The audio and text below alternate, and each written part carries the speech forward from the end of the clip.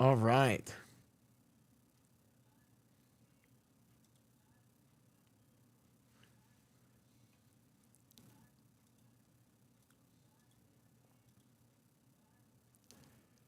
Tink, tink, tink, let's go. Yeah, true, pretty much. Yeah. No, Honeybell's she's running some errands. Yeah, but she'll be back tomorrow. We're gonna do jet skis tomorrow. Yeah, we're gonna do some jet skis tomorrow. What's up, Night Lord? What's up, everybody? It's me then on workday closing 50 windows. Dude, I'm so upset I'm not getting an iPhone tomorrow. I'm so annoyed. I'm not getting the iPhone tomorrow. Yeah, huge raid. Yeah, hello everybody. What's up, everybody? It's a football Thursday, gentlemen. It's a football Thursday, and we got the 2025 season Dallas Cowboys playoff run. Is there a new one? Yes, and it has a nicer camera on the front. Yeah. Yeah, it has a nicer camera on the front. I'm very excited for a stream phone. Because I need to get a second phone. Yeah. Have you seen the new Meta glasses? I got some of the X-Reals. I haven't opened them yet. The AR glasses. Yeah. The camera on the back is better too. I saw something in 3D print. Ooh. Dude, I really want to do more with my 3D printer. What is...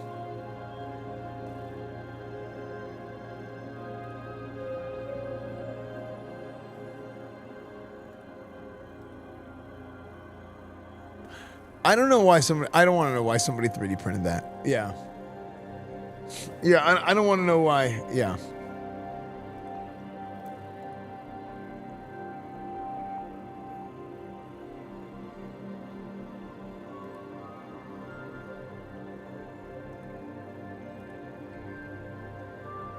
Click. Sorry. Dude, somebody called me I show age in the comments of my newest YouTube video.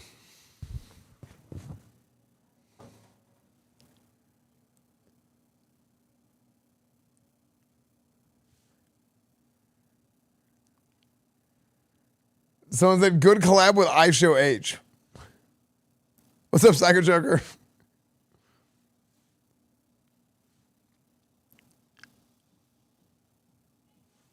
What about I throw picks? Okay. Chat. No interceptions today, okay? JJ McCarthy's Dallas Cowboys will lead them. Dude, I don't know. Do I regret it? I don't know if I regret it, but I wonder if I should regret getting rid of Dak Prescott in this franchise, man. It's been a minute. Today I model a French hot dog, a vertical one, holder with cup holder, adapter, and handle just because I can. Sick. No interceptions, so you're not playing. I am going to be playing, okay? I am going to be playing. But yeah. No, kind of I got a little bit distracted there, but yeah, not throwing interceptions. I doubt it. Yeah, no, yeah, I talked to Asman a little bit today, so we just talked about like everything. But yeah, no, it's I mean, it's not really my place to talk about it too much, right? But thing is, dude, it's I mean, it's the cycle of life, right? Like this is just it's something that happens over time, and eventually it happens to all of us. It happens to everybody. And that doesn't make it hurt any less, right? But it's a part of it, and it sucks, right? The thing that's important is like you do the things that you need to do to make that time valuable, and to spend the time doing the things the right way, right? Like to doing right by like your parents and whatnot. But yeah, no, we talked a little bit about everything, right? Just about all kinds of stuff. But yeah. Are you gonna watch part of the Bills game tonight? Probably. I mean, I'll have it up, but it won't be like I'll probably be playing Madden. So put the kneecap away, my bad. But yeah, Mark goes out to him. Please try to. Yeah, I mean it's yeah, I mean it's a rough thing, right? Like it always is. So we talked a little bit today, but. Asman is he's been a very close friend of mine for 8 years now, right? Almost 9 years. No, about 8 years now, because it was like about 8 years now. So yeah, it's just it's like I said, it's just one of those things, and it kind of makes you think, right? Like I've talked about it a little bit myself with like my dad has talked about wanting to retire and whatnot recently. And it's like, oh, sometimes it feels like time is moving in slow motion sometimes. And then at other times it feels like you're like fast forward, all of a sudden like years go by in months or weeks. So that was like kind of a feeling that I had when my dad was like talking about how he was like thinking about wanting to retire. And I was like, whoa, what? You know, kind of crazy. Be there for your friend. Well, I mean, it's just what we do, you know. It's like your job, right? Like it's your job to take care of your parents when they need it. It's your job to be there for your friends when they need it, right? It's all part of it, you know. I mean, I'm just as much as yeah. Anyway, I don't want to sit on it too much, right? We can move on. Anyway. So, we're live on YouTube. I think we just went live. The fall off is crazy. Yeah, man. If you wanna keep watching, feel free. If not, then you could just watch something just because the view count is good or not, right? I like to watch things because I like to watch things. So, anyway. Happy Thursday. Yo, what's up, Daniel Barry? What's up, everybody?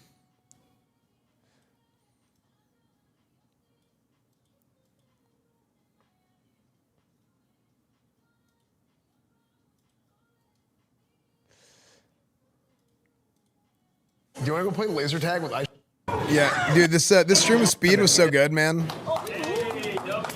Yeah, this stream with speed was so good, and we did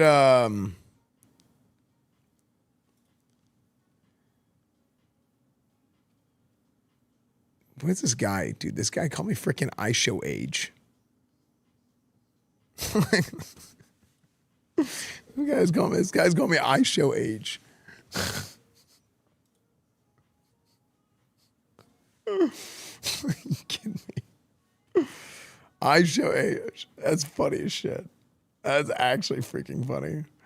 But yeah, no, dude, this is a great stream. This was a great stream. This is a great stream. I mean, this whole week has been great, dude. Guys, a Texas food tour with Honeybell. Yes, because I'm not from here. You're not from California. Here? We're gonna 10. This is good. Corn nuggets are killer. You just try this. Next is Bush's gravy. George W. Bush. Is that what it's? Did this video come out good with the B-roll and stuff? Yeah. Hey guys, do you guys have a favorite or a suggestion? This is not graded.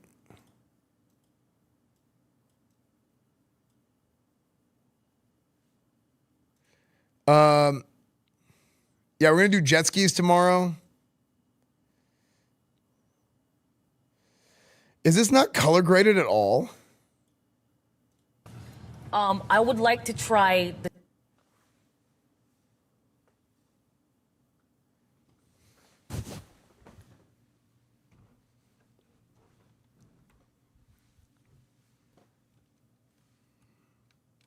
Francisco, that's the game I'm playing. Also, you're retarded. I would feel bad if I was as stupid as you in real life.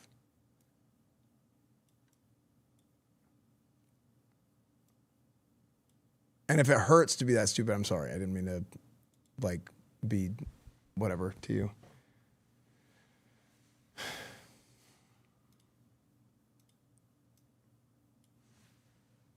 Dead streamer anyway. Well, at least I'm not like you where nobody knows who I am. So, okay, let's see.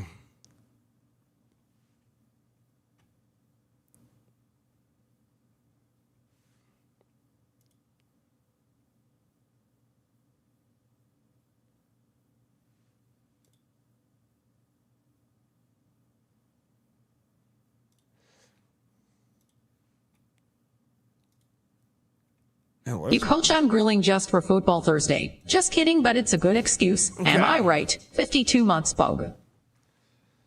Oh, that was an accident. I mean to time him out. Wait, how am I subbed for 20 months? I don't even How do know I who this untime guy is, somebody Kappa. out? Yeah, what You is- coach on grilling just I for like football I Thursday. like people looking stupid. Cause it's like when everybody whatever, doesn't matter. Anyway,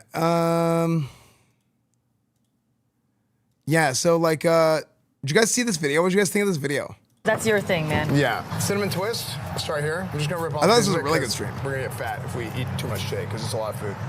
So you got this. With Bruin Son, thank you for the 13 Now, months. What's up, something we Sino? have to keep in mind what?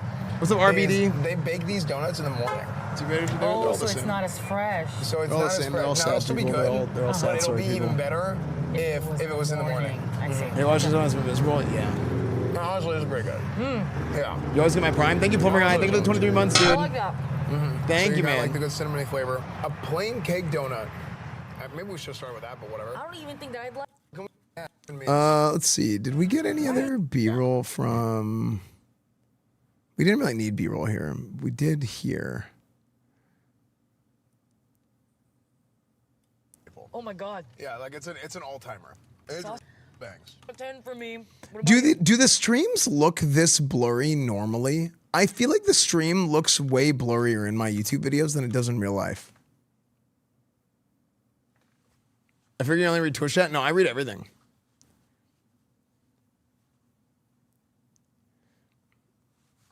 Content is always fun. You're criminally underrated. Thanks, dude.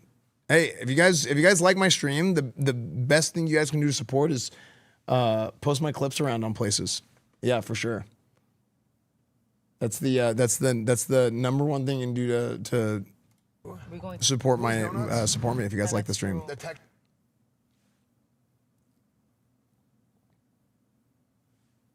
Sure was better. The VODs look worse than the live encoding. Really? That would make sense. I'm like full. I am pretty full too. Yeah, this is bad. This is the next place on the list. We got Taco Deli. Shishito? Shishito. What is Shishito? What is? This is like an 8.5. Better than Taco Bell? What do you think? I would say this is like a 2 above Taco Bell. Yeah, this is better than Taco Bell. I used to eat everything and not waste food, but now I think it's important. Dude, my last VOD went crazy actually. But it was because of the weirdo that showed up. Look at this. The last VOD got a ton of views because of the weirdo that showed up.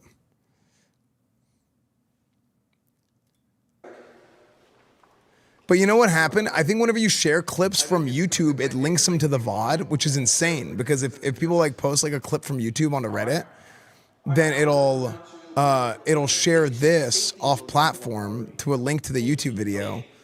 So it's actually like insane. So I feel like sharing YouTube clips is way better than sharing Twitch clips at this point. You can come in if you're getting robbed, a bunch of YNs come in trying to kill you. I got a clip shared on LSF. Yeah. Some of my bigger friends do parallel stream recording from OBS to have better quality VOD. Yeah, that's what I tried doing that for a while, but then the editors didn't like it because it was hard for them to find stuff with that. We have a phone to call 911.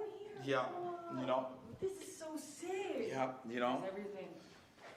That's what happens, First, Big ass first aid kit I've ever seen. Just called me, quote, retarded on YouTube. I've been following you since a while. Private servers always on your side of class when you call me retarded for saying Madden and shit. Well, no, I called you retarded for the way you were acting, right?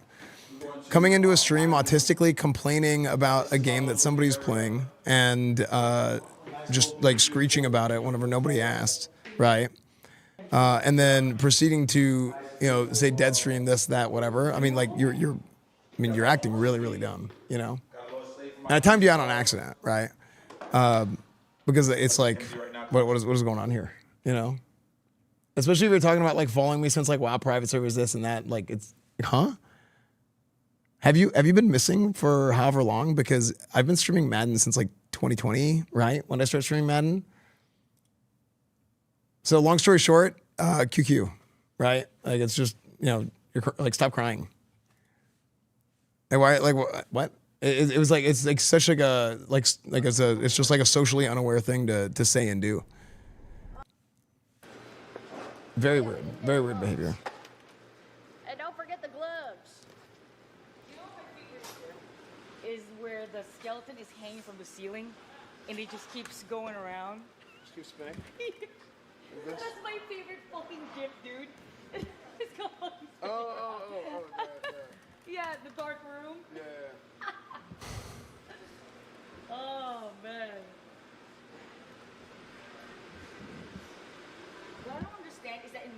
right? So, like a character sees a skeleton and they scream, but I'm not scared of skeletons.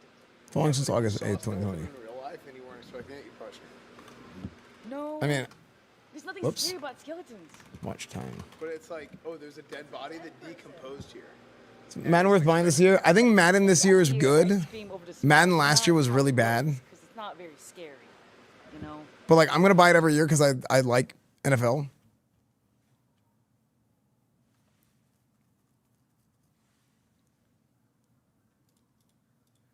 So, yeah, what's up, Enlighten Me? Zang, you do stupid things that stupid results. Yeah, I mean, like, it's just is what it is.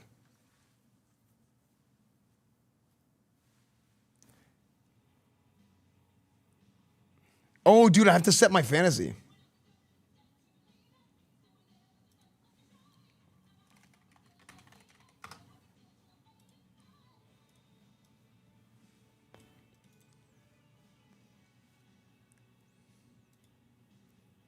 Also, another thing that was weird is like you saying sellout. Like, how old are you? Like, who says sellout anymore? Like, it's like, what, like, is this like 2015? 1, 2. Sellout playing Madden.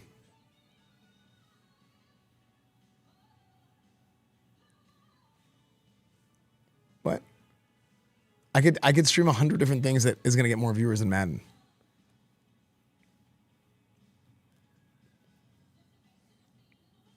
I can keep going on like the amount of different ways that you're being unbelievably stupid and saying what you said, but not only saying what you said, but acting in the way that you were acting. But I think you get the point, right?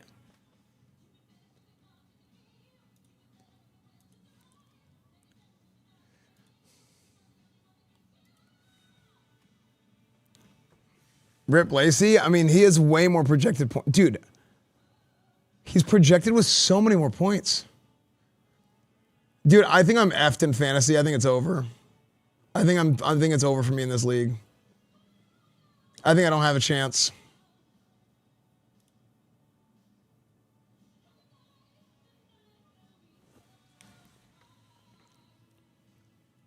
I'm gonna get rid of. You know what I need to do? I need to get rid of both these Raiders receivers. I think the Raiders receivers are bad.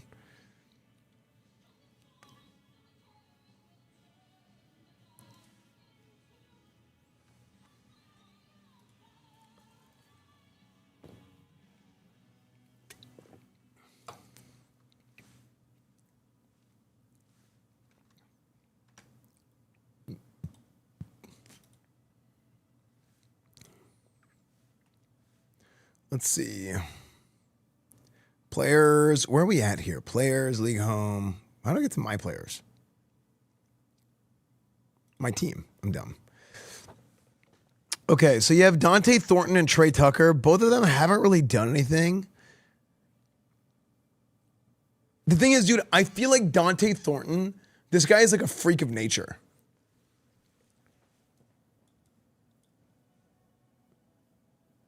And I feel like if they can get it to click for him, this guy is 6'6". 6'6"? I thought he was like 6'5" or 6'4". 6'5", 205, ran a 4.3 from Tennessee. This guy's a Tennessee volunteer. Go Vols. We got to try and do a Tennessee. Oh, Spellcone's here.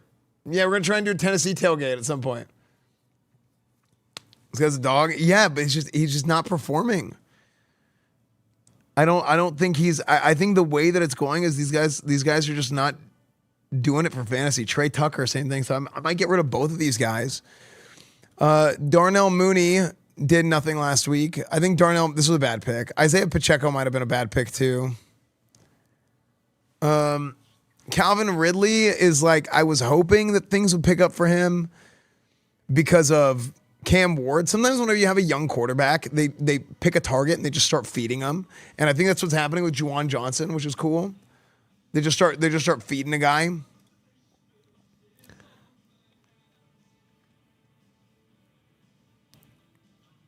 But like, I think it's time to move on. I mean, I picked up DeAndre Hopkins But I don't think DeAndre Hopkins is going to be a good, reliable fantasy option, even though I think he's still got juice in the tank. I think he's still got juice in the tank, but I don't think he's that guy.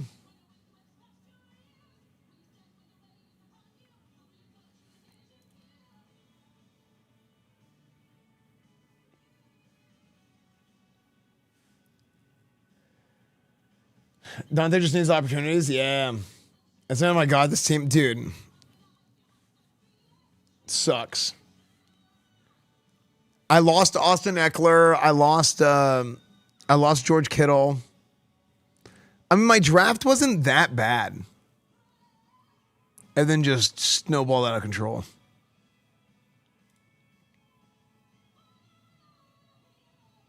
Xavier Legette. Can this guy catch a football? Who dropped him? Oh my gosh. 1 catch for -2. 8 targets. Bro.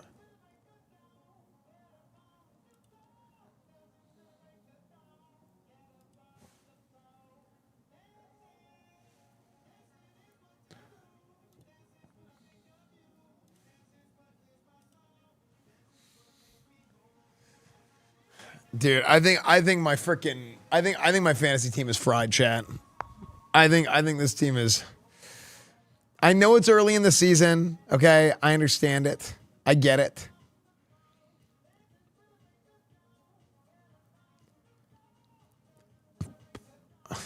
But I think it's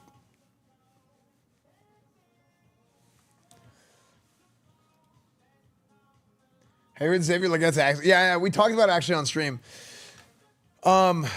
Speaking of on stream, yesterday, the clip from yesterday, the stalker guy that showed up, that was like a whole thing.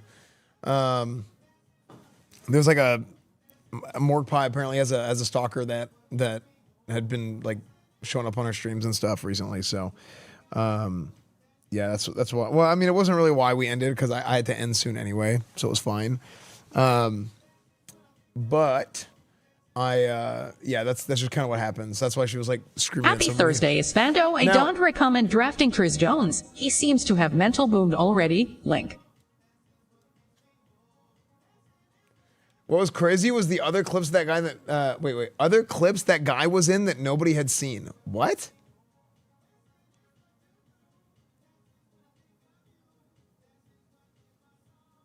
Daniel Moore, thank you for the 300 bits, dude.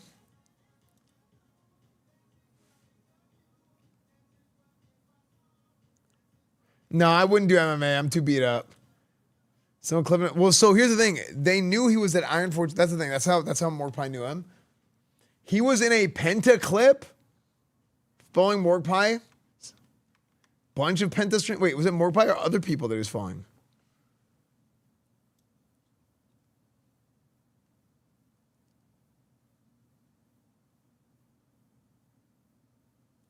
Twizzlers, thank you for the 59 months. Thanks for all the comfy streams and making me fall for football. Esfand Cozy Esfandle.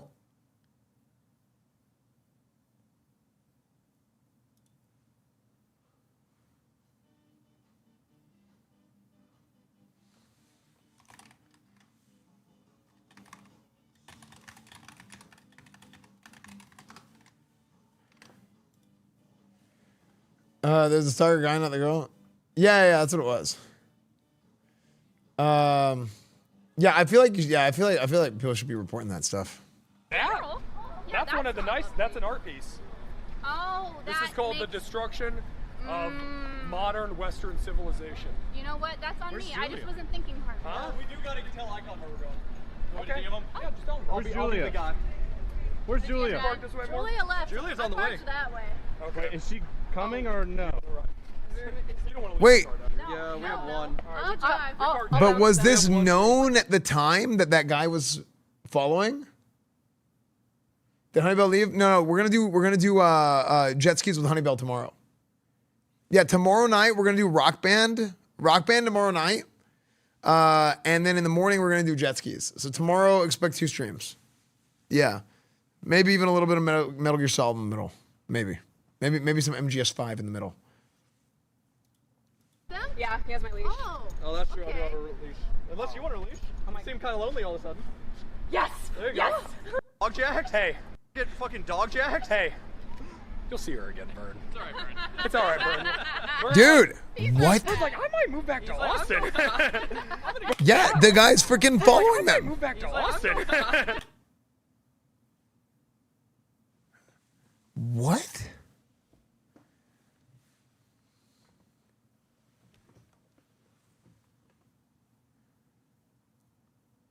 That's crazy.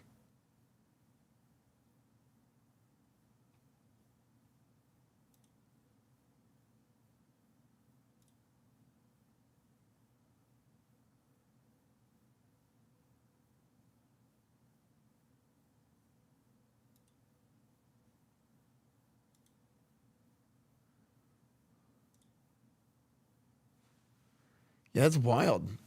Yeah, dude, there's people commenting like, "Oh, Esfand on my YouTube stream." People are commenting like, "Oh, Esfand just standing there." I'm like,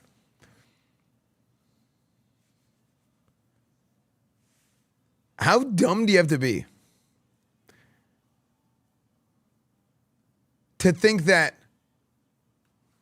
I, of all people, don't want to live out my delusional hero fantasy as a Ret Paladin player? Okay. Nobody wants that more than me, all right? Let's get this straight. Let's get this straight, dude.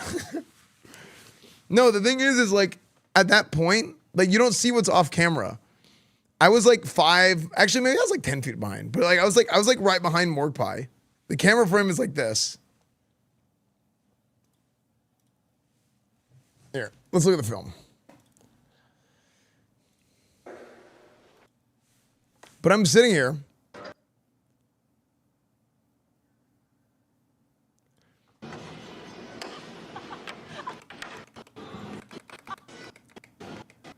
I'm sitting here like this.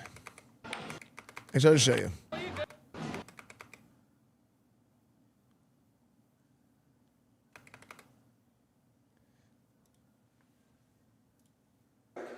Oh, my ass.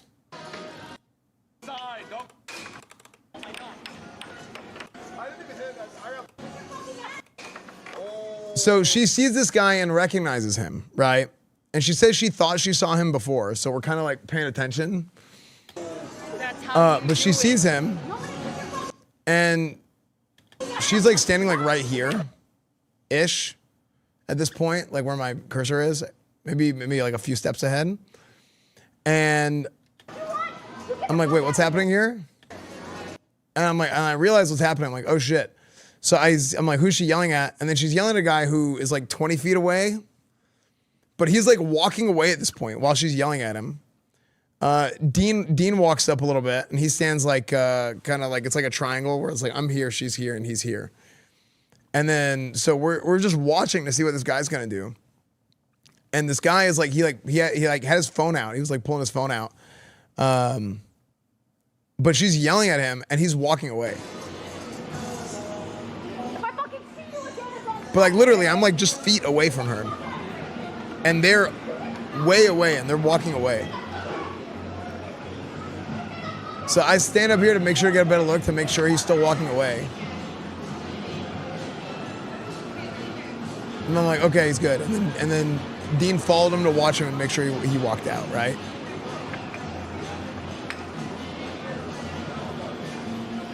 And that's when I was like, okay.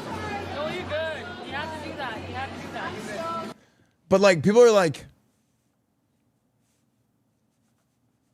there's like some of the comments like what an idiot. And also, here's the thing, she wasn't in danger at that point. At that point, you're escalating the situation. You're making a situation worse, right? If he's already walking away, the situation is de-escalating. So if you go and insert yourself into that situation, then you're in the wrong, right? But people don't, like, these people don't live in reality. Like if I insert myself into a situation that is now at this point being or has been de-escalated, then if it gets to the point where it's like a physical, like nothing is gonna happen. Like he's not gonna grab her. Like he is like 30 plus feet away, right? But like to me, it's insane that like somebody would say something that's stupid, right? Especially me, right? Who has like a multiple, like, I mean, it's insane. It's completely absurd, right? But people are always going to try and find a reason to hate on you, you know? Yeah, she had it handled. Why did you draw your sword and charge? Yeah. So, you've always been very aware of surroundings and female guests too. Yeah, I'm like, dude, people like the HDMI stuff is like a meme in and of itself. But the thing is like, I'm very like, I mean, nobody's ever going to be perfect. And it always takes like a second to realize like what's going on. But like, it's like a buff where it's like, I'm always paying attention to everything a little bit. You know what I mean? But people don't realize that. People just want to just make shit up, right? Or like they want to believe whatever they believe. Like yeah, it's like very important to just be aware.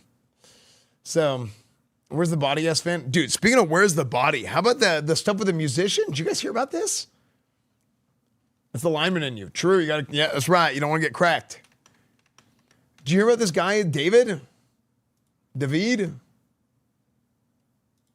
D4VD. This guy is a pedophile, like, murderer. So, like a week ago,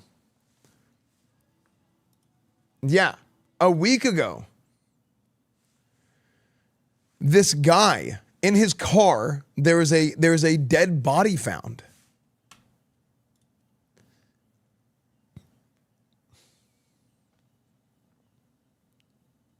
He's a magician too. No, I meant he is a pedophiler and a murderer. Okay? Yeah, both. But this guy,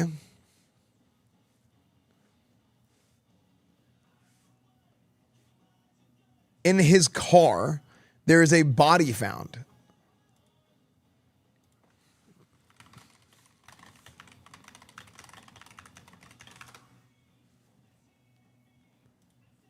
Tonight, more than a week after a body was. Oh, this is yesterday. I want to find the original story.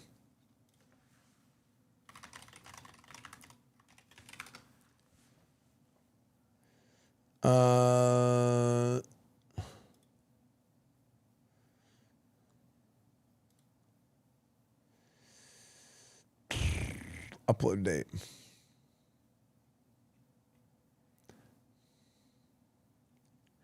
Okay, so like a week ago, this guy's car is getting towed. They find a car and they're going to go tow it. New details have emerged after Los Angeles police found a decomposing body in the front trunk of an impounded Tesla registered to 20-year-old singer David. Now, we know the remains found Monday belonged to a woman wearing a tube top, black leggings, a yellow metal bracelet, and metal stud earrings. Officials have not identified the remains, though. David, known for the songs Here With Me and Romantic Homicide, is on tour right now. The singer performed in Minneapolis last night. Wait. What homicide? Have not leggings, a yellow metal bracelet, and metal stud earrings. Officials have not identified the remains, though. David, known for the songs Here With Me and Romantic Homicide, is on tour right now. Bro. This guy had a song called Romantic Homicide. What? Romantic Homicide?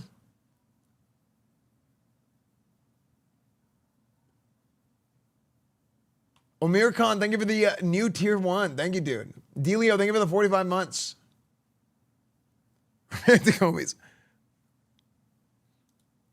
A decomposed, currently unidentifiable dead body has been found in a car out in LA. And who was this car registered to? A famous singer. We are bringing on Detective Eric Barnes to analyze what may come from individual things to figure out what. So what they're saying is, I mean, the gist of the story is like a week ago this happened. They're like, well, it wasn't him, but there was a dead body in this person's car.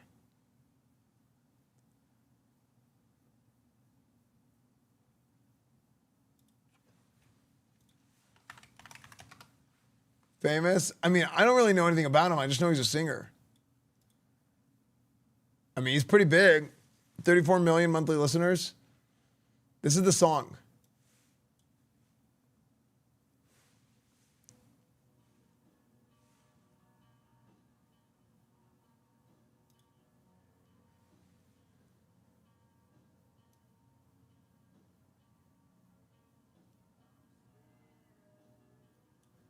This song has 2 paragraphs.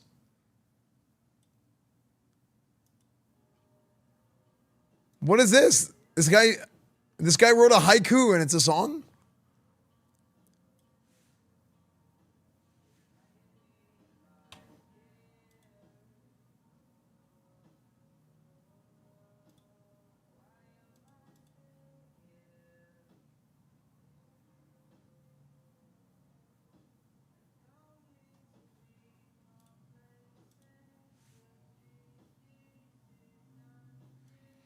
It feels like you don't care. Enlighten me, my dear. Want to tell you in the backline you died and I didn't even cry. So I wonder why. Okay. I'm not listening to the rest of this shit. Okay. So plastic wrapped human remains. So how long does it take for a body to decompose? Do you go to tattoo parlors and say, have you ever done a tattoo like this? Also the jewelry, I don't know where it was purchased. I mean, is that anything that they go to the suppliers and try to see where any of that to where begin this to person might have purchased decompose? it? I mean, it might seem like a because it could have daunting, decomposed impossible to any. because you just don't know. Am I gonna end up on a list? Right at this point, immediately after you don't death. take anything off the table. I think.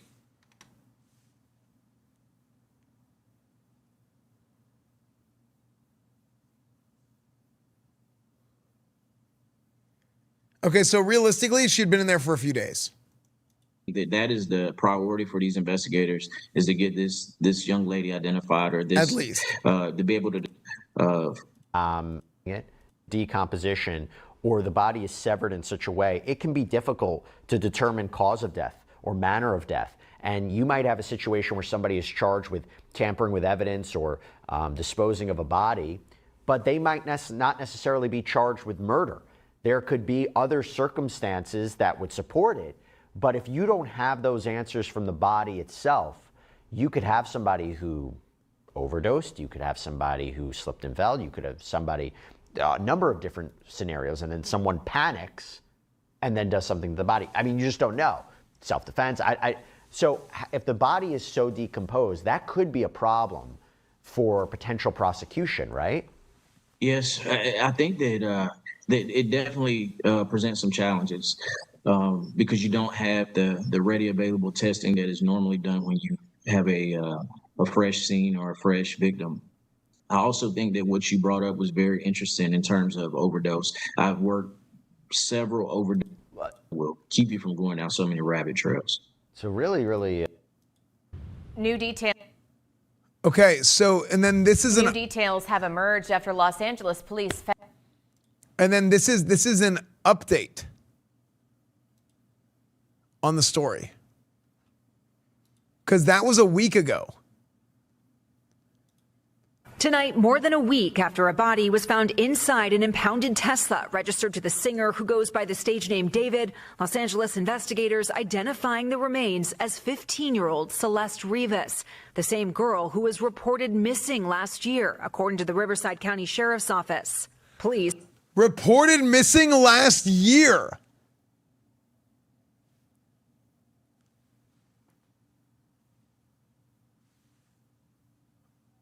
Oh my gosh. What? Missing last year, according to the Riverside County Sheriff's Office. Police first found the teen's decomposed body on September 8th after being called to a Hollywood tow yard because of a foul odor coming from the Tesla, which was impounded after a person reported the car abandoned. Law enforcement sources say the remains were not intact, and according to the medical examiner, it appeared the girl, who is described as having wavy black hair and weighing about 71 pounds, had been dead inside the Tesla for an extended period of time. The singer David, whose real name is David Anthony Burke, rose to fame on TikTok and is currently on tour. A spokesperson for the artist did not respond to NBC News' request for comment today, but last week said the 20-year-old was fully cooperating with the authorities. The LAPD is not calling the death criminal, saying in a statement that at this time, the agency does not have a crime classification from the coroner as to the mode or manner of death. Thus, we do not have any suspect fully cooperating with the authorities. The LAPD is not calling the death criminal, saying in a statement that at this time, the agency does not have a crime classification from the coroner as to the mode or manner of death. Thus, we do not have any suspect information at this time. And right now, police have not said if they believe. Okay. So she might have died of natural causes. I'm just kidding. Sorry. Okay. So what does it mean if a death is not considered criminal by definition? Is it that they don't have any information on who the suspect could be? But how did she sever herself? I was making a stupid joke. I was making fun of the terminology.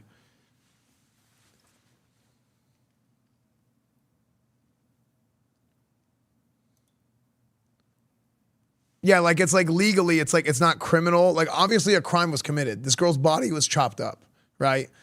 Whether she was killed in some way and then the body was chopped up and then put in a bag, or whether she overdosed and the body was chopped up and then put in a bag and then put in a car. You know what I mean?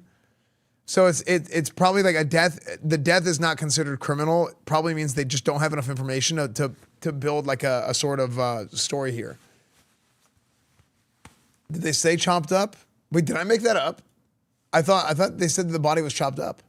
Believe the singer David knew or ever had contact with the suspect information at this time. And right now, police have not said if they believe the singer David knew or ever had contact with the victim. We are just learning that his show scheduled for tonight in Seattle has now been canceled. We thank you for watching, and remember.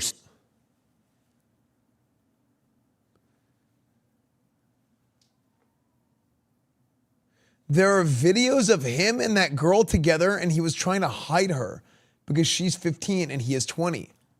Where? Like source?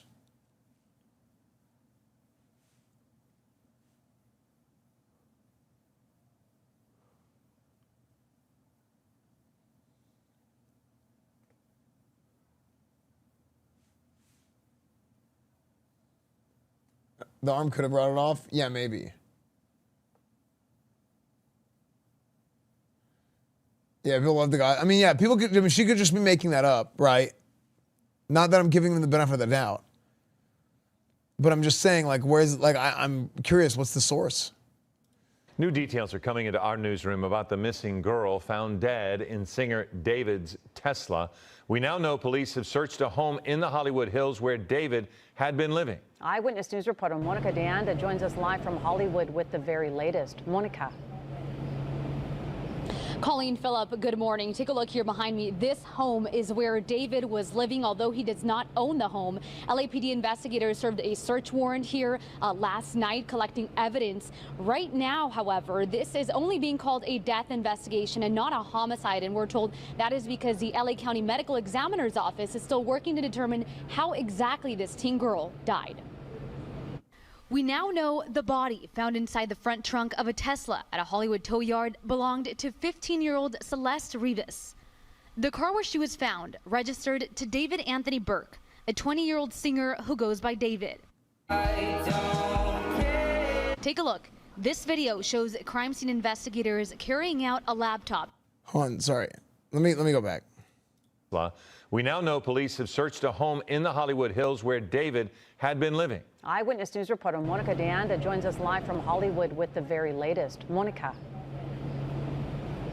Colleen, Phillip, good morning. Take a look here behind me. This home is where David was living, although he does not own the home. LAPD investigators served a search warrant here last night, collecting evidence. Right now, however, this is only being called a death investigation and not a homicide, and we're told that is because the LA County Medical Examiner's Office is still working to determine how exactly this teen girl died. We now know the body found inside the front trunk of a Tesla at a Hollywood tow yard belonged to 15-year-old Celeste Rivas. The car where she was found registered to David Anthony Burke, a 20-year-old singer who goes by David. Take a look. This video shows crime scene investigators carrying out a laptop and other items from this home on Doheny Place as possible evidence connected to the missing teen's disappearance and death. Police remaining very tight-lipped about the investigation, but we now know this home is where the singer was staying. One neighbor we spoke to remembers seeing that distinct Tesla for a while. First, parked in front of the house police searched, and then at 2 different spots along the street. It's a little weird to see a car that I haven't seen here for a long time. Had a big dent on it, had a Texas plate on it. So all a little odd, but at the same time, you know, people could be hanging out with friends for, you know, prolonged time. The victim, 15-year-old Celeste Rivas, was first reported missing from Lake Elsinore in early 2024. Eyewitness News learned she ran away. 15-year-old April 2024, a year and a half. Celeste Rivas was first reported missing from Lake Elsinore, and then at 2 different spots. Big dent on it, had a Texas plate on it. So all a little odd, but at the same time, you know, people could be hanging out with friends for, you know, prolonged time. The victim, 15-year-old Celeste Rivas, was first reported missing from Lake Elsinore in early 2024. Eyewitness News learned she ran away a few times and returned before her last runaway in April of 2024. The teen had not been heard from since until September 8th, when the authorities discovered her body inside of that Tesla. She just seemed very lively and friendly. I just hope that the truth comes out and she gets justice for what happened to her. And lots of questions still remain, including how the victim and David knew each other. Now, investigators are still working to piece together exactly what happened, but we are also learning that a new song was leaked online that's by the artist titled Celeste, and that is now circulating online. So that's going on, as well as detectives continuing to figure out how exactly this girl died and what happened. But in terms of the artist, he's in the middle of a tour. We know he was continuing his performance. Oh, the poor guy. It's up until yesterday when he canceled his show in Seattle. He does have another one scheduled here in Los Angeles at the Greek Theater. Dude, what? So this girl went missing a year and a half ago. She is found in a car that had been seen multiple times.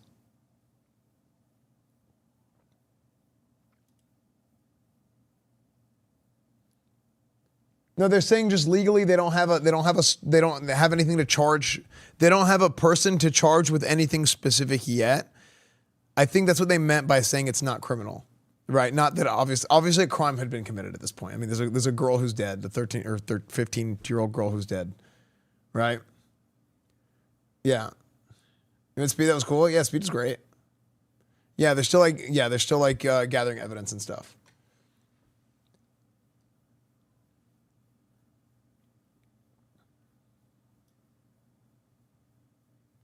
Yeah, they have to determine how she died. Because here's the thing.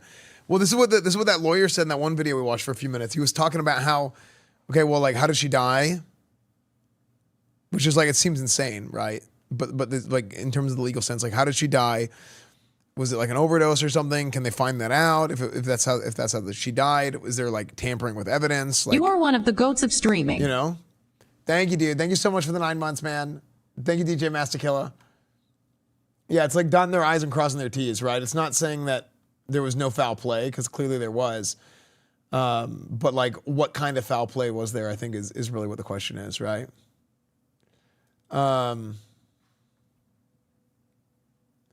So, yeah. But what else? So like, was there actually videos of these two people together?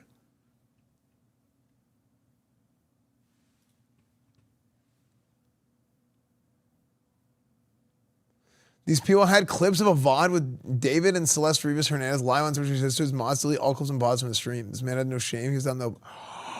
What? Which one? Which one? What's good, David? Big fan, big spot me. Oh, thank you, Mitochondria. Appreciate you. I gotta stop with him if you even... Are we We need to delete this.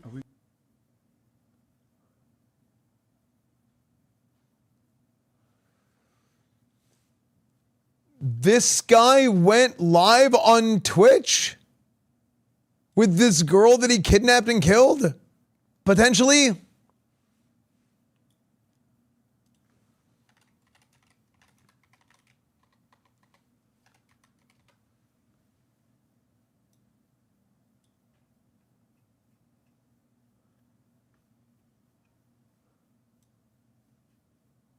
Teenage girl.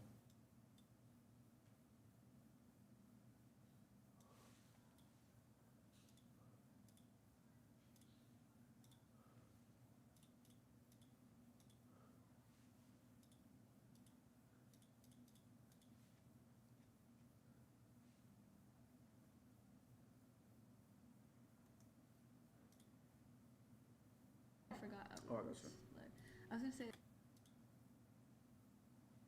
7 months, 6 months.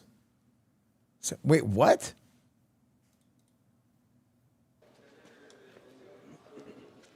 Oh my gosh, that sucks. Oh my gosh, that sucks.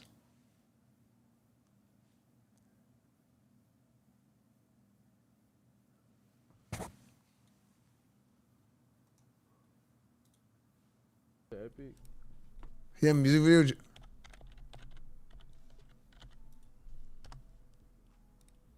Wait, which one is it? There's two of these. Dude, this is insane. It says you're in Europe too. You have to be. This is insane.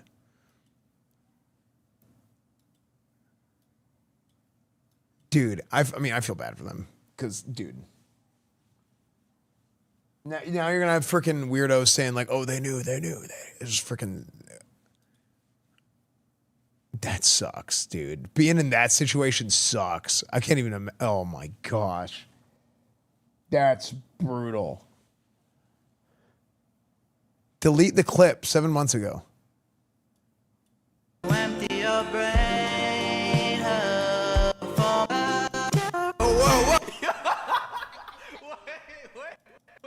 Wait, pause. Yo, delete the clip. Wait, pause. Yo,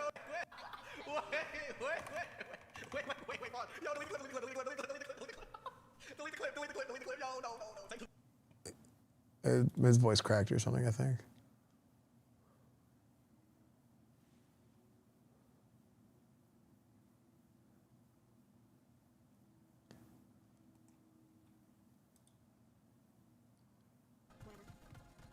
Five stars.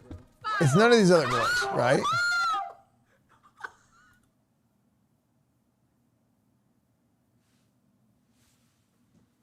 They would have already cleaned the VODs? Maybe. Dude, I mean, listen, people are stupid. Why is it not seamless though? Is it because like the What?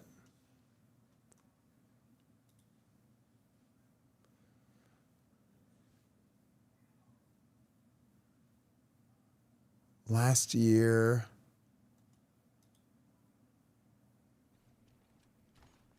It's a guy. Last year. There's got to be a better way to sort clips than this.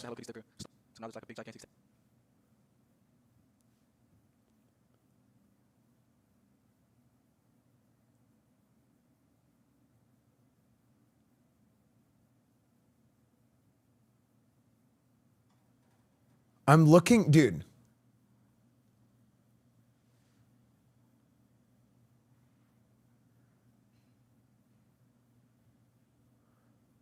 I mean, if this girl had been missing, there's no way she would have been on stream after the point in which she was missing, right?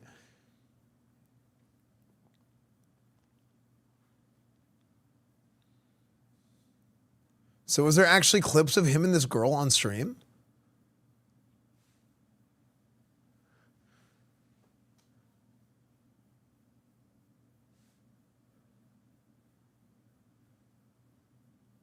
Esfand feels like a detective. Come on. Dude, I'm like freaking Charlie and Always Sunny right now. Like, this is insanity to me.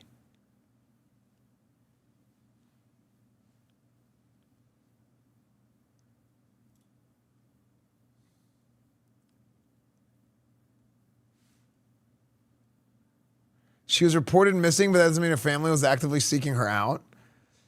Yeah, but if she's reported missing, like that's like a big story. Like people other than her family are gonna know, right?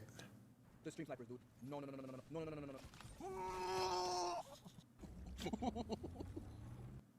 The stream sniper.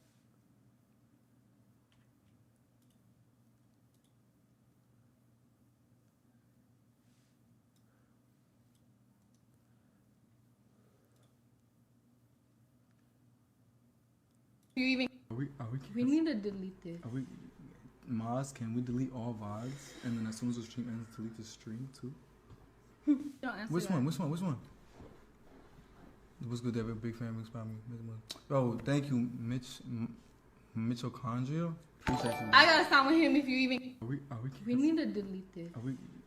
Maz, can we delete all VODs? And then as soon as the stream ends, delete the stream too?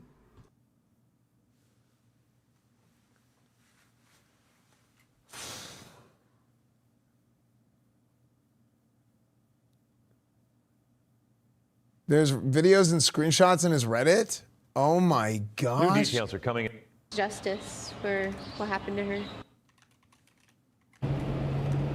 And lots of questions still remain, including how the... Dude, this is insane to me. Wait, subreddit warning.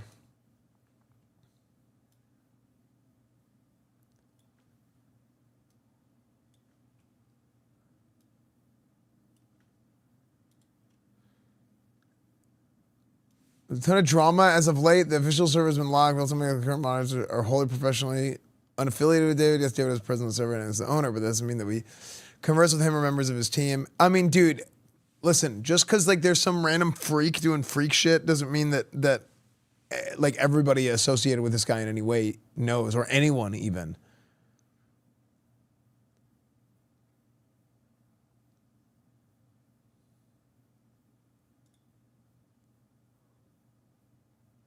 There's no way. Photo.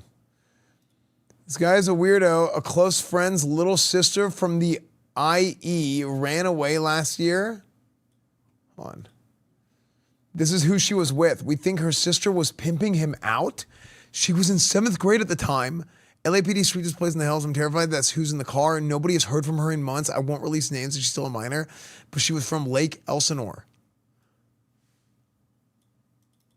Oh my goodness.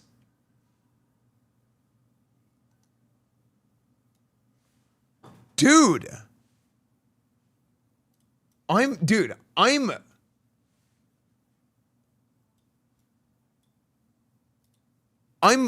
floored. This is unreal.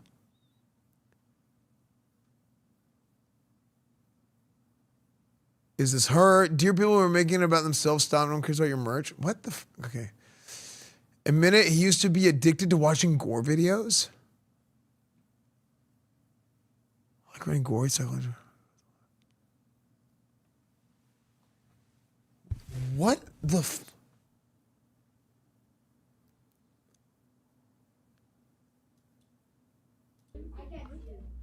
Hold up. That's her in my classroom in front of this poster right here. Okay, hold up. I got another one because I got a picture on TMZ of this other kid exchanging stuff with the rapper who we alleged did this stuff. Hold on a second, because he's also in my classroom. No way! We all just found out yesterday who it was, but she's been missing since I taught her. So when I taught her, she met this dude on social media. He was a rapper in LA. He came and got her. She ran away from home. She was gone for like a month. The cops found her in Hollywood, brought her back to our school. She came back to our school, kind of told people this story. She disappeared again in May of that year, May of 2020. No. I don't think that's what's happening. I think I don't like this guy. I don't think he knows. I think he's coming to the realization of, he's piecing things together after the story has come out. And he's like, this is the thing. Hold up.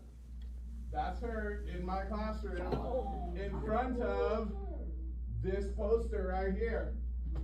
Okay, hold up. I got another one because I got a picture on TMZ of this other kid exchanging stuff with the rapper who we alleged did this stuff.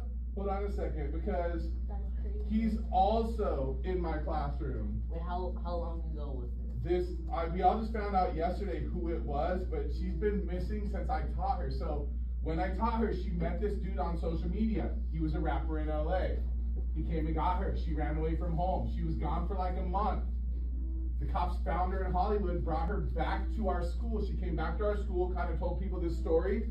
She disappeared again in May of that year, May of 2024. That's when her friends told me what happened, that it was this rapper, that they were like blackmailing him, all of this stuff. And then I found out yesterday that she's now dead in that rapper's car, cut into pieces. You want to know how they met? I feel like I just said it.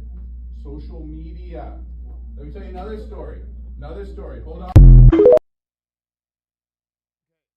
That his tone of voice made it sound like a parody, but like you can tell what he's doing, right? I mean, the thing is I don't think it's weird to talk about this. I think that this is my opinion. The reason why I don't think it's weird to talk about this to your class is because, I mean, again, this is my opinion, and maybe people don't share this opinion, but depending on, I mean, there's a lot of factors, but I think teachers are some of the most important, like, people. That, like, being a teacher is one of the most important jobs in the world, right? And there's a lot of people that don't have, I think of a teacher as like a safety, right? Like, you have parents, right? You have parents. Your parents are your defensive line and your linebackers, okay? Football Thursday. Your teachers, okay, your school teachers, that's your safety. That's your last line of defense. So, and that's like teachers, coaches, all that, right? That's your secondary. And what I'm talking about here is when it comes to like teaching kids about life, like, it's the parents' job, sure, but it takes a village, right? So I think that teachers, coaches, and all these people that are educators play a really big role in educating kids, not only on like academics, but also on life. And it's like, yo, guys, this is something that happened. This is like some real shit. Don't let this happen to you. That's why I think this is not weird. Even though that it seems weird, I think that it actually is like, it's just like a really hard, important scenario. That's what I think. So, yeah. Then you know how dangerous the world can be and how to protect themselves? Yeah, absolutely. So that's not how he comes across, though. I mean, I don't care how he comes across. I mean, I think that's clear what the intent is, you know, because how it comes across is going to be different for depending on the individual, right? Like, anybody can take something a certain way, but that doesn't necessarily mean that they're taking it in a way that is meant to be communicated in a way that's bad, right? And you can tell too by the end of, like, he wraps it up even in the conversation of this 1 minute clip of this teacher talking about this. You know how they met? I feel like I just said it yesterday that she's now dead in that. And then I found out yesterday that she's now dead in that rapper's car, cut into pieces. You want to know how they met? I feel like I just said it. Social media. Let me tell you another story. Another story. Hold on.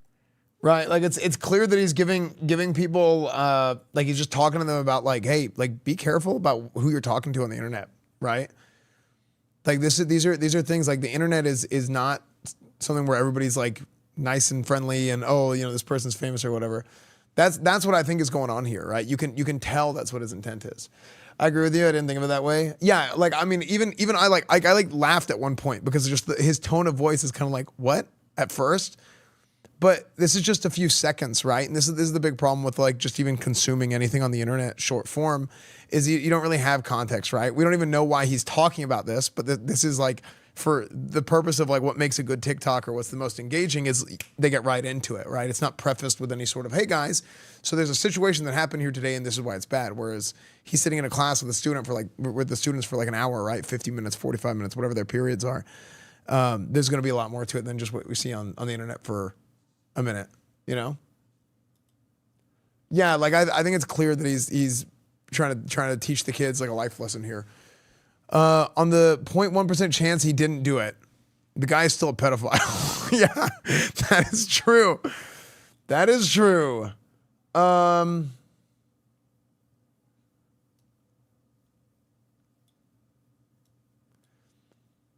David rehab anime video 2 years ago. It's a screenshot. In the video, he fights the violent part of himself. Maybe while he's on drugs, but is unable to stop the violent one from dismembering and killing his girlfriend. I hope the dismembers. This guy was writing songs and putting together music videos where he's killing his girlfriend. Can we get more news commentary? You're pretty good at this. I don't know. I'm like worried about going down the rabbit hole. Yeah. Yeah. Even if he didn't commit the homicide, people need to stop defending him. Celeste was groomed. I mean, I don't know if people are defending him. I have no idea.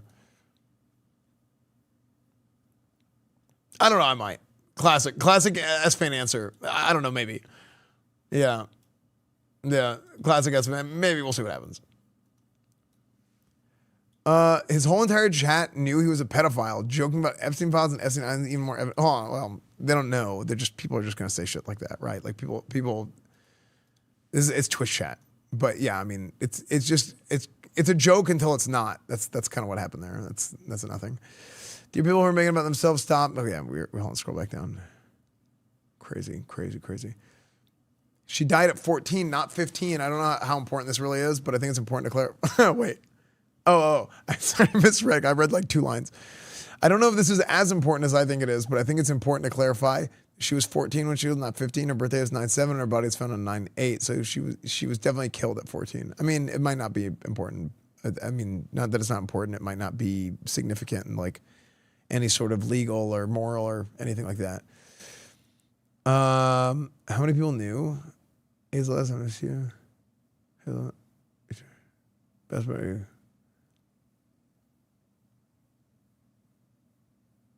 What?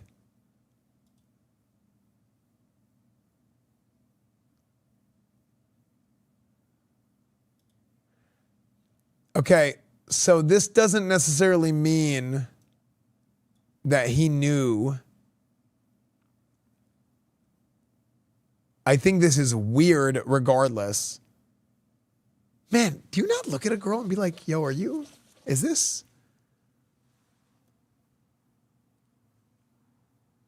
I mean, it's hard to tell people's age sometimes by looking at them because that happens to me all the time. People think I'm like 19, 20. But like, she looks young. But also maybe they just don't want to ask because they're like, oh, is it mean? Or is it rude if we ask how like if she's too young? But I think regardless, this is weird. You're a bodyguard and you're like, hey, Celeste. I'm like, what? This girl that's hanging around the guy that you're bodyguarding? She was 11? Oh my gosh, you're right. She would have been 11. There's no way. There's no way.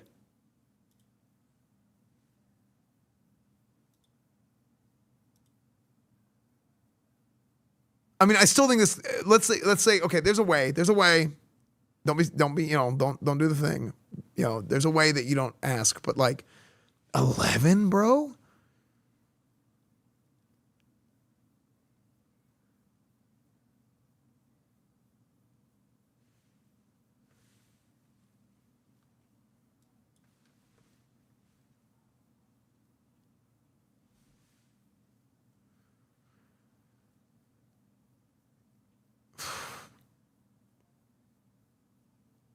When I was writing this, I got a notie from you as you were talking about wanting to be with your mom and sister again. Take me where I belong, but our circumstances will let us be.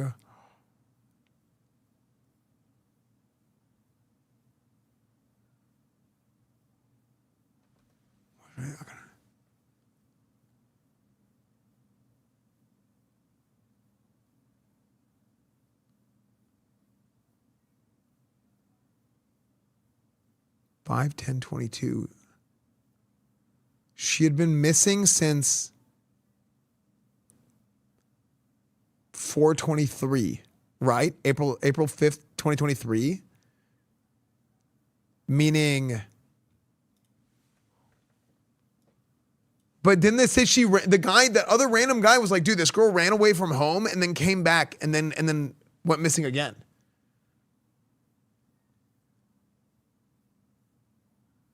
So this could have been during the first time that she ran away from home. Not just the teacher, there was a Reddit post talking about it. That was like, hey, yeah, this girl from my sister's class or something. What do you say?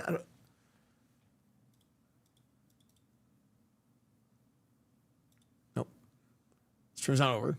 I just hit.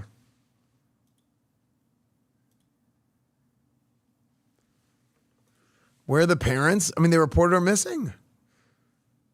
Bro's deleting tweets right now. He's actually cooked. Nobody deletes tweets. I'm just going to say nothing to hide. The girl, Celeste, was with David for a very long time, and he wouldn't let her go back to her parents.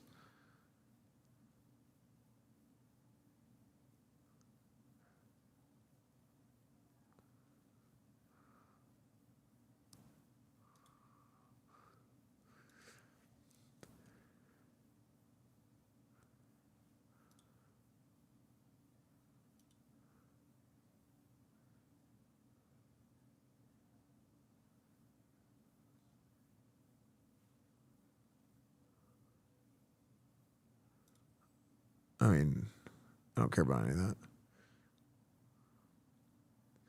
Celeste and David don't let me sleep. What? How is that exposed for being with a minor before? From what I've seen, he was paying her friends off. A commentator got down for calling him weird and being involved with a minor. People won't believe things until they're 100% proof. I mean, I truly believe this is mostly valid. But this girl had been reported missing for, 24. Still, regardless, a year and a half. And people had seen her on the streams. And people had seen her.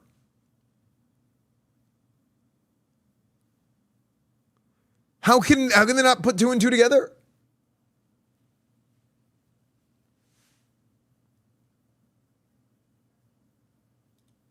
Seeing here, it almost looked for a second like he was going to get off the freeway, weaved all the way over to the express lanes, and now he's really jockeying. LAPD in pursuit of murder suspect. Here, so that's. They are still within sight. They can barely keep a visual at this point, as far as I can tell, trying to figure out if there's an airship overhead.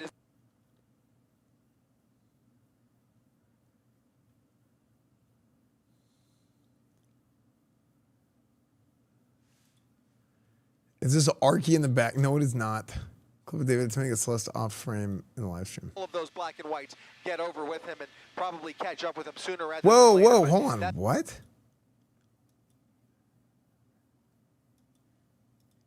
Wait, so this is recent?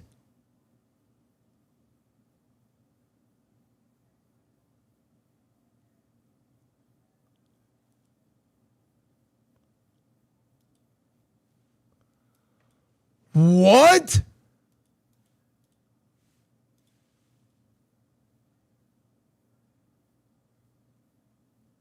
Same girl, same Gap hoodie, same tomb top that she was found dead in. Gap, tube top. Oh my gosh.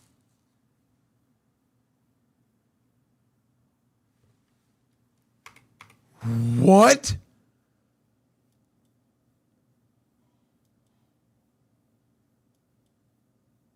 This could have been the same day.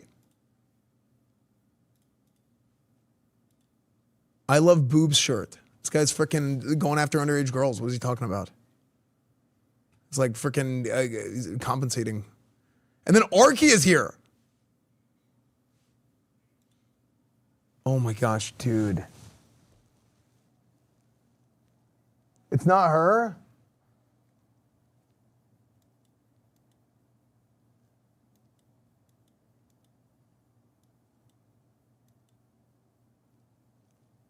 Oh, this has already been debunked?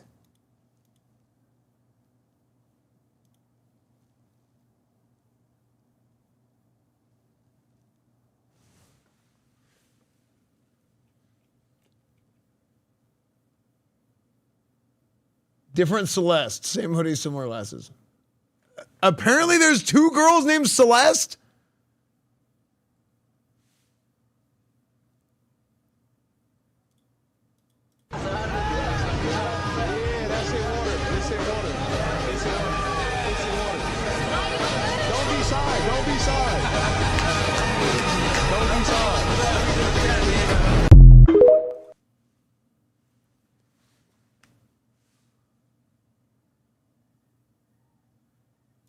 Dude, I freaking feel bad for freaking, dude, here's the thing, dude, these guys are like gonna be like, oh, well, like, not everybody associated with this has any idea or knows anything, right? This guy's just, I mean, this is Arky. Is that Arky? It looks like Arky. Am I crazy?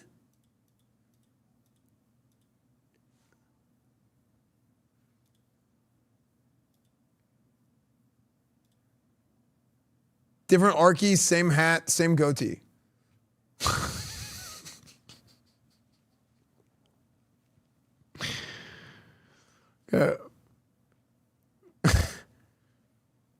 You pick your friends, yeah, but you don't know. Also, it's not even friends. It's like oh look, it's a musician. It's a famous musician, right?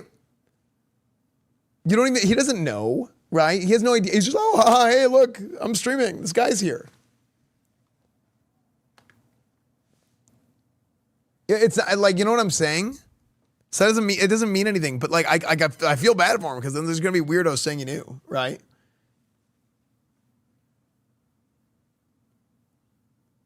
It's not friends, it's sponsors and collabs. Yeah, crazy.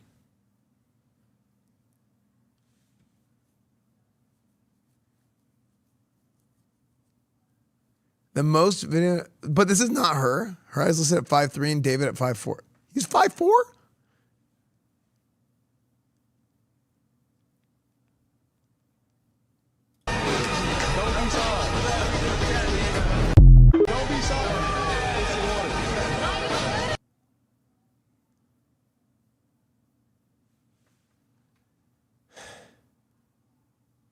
How would you know if your current friends aren't murderers?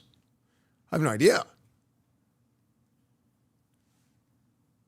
But also, dude, people lie about their height all the time. You never know. Not even they lie. They like people. Nobody knows how tall they are. They're always saying shit, right? I mean, it's to me, it's like if somebody says they're 5'2", that means they're like 5'1" to 5'4". Actually, it means they're probably like 5'1" to 5'5". They're like 5'2" to like 4'11" or something. I'm picking numbers, right? But there's like a range.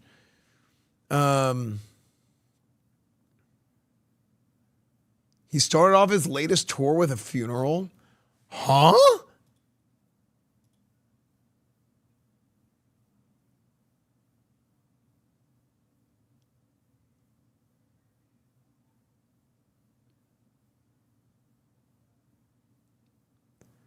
Discord mod is on Twitter trying to twist it back on Celeste. David's Twitch mod is on timeline trying to put blame on the deceased girl. Allegedly, Celeste lied about her age to David and claimed she was 19, and David was blackmailed by her friend.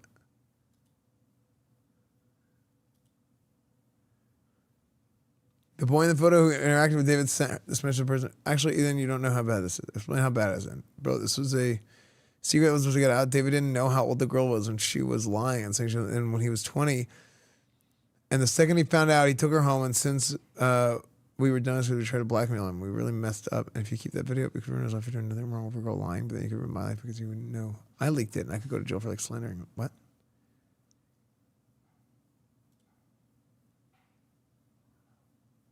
I mean, this doesn't mean he's trying to blame her. I think it sounds like he's trying to give context. Like, she lied to, so he killed her and left her chopped her body up and left her in a car. Like that, you know what I'm saying? I don't think that I think he's just explaining. Wait, he had a second select.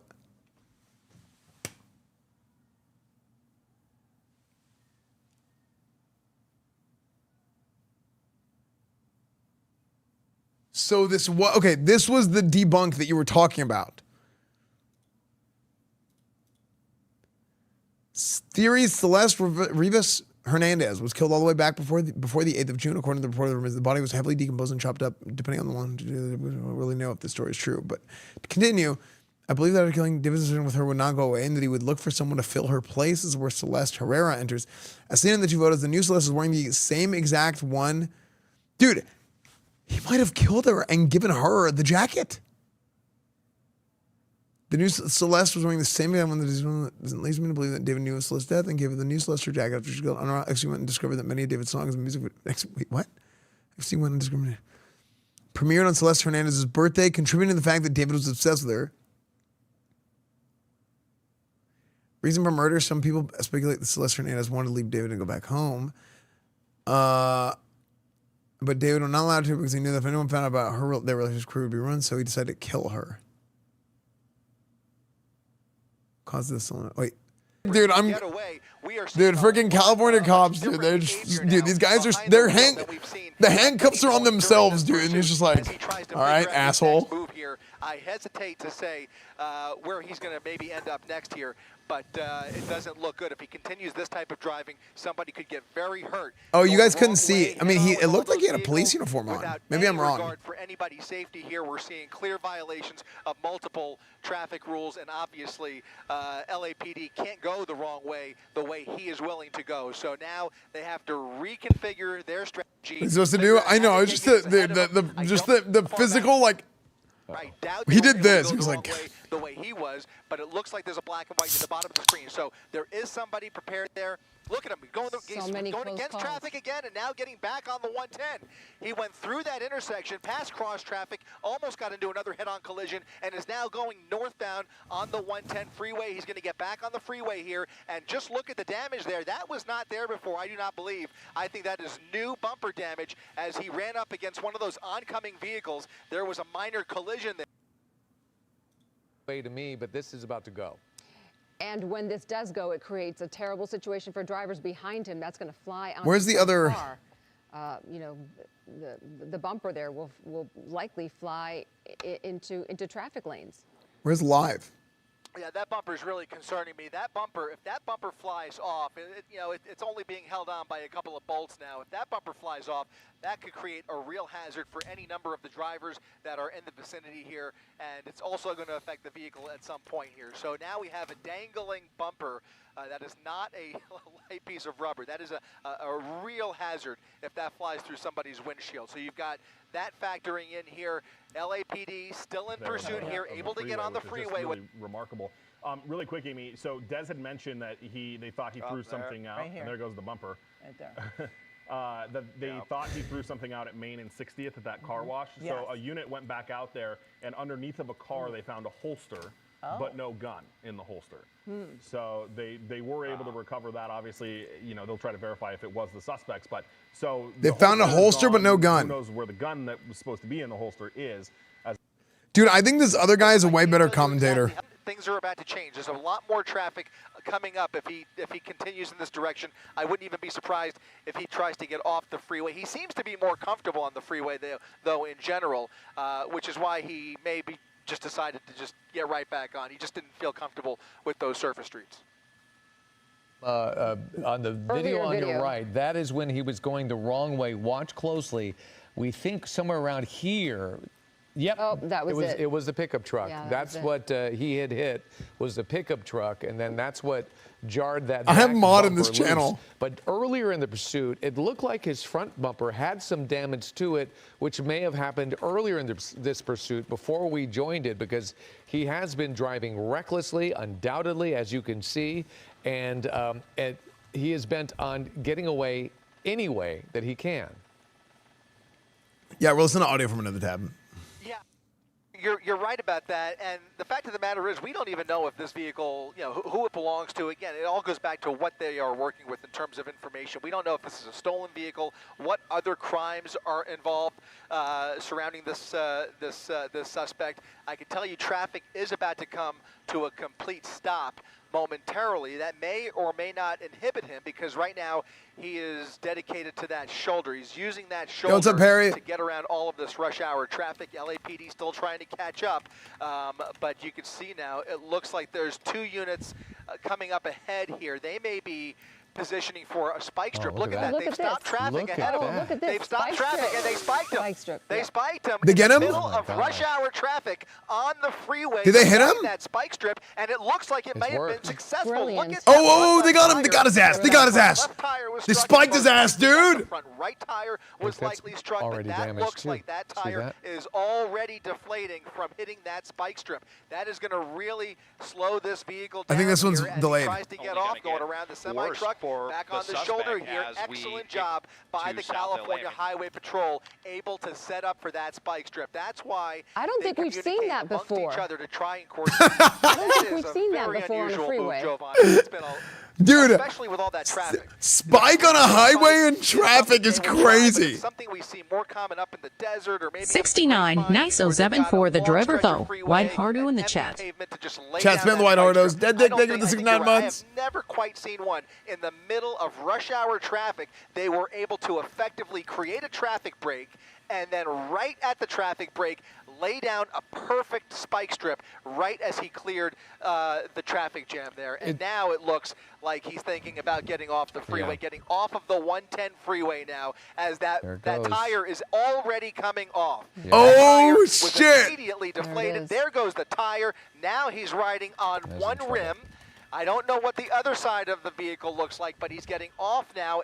They got his cyan? You gotta be kidding me, dude. These two vehicles here, we know he's willing to ram into other cars. He's done it already. He's gone the wrong way. He has sped right through traffic, and now it looks like this vehicle is on borrowed time. Tyler, when we get a chance at some point, if we can come around the passenger seat, I would like to see just what that other side of the vehicle looks like. But this vehicle is coming apart at the seams. We've got one tire completely gone. We've got the bumper dangling off here. There is other damage, and we're going to see how much longer this holds up. But right now, he just turned onto Del Amo Boulevard off of Fig, and he's slowing down dramatically. Also, the fender is also interfering with that front right wheel. So, you know, it's a Toyota.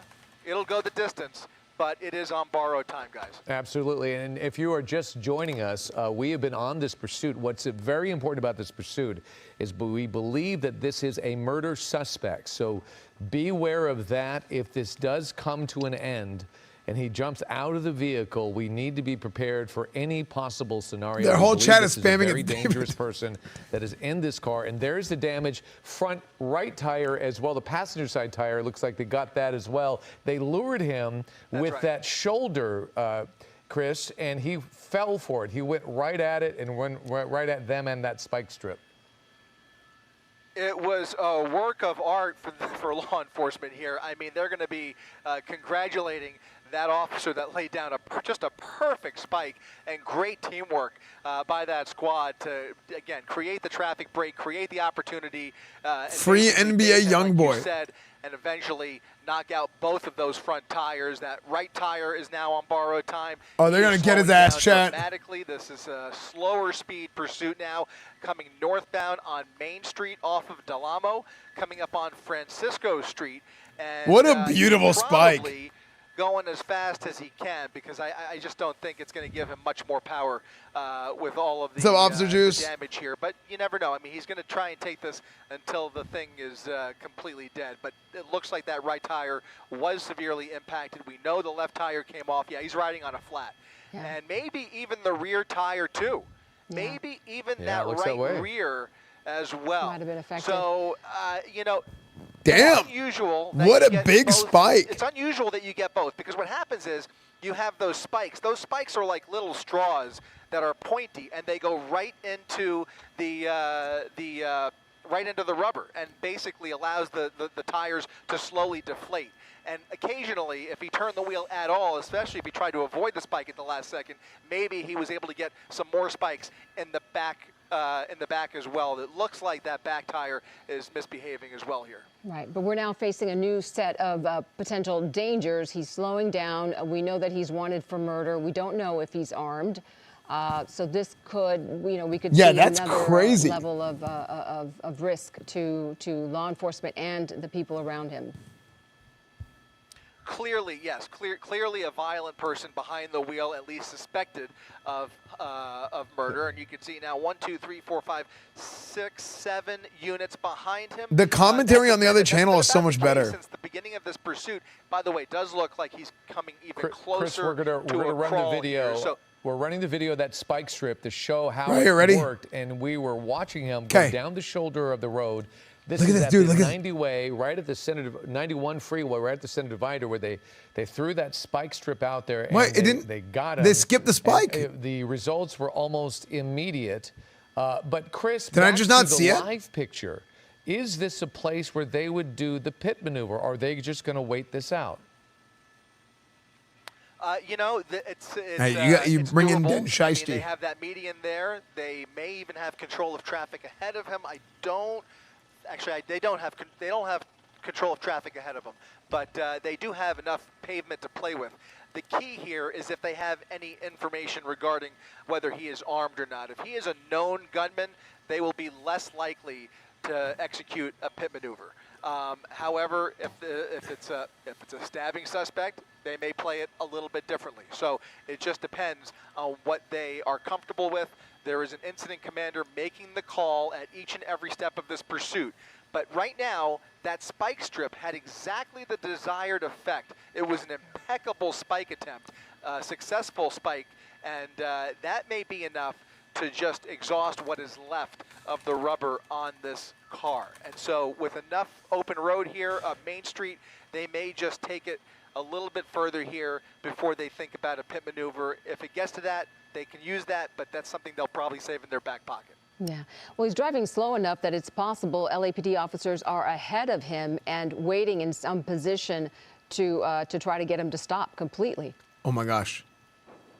Coming up on a busy intersection here. This is going to be Main Street at Victoria. It's the first major intersection since we've gotten off here after that spike, and now it looks like he's stopping for traffic, now going through the intersection, continuing northbound on Main at a very slow speed, maybe about 25 miles per hour, Josh, something like that, not more than 30 miles per hour at the very most. So yeah, right around 28 miles per hour as he just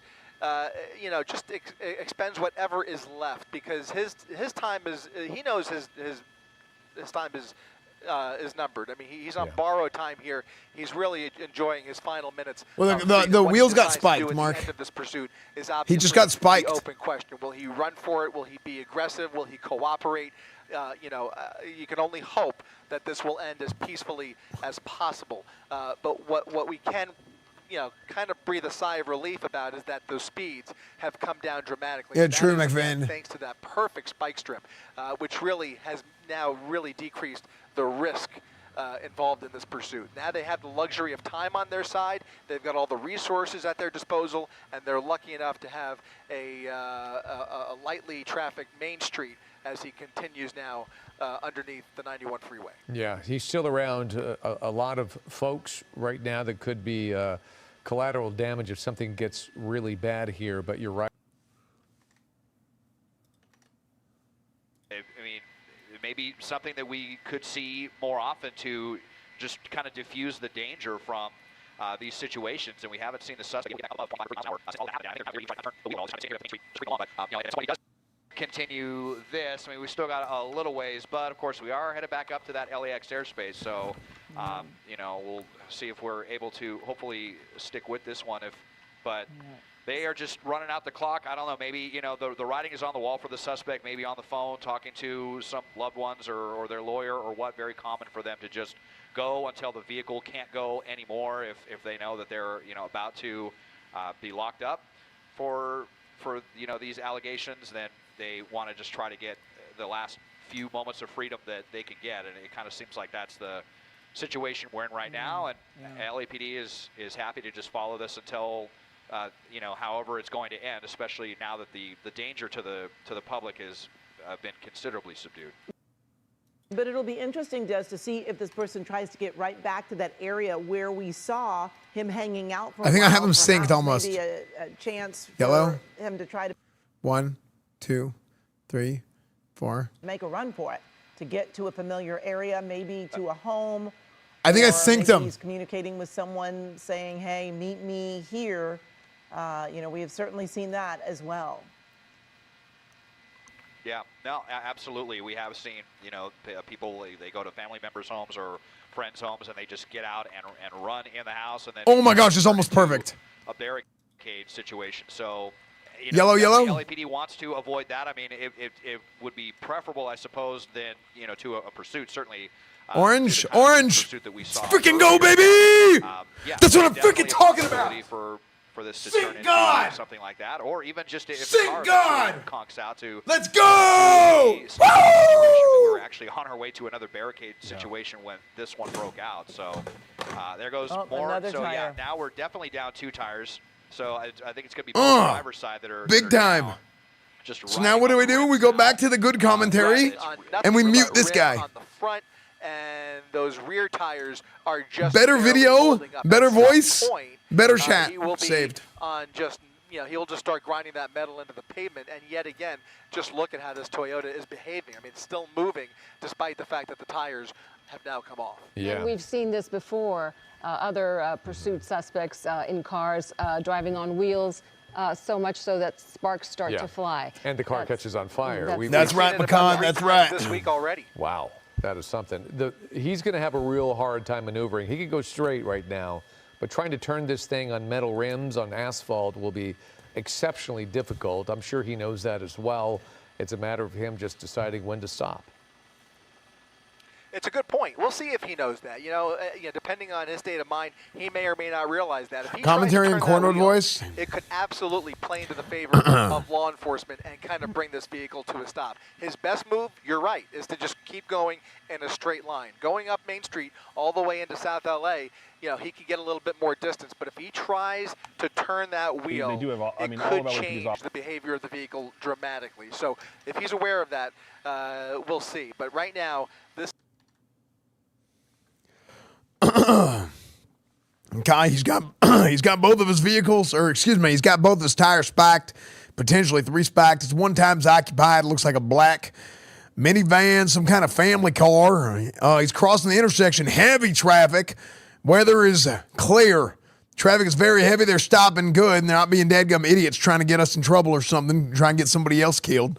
But they're crossing South Main Street, 152nd Street, Compton. Okay, this place is very dangerous. This guy is armed. Okay, be ready to have your gun in your lap. All right, traffic's clearing up a little bit. Crossing the next intersection, going on Spring Street. Continuing speeds of 20 miles an hour. He's not going very fast. He is spiked, and he's driving on the rims. Continuing, 30 miles an hour. Crossing the fire station. Traffic is completely clear. Okay. We don't want to go for a pit here. Like I said, he is armed. He has potentially murdered somebody. It is very dangerous. Do not want to go for a pit. It's going to compromise your position. You may get shot. We're crossing Lennon Street. Again, we're in the Compton area right now, crossing the warehouse. There is no traffic on our side of the road. There is some traffic opposite side of the road. Speeds of near 30 miles an hour.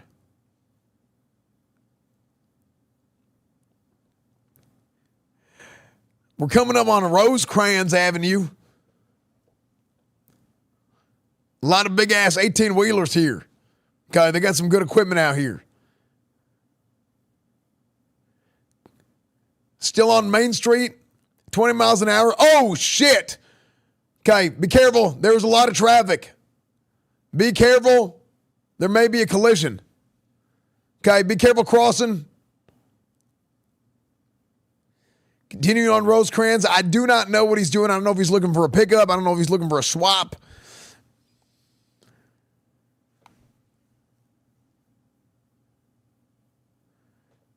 East 140th Street. Again, we are still in Compton. Passing a FedEx truck is parked on the opposite side of the road. We're in a residential area. Please be careful. Children are probably coming home from school soon. 139th Street. We've got 138 to go, fellas. Again, it is a 1 times occupied vehicle. Looks like 3 wheels are spiked. He's driving on his rims. He is not able to turn. The bumper of the vehicle looks like a dadgum spoiler. Okay?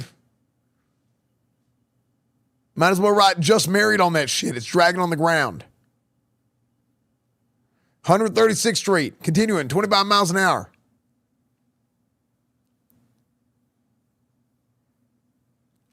Slowing, crossing the intersection, heavy traffic, heavy traffic. Be careful, careful.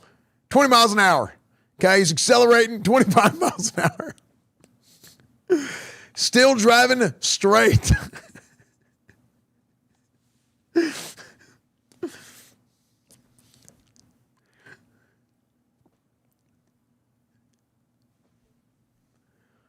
We're at 132nd. Again, driving straight as shit.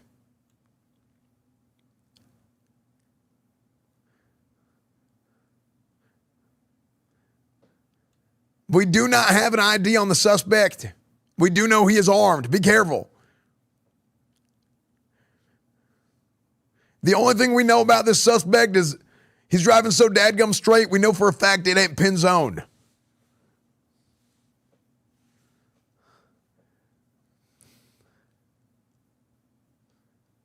Okay, we're crossing El Segundo Boulevard. El Segundo is Mexican for second, I believe.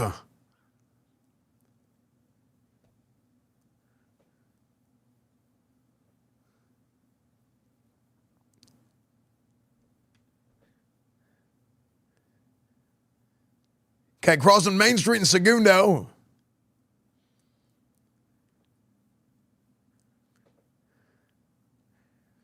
Crossing a little shopping center there. Be careful now. 127th.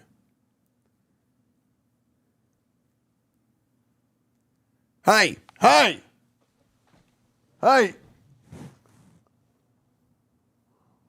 Clear comms. Stop arguing about your political bullshit. Nobody gives a damn. We're in the middle of a car chase.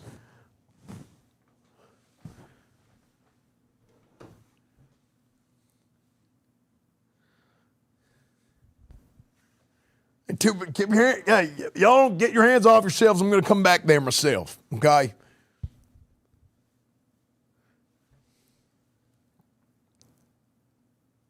Okay, he is slowing. He is slowing, approaching 10 miles an hour. I do not know what he's doing. Traffic is medium right here. Weather is still clear. We're at 121.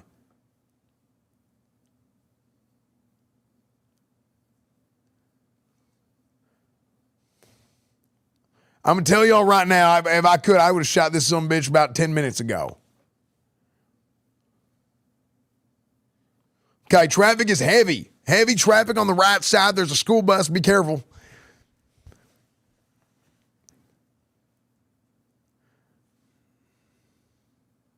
We got heavy traffic coming up right here.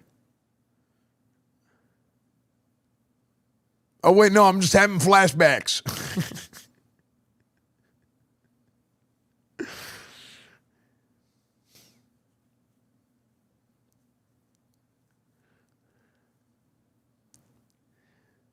Still having flashbacks. The wrong way and try and lose those officers, but then right after he did that, he went right through the traffic. This makes me want RP back so bad. Yeah. Some really desperate maneuvering. Soon. And now it appears that he's gotten that out of his system. He's now just riding this car until the wheels come off.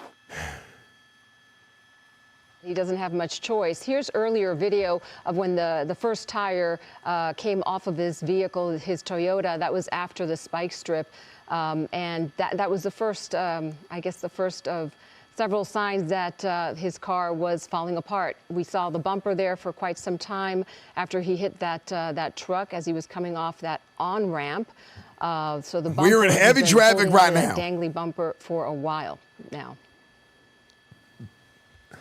Yep, now coming up past heavy traffic right now, fellas. On Main Street, we've now covered please be careful. Quite a bit of distance. Since he got off of the 110 freeway. He's now made his way all the way back into South LA, now past the 105 freeway, and the slow speed chase continues, and LAPD just following now at a safe distance, trying to, at the very least, notify these busy intersections that there is police activity coming in their direction. Again, because of the slow speeds, we're at less risk of a high-speed crash. You know, he could very easily T-bone as he moves through these busy intersections through cross-traffic. He's slowing down for the red lights, kind of giving traffic an opportunity, waiting for his space. But if he was going much faster, which I imagine if he had 4 tires to work with and really accelerate this vehicle, he would be speeding through some of these intersections. And many more lives in danger. I would be so much more afraid right now if we were speeding through these busy intersections.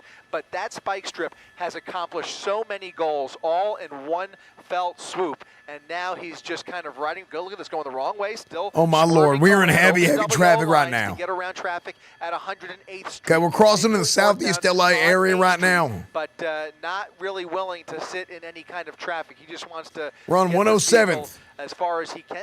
He's not going to get very far. We kind of know. We have an idea of how this is going to end. We just don't know how long it's going to take, or if he's going to be cooperative at the end of it. But you can now see that it's just a matter of time until this vehicle gives up on him. And so he's just basically using every last bit of metal. Yeah, and let's be clear, we still don't know if for sure he has a weapon, but we have to handle this very carefully. We have some video of that spike strip we've been talking about. Look at him going down the 91, and watch closely right here.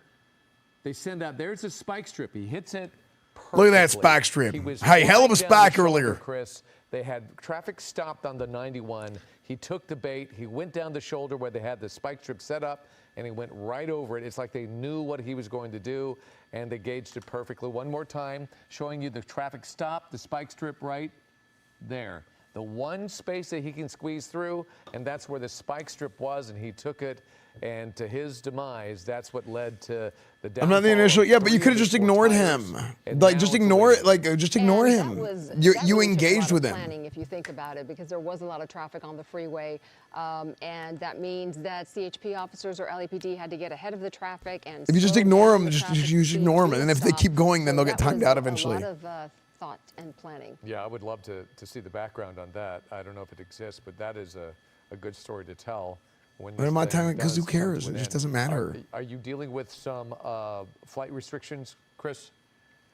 We are. I was just going to tell you, he is now driving away from us. We've now passed Century, and he is continuing northbound on Main Street. So you're going to see him kind of ride off into the distance, and we'll see at what point we may decide to just kind of come around LAX's airspace and meet up with him further north, closer to downtown. We may have to lose sight of him momentarily.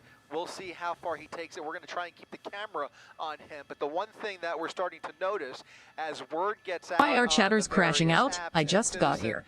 We see a lot more people trying to catch a glimpse of the slow speed pursuit. It's slow enough that they can kind of come outside. Rancor, thank you for the 40 months, dude. Their cell phones out, and we're seeing a lot more people almost cheering him on at some points as they come through the neighborhood here. So what is this? OJ trying to get away? Factor to deal with as well. Folks coming out trying to participate or catch a glimpse of the slow speed chase here on Main Street on a Thursday afternoon. It is the excitement of the day in this part of town, and some folks obviously trying to catch a glimpse. But in any event, you can see that original pursuit package still in tow here. They are now right on his tail. He is well aware of his predicament, and that car still crawling along northbound past 88th Place. As he gets smaller, we're going to have a little bit of heat in the way here. You'll see the picture start to get a little blurrier in a couple minutes. Gift 100 subsidy, jumps into a white Bronco. Yeah, let's go ahead and do that now while we have the chance, especially at these speeds. We might even be able to position ourselves on the opposite side. Now getting into oncoming lanes of traffic again. Every time he comes up Oh Lord, we are going into oncoming lanes. He goes over the double yellow lines, gets right back onto the correct side, but he still is going northbound. I think the likelihood of him turning is starting to diminish. He's going to take the straight up Main Street, most likely, very possible, and most likely right back to the original neighborhood where this pursuit started over an hour ago. So we're gonna an hour, dude. We got a Super Bowl to win, man. Momentarily, we're gonna try and keep the camera on him. You can see all of those flashing lights right behind him here on Main Street, and we will try and do our best to keep a visual of him. Okay, Main Street. Dude, whole PD for this? Manchester. That was that last major intersection. If you're familiar with that neighborhood. Why aren't they going for box? A lot of folks out and about right now as this. He's a murder suspect. They think he's armed. So if they go for box and they think he has a gun, they're driving over the box. He's just going to start shooting out of his car. That's what they're worried about. This is something that police and law enforcement are taking very seriously. They're not going to let this guy go. And now that they had that perfect spike strip, they don't have to let him go because he cannot maneuver or move fast enough to be that much of a danger to society. What is the big question is this guy armed? And what's going to happen? See, literally what I was talking about. Further, what is the reaction going to be? Is he going to give up, or is he going to run, or is he going to fight? And we have to be aware that these possibilities exist. It's the 5-0 and those school of police. Especially if this is a murder suspect. Andrews taught me that one. He is on his last breath as a free man. Tony Andrews taught me that one. As you were talking, David, the man on the right of your screen was waving his hands and sort of shaking his arms, apparently egging him on or celebrating him. I mean, we don't know, we can only guess, but we can only hope that law enforcement is in touch with him in his car. We know he has a cell phone, or maybe he's talking to family. Hopefully they're trying to talk him down, convince him, persuade him to You can watch the game on stream now. I think we're just going to play Madden tonight, dude. We need to play more games. We haven't gotten to play games lately. Is gone. The back tire, we believe one of the back tires is also punctured. It still has tread. If there is one functioning tire, so be it, but maybe both are punctured. We're not quite clear yet. Nevertheless, you could see the damage on this vehicle. You always shoot last. From a collision with a pickup truck when he was going the wrong way on an entrance ramp, but the rest of the damage looks to be from that spike strip and the We'll have the game on. Look at that. Look at that. Right towards you, Chris. Wow, look at that turn. Left turn with no tires, and he just randomly made a left turn on Florence. I should tell you, we may actually lose sight of him now. Because is there a tailgate this weekend? I want to do either Baylor or at Texas. The control tower was nice enough to allow us to follow Main Street northbound along the 110 freeway, and we were able to catch up. But now, unfortunately, we're going to start pulling over. But it'll be an afternoon tailgate. As he ventures back into the Bravo airspace towards the airport, and that's gonna inhibit our ability here in just a second. Unfortunately, he made that turn. This is going to give us a real problem here. He's going to disappear behind these buildings. LAPD fortunately able to make that turn with him. We're listening to the radio to see if they have any luck, but a random turn there at the very last second, making a turn off of Main Street onto Florence and getting closer We're going now. westbound here, and it's like the suspect is trying to aggravate everyone in this situation. Just like if you're gonna go down in a blaze of annoyance is how it's seeming right here. So give us a second here to see if we can. You got him right there, going under the the 110 right there, Des. Yeah. Yep. Yep. Which is amazing with yes. Okay. Getting on the freeway. Is he getting on the freeway, or is that just a parallel? That's just parallel. Well, I think he'll have the option to up here. Yeah. Let's see. I'm like doubled in right now, digitally and optically here. Trying to follow this one from a couple of miles away. I mean, it would be doubled in digitally. If he did. Yo, relax, buddy. I don't know. Maybe there could be another opportunity for another, brilliant CHP spike strip if they do that. I mean, the 110, this section is very congested right now. Let's see what they're going to do. I was surprised that they were even able to successfully turn the wheel of the vehicle there without much issue. And barring a last-second juke, it looks like they are going to be going back south 110. So, yeah, we thought maybe they were coming back into the area where it started. Maybe it was going to meet up with a friend potentially, but now it just seems kind of aimless. And just keeping this going as long as possible. Dude, this guy's so annoyed. Dude, this guy sounds like an RP chatter. LAX is just thrilled with us at the moment here as we get ready to make the transition back southbound again. And let's see if they even attempt to get into lanes or they're just going to keep it on the right-hand shoulder. But, boy, if traffic wasn't already bad enough on the 110, bad news for everybody here. Hey, it is about to get quite a bit worse. Hey, Des, real quick. The unit in the end of the chase, and if you can see it, there's a black Audi that is apparently following the pursuit and has right there. So see it? It's that one. Oh my gosh. Over. The unit has said, and that unit's going to try to cut him off. The unit back there has said he's gone through a couple of red lights to try to keep up with them.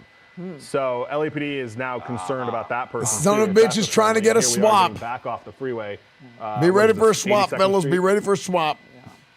Yeah, well, let's keep an eye on that vehicle right there, the one you can see that is paralleling, and are they trying to kind of creep behind? Indeed, and this is something we've been seeing a lot more recently with the the getaway cars, the kind of Mission Impossible style, ditch the car underneath the freeway and have my friend come pick me up. Dude, they're literally learning from GTA RP. We have been seeing just, I hate to say professional type maneuvers, but just, diabolical and effective. So that's very interesting now, seeing if there's another vehicle kind of hanging around in this. And, an Audi is automatically a more capable vehicle than this one would be anyway, certainly with all 4 tires engaged as well. But now just kind of hanging around here, 84th and eastbound Manchester now at this point. So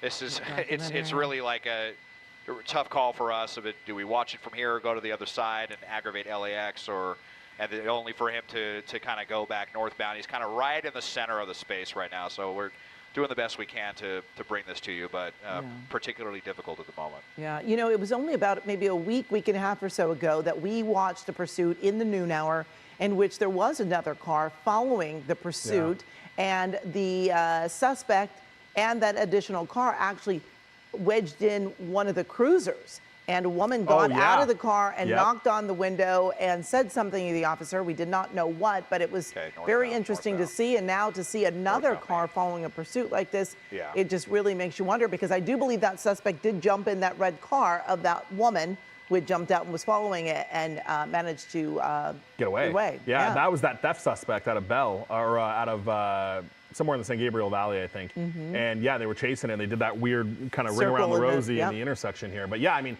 that has become, and I would say within the last maybe year or so, that has become really common, that these pursuit suspects are getting people to pick them up or wait for them or try to coordinate something. That is insane. So, if this person has been on the phone, which we kind of think that he has, I mean, he's had obviously, sorry, just listening to some. Plenty of time to be communicating with people, and we're watching, and those cruisers are very close.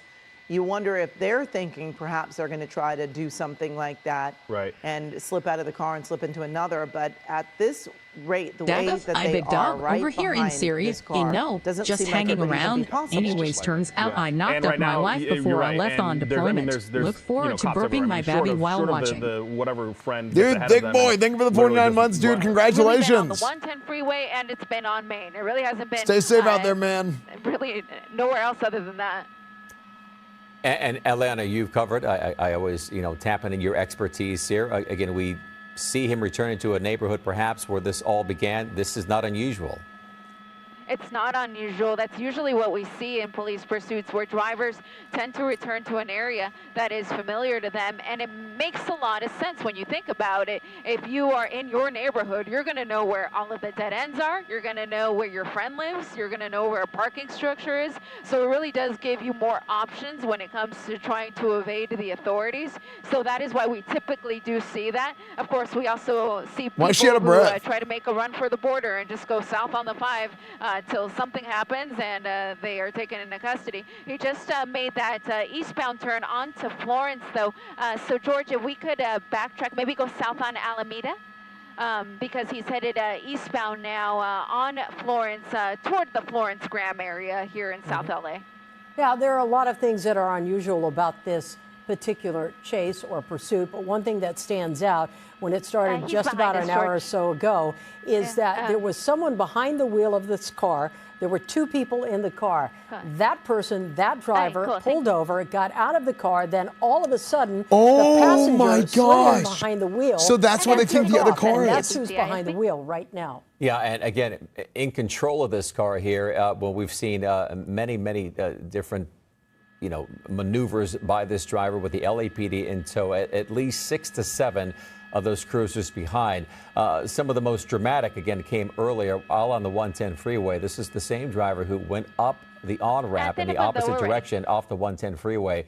I'm sure the booth can, cue that up here for us. But again, traversing through these big rigs here that are notorious for this particular area of town, swiping at least one car and again making its way back onto surface streets. So again, these are the slowest speeds we've seen, obviously because of the condition the car is in at this point. Again, as we understand, just 3 wheels and right down there one it is rim. right there. There it is. And you see these black and white units do the same thing. I'm wondering if they all followed him that way, because this was a very dangerous situation. You see he's playing almost chicken or cat and mouse with these semi-trucks. Again, this was near the port. Do we still have Eric Leonard with us? I'm here. Eric, you look at this, you see the way it's going right now. There's no way this guy's going to get away, right? This is going to end at some point.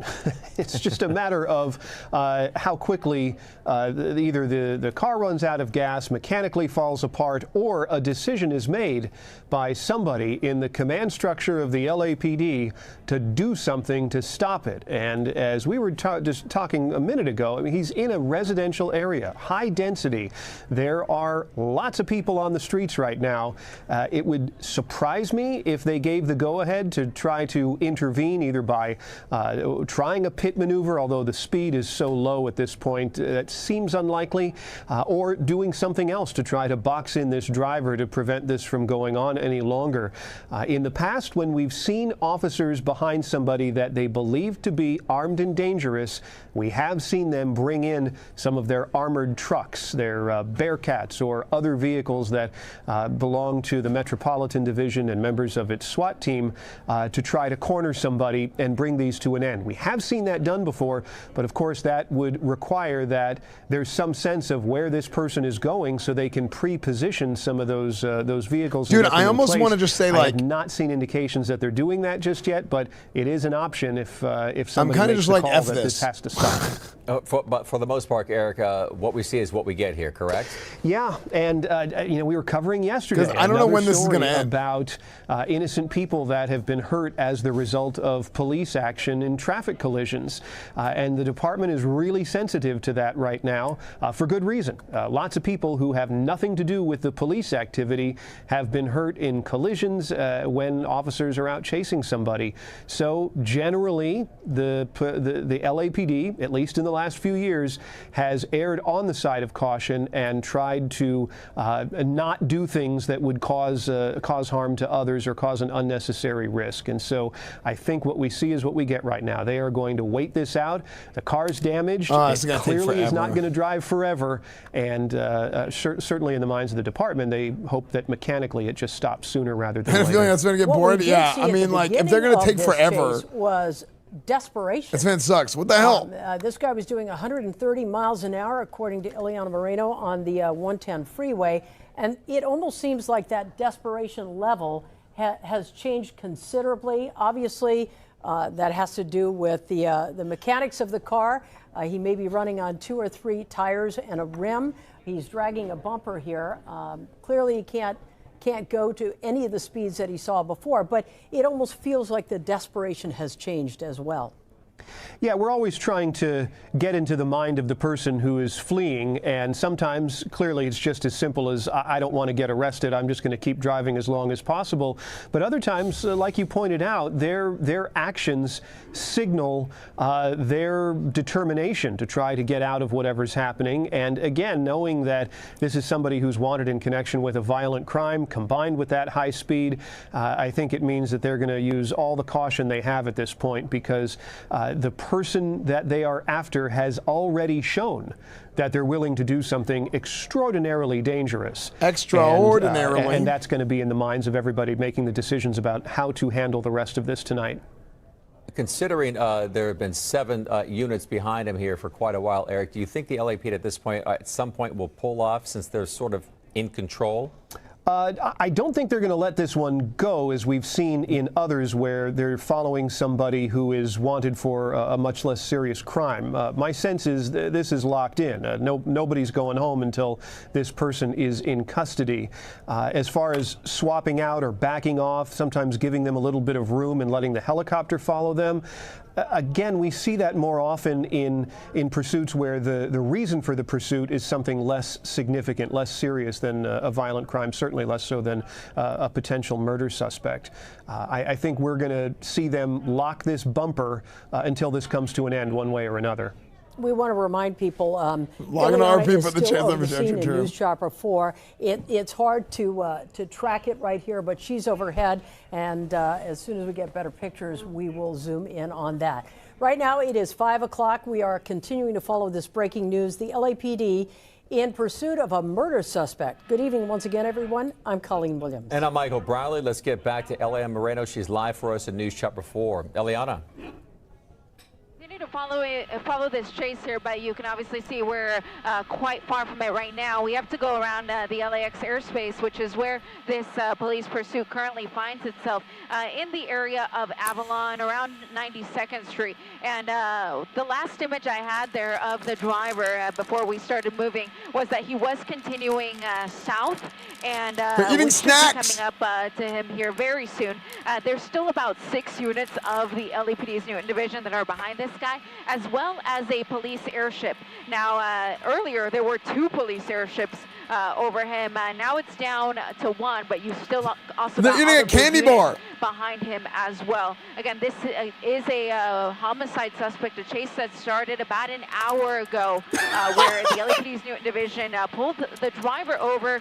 That person surrendered, but then the passenger got in the driver's seat, took off, and the pursuit has been going at high speed and dangerous driving ever since. You know, Ileana, as we continue to cover that the chase in the LAX area, wait, who took a do bite? you think more pursuit drivers are sort of getting hip to the idea that if you go down near an airport, they're harder to find? I think some people are getting smart to that. Parking structures are also becoming increasingly popular spots for people to try to hide, especially when all you've got is an airship above. Dude, they keep turning off their camera and eating. For this driver, because he does have those 6 units right on his tail, there's really not going to be any chance that he's going to be able to get past all of those units. But I should also mention, right before we started moving, I did hear that the LAPD said that there was another vehicle following them, a civilian vehicle. So this could be a situation where the driver of that black Toyota called a friend. No, there's a crinkling bag and then a big bite. Out of this, I think he's also typing. I think he pulled out the keyboard and started fake typing to hide it. So I haven't heard them stop it yet, but again, we are hearing that there was a civilian vehicle that was following them as well.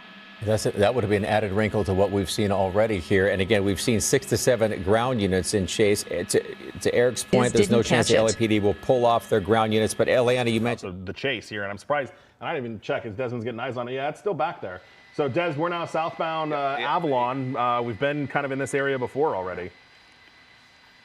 Yep. Yeah, and I heard them talking about more spike strips, actually, even saying spike strips are set. So, you know, it's LAPD is definitely beginning to lose a little bit of patience. And I think they mentioned that Audi, you know, another time. And you wonder, you know, if they're going to just straight up try to bring in another unit to pull that vehicle over.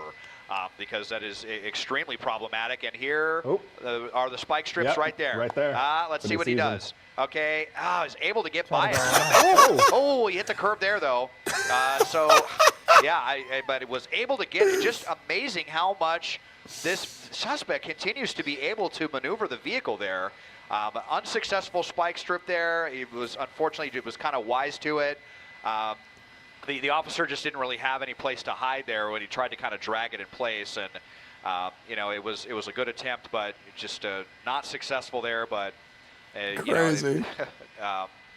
Just continuing, and I think that they're probably going to try to want to do that again at some point if they get another opportunity. You know, can we talk about guys?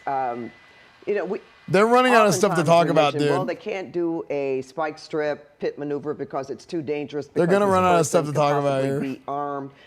They normally don't do it on a freeway, but they did it this time, and now they've done it twice. Yeah. So what does that tell you? I mean, so 2 things. They have approved the spike strips. Spike strips, you know, it's still, the officer is still in the path of the suspect, but they're able to get cover, right? You can get behind a car and toss a spike out. That's what we saw in this last one. That's what we saw with CHP. Pit maneuver, though, was denied. Because of the nature of the want in the suspect, they did deny the pit maneuver, because in that situation, you flip the guy around and he's directly facing those officers, and it puts them in a tough situation. So LAPD, I think, is just calculating what they need to do to try to bring this to an end. And in this situation, after a very long time of this kind of driving, they allowed the spike strip attempt. Now, I don't know if that's because they kind of thought this car would give out by now. I certainly did, but it's still going. So maybe the incident commander was just kind of waiting for this to see if the car would give out and they could bring it to an end that way. And when that hasn't happened, now they're after the back tires to try to bring it to an end that way, which we've talked about before. Trying to spike back tires when you've already lost the front tires is difficult because the spike doesn't always go the way it needs to go. Sometimes it gets caught in those front rims and just kind of spins up in the rims and never makes it to the back tires. So it can be difficult when you're trying to spike just back tires, but obviously they're going to give it a shot. The problem is it's going slow. He can see it and try to get around it. Well, I have to just admire the strength of the Toyota. Yeah. That it's withstood all of this for so long. The bumper's hanging off of it there. The two front tires are gone, and he just What is this Toyota going. ad, bro? Yeah, and in the 3 and 4 o'clock hours when we were doing this, I mean, he was going like upwards of 100 miles an hour on the freeway. He was going incredibly fast on surface streets. I mean, this guy has really driven this car into the ground, and it is still putting up a pretty decent fight for what's happened to it. And it's really remarkable that he hasn't hurt anybody throughout the course of this. And I just want to bring back for our viewers that are just joining us here at 5 o'clock. So this started as a following. A detective was following this car.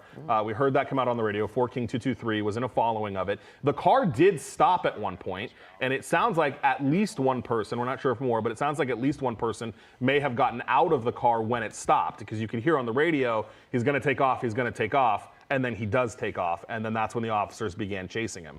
So it sounds like this is obviously somebody that they know. It's obviously somebody that they've wanted. Detectives potentially were surveilling this person or figured out where he was and attempted to take him into custody, and it didn't go well, and here we are.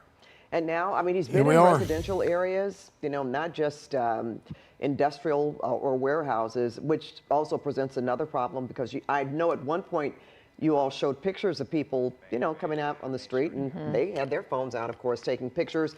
Did we think at one point that he was making contact with somebody on the ground? It kind of looked like he was on the phone at some point, and certainly we have heard LAPD be concerned about cars that are following the pursuit, most notably the Audi that they said is back there. They said there was an Audi following it that has run some red lights to try to keep up with them.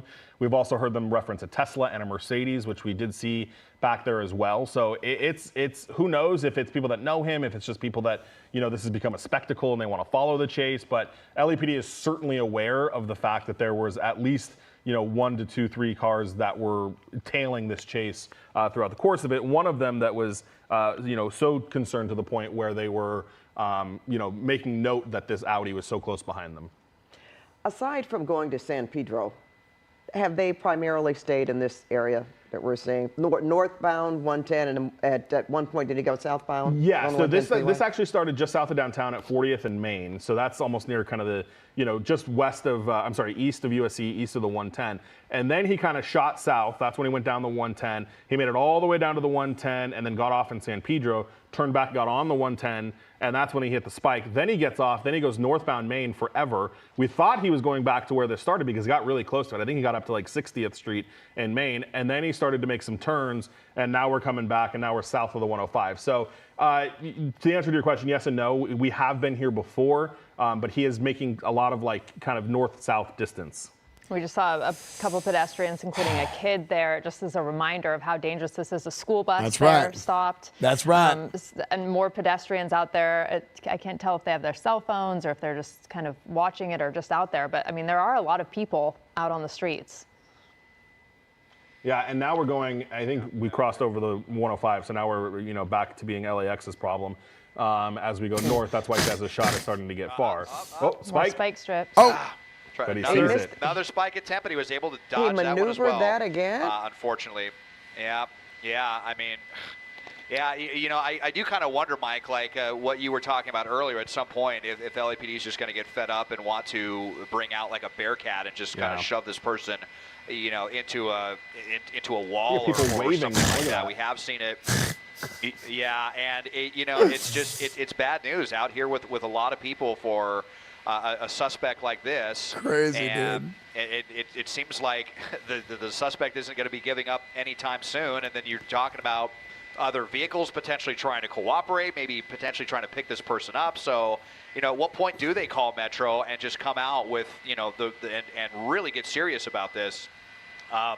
to bring this to an end and make sure that the suspect doesn't get away. They've got to be thinking about it at this point. And you know what? If they were thinking about it, Desmond, they probably would have called for it by now, or they will, because as you have pointed out before, they don't just show up right away. It takes a minute, right? Yeah, it takes a minute. The Metropolitan Division, whoever, whatever platoon they would deploy out here would have to, they'd meet, they'd coordinate, they'd come up with a plan, and then they'd have to respond out. Now, I haven't necessarily heard that be requested. That's not something that would always come out on the radio, though. That could be the watch commander at the station coordinating with the incident commander, coordinating with Metro. So we'll see if that's a route they want to go. But if they don't want to do the pit, spikes are unsuccessful so far, the two that they have tried, I mean, your next option would be to bring out armored vehicles, and we have seen that before. I've only seen it a couple of times.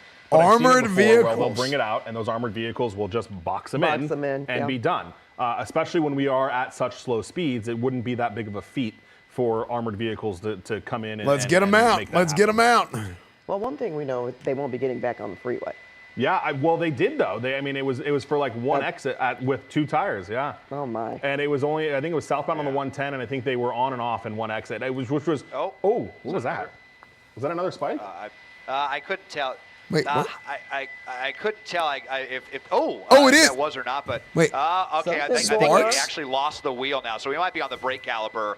Now, oh my gosh! They're okay. really going to have trouble. You can tell the suspect. Oh, is really he's losing all kinds of control. Keeping Dude, he's straight at this point. I actually heard them say we're going to keep trying with the spikes, but maybe they won't even have. Is he going to run into somebody? The rim, I think, Mystically, think of the 4 years, dude. Only be on for years. 3 wheels, possibly at this point, but making another turn here off of Manchester and Main onto 85th Street, and we'll try to kind of parallel west and see if we can get a shot, but. Boy, it feels like the suspect is doing this on purpose, too, just trying to stay in this airspace where it makes it difficult for helicopters to see. He's got less eyes from the sky. Maybe he thinking he can get lucky if the LAX has to divert one of the helicopters or something like that, certainly making it more difficult for us. So it seems to be pretty deliberate what the suspect is doing. They're calling out the suspect's description now at this point if they do try to get out and run. But well, you know what, Des? Hopefully... northbound Broadway. Hopefully they are staying on this vehicle. They're staying on this driver as opposed to, we know they keep up with the helicopter overhead and sometimes relinquish giving up behind the vehicle. But hopefully this time they're going to stay with him considering what's happened here. And considering what they're wanted for. Yeah. Yeah, okay, so really quickly, I'm just listening to the unit on the ground and I'm playing back the video. Somebody threw something at the suspect car. So that's what that's what that box was. Main in 88. There was somebody, and if we can get the video, oh, right there, yeah, you're looking at it. Oh, okay. So if we re-rack that one more time, you'll see this black object come out into the street, and that suspect looks like it hits him in the front. I don't know what it was, if it was a trash can or what, right there. Oh, yes. See it? Yeah. Yes. So they said that, somebody threw that out at the car, and you see it That's laying right. in the That's street a there. patriot right there. I don't That's know a who patriot. that was, if that's just some, citizen that's over it too, and just trying to bring it to an end. But that was interesting.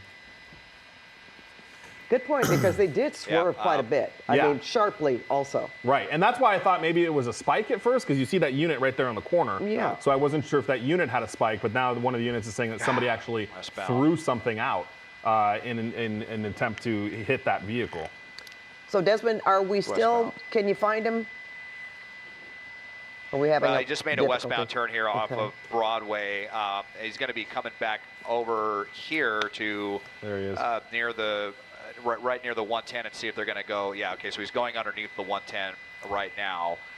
But yeah, I mean, so now you have other people, bystanders actively getting involved in this pursuit. We've seen that before. I can remember where one time where a suspect just came and started pounding on the window of someone that they believe was armed with a gun. Dude, these people are insane, man. It's just another variable that LAPD doesn't want to have to deal with.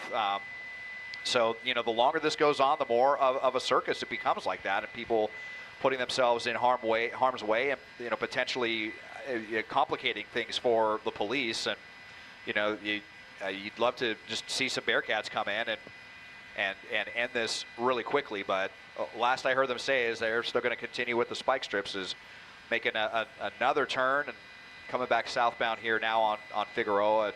It's been, Figueroa, Broadway, Main Street, Avalon, most of just been kind of going primarily north-south with a little bit of east-west, but like 90% of what the suspect's been doing. Grand Theft Auto. Well, Grand Theft Auto includes like stealing the car. Primarily around LAX's airspace. And how much longer can this suspect continue, and how many more people are going to try to, get involved in this as well? It's a lot for LAPD. They want the Bearcats. I think everybody wants the Bearcats at this point. We also have at least one and possibly several other vehicles also getting involved in the pursuit, following the pursuit. Is there any word on those vehicles? Sorry, okay. I thought I heard him say all 4 tires are out. I think you're 35. More like 25. Someone was talking while he was trying to talk. And then the dispatcher asked for clarification. They said no, just the front 2. Man, that would have been great if they had gotten all 4 out. Westbound. Then he would have to. We talked. Go ahead, Desmond. No, I know Rudabeh had asked me a question, but I was listening to that radio traffic there. Yeah, sorry about that. I want to let you focus on the pursuit and what the police are saying and how they're talking to each other. But I was just wondering, we were talking about the public, members of the public getting involved in this pursuit and complicating things for police. And I know it's actually bad when they do that. One other vehicle who was getting involved by following the pursuit. And I just wondered if we freaking Batman showing up thinking he's gonna. I think there was a Mercedes and a Tesla, maybe. And an Audi. An Audi, right? And an Audi, and the Audi was really the most concerning one that got the tactical flight officer's attention and queued that up to the ground units. I might have heard a line that they were trying to stop that Audi, but it was something that was said briefly a minute ago, and coming back eastbound here. So, just boy, coming back. Wait, now they just said he's coming back around. Yeah, so it just kind of did a U-turn there. It's just amazing that the vehicle is even able to do that. Not sure how this vehicle is still running at this point, but that's that kind of legendary Toyota reliability, I suppose, at this point. We'll see if we can move just a little farther to the west, because now not only are we dealing with LAX, but we're also on Hawthorne Airport's kind of on their approach pattern as well. So we're really aggravating 2 busy airspaces right here.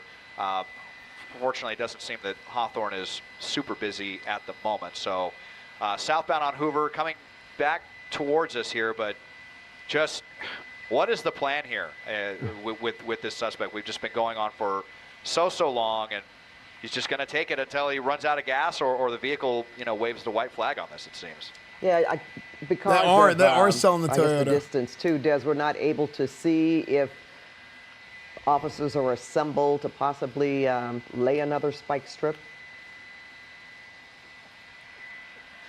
They may have another one here planned. I mean, it certainly seems like they're going to have a lot of opportunities to do it. And they're we're right by a school right here.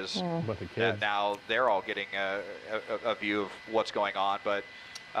And you saw too how long the line is of the spike strip. So even though they're concerned about the suspect possibly having a gun. Oh, I think I just heard Mike. I heard him just say that Metro was approved. Oh, good. So so we may finally see the Bearcats come in. Yeah, driving a big wheel, which would be really great but that's going to take some time. Right. That was just another person coming to get involved. Have we seen a Bearcat yet?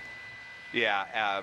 Maybe they'll have another spike strip set up somewhere, but we did just hear. I don't know if we've ever actually seen a Bearcat on one of these. Bring this nonsense to an end. Can you just imagine living in the neighborhood and you're hearing that doggone bumper being dragged on the concrete? It's got to be loud. And besides all the police presence there as well. What about the sirens? What do we think was going to happen here? Yeah, well, he's still going. Yeah, almost hit that Honda SUV. That was really close the way he made that turn, and just obviously so much difficulty keeping up with this. So here we go. Here comes some more. They got multiple spike strips out here now. Why did they give him an open? I don't think it was successful. This guy was dual wielding.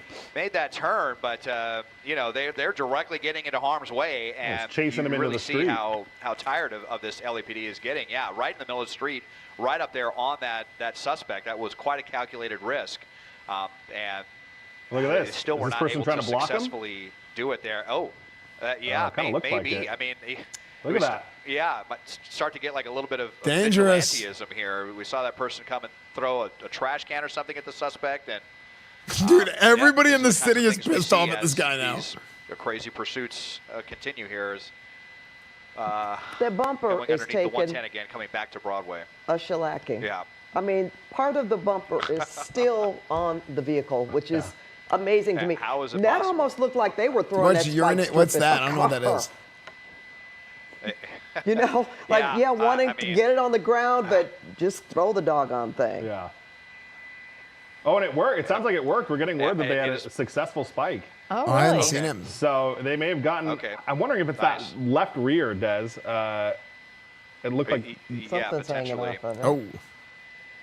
Yeah, so that's good. I mean, besides the bumper. We'll see if we. Yeah.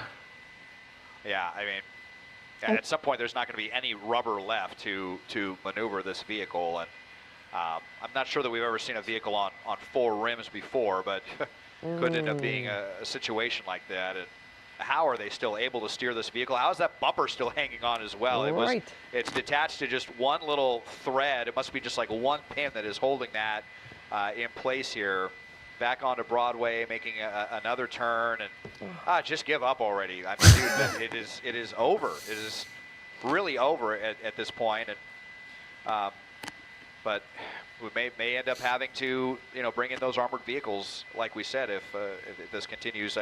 Supposedly they're being dispatched, but if they're coming from downtown, it's going to take them some time to This is crazy. get through traffic. Yeah, I'm starting to get tired of this. For them to catch up in this area, so I wouldn't imagine they're going to be here in 5 minutes or anything like that. And they are en route. We did hear that. We did hear that they were dispatched en route. Is that a different crime scene with crime tape right there?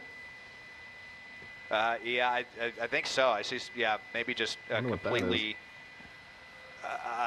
Classic LA, suspect dude. is now boxed in. They said we. Wait, what? Lost the. I didn't hear. Oh my gosh, They said he's boxed in somewhere. Dang it. Well, try to find it here. I haven't. Dude, the guy's so pissed. He's like, 2 miles away. all that time we missed it, dude. Just going code 3 here. Maybe it came up to this area. We'll try to reacquire it for you. But I did just hear him say that the suspect's boxed in, so maybe they made a wrong turn somewhere. Yeah, you could tell he was driving at much slower speeds, obviously, with the condition of the car and the condition of the wheels or the lack of wheels.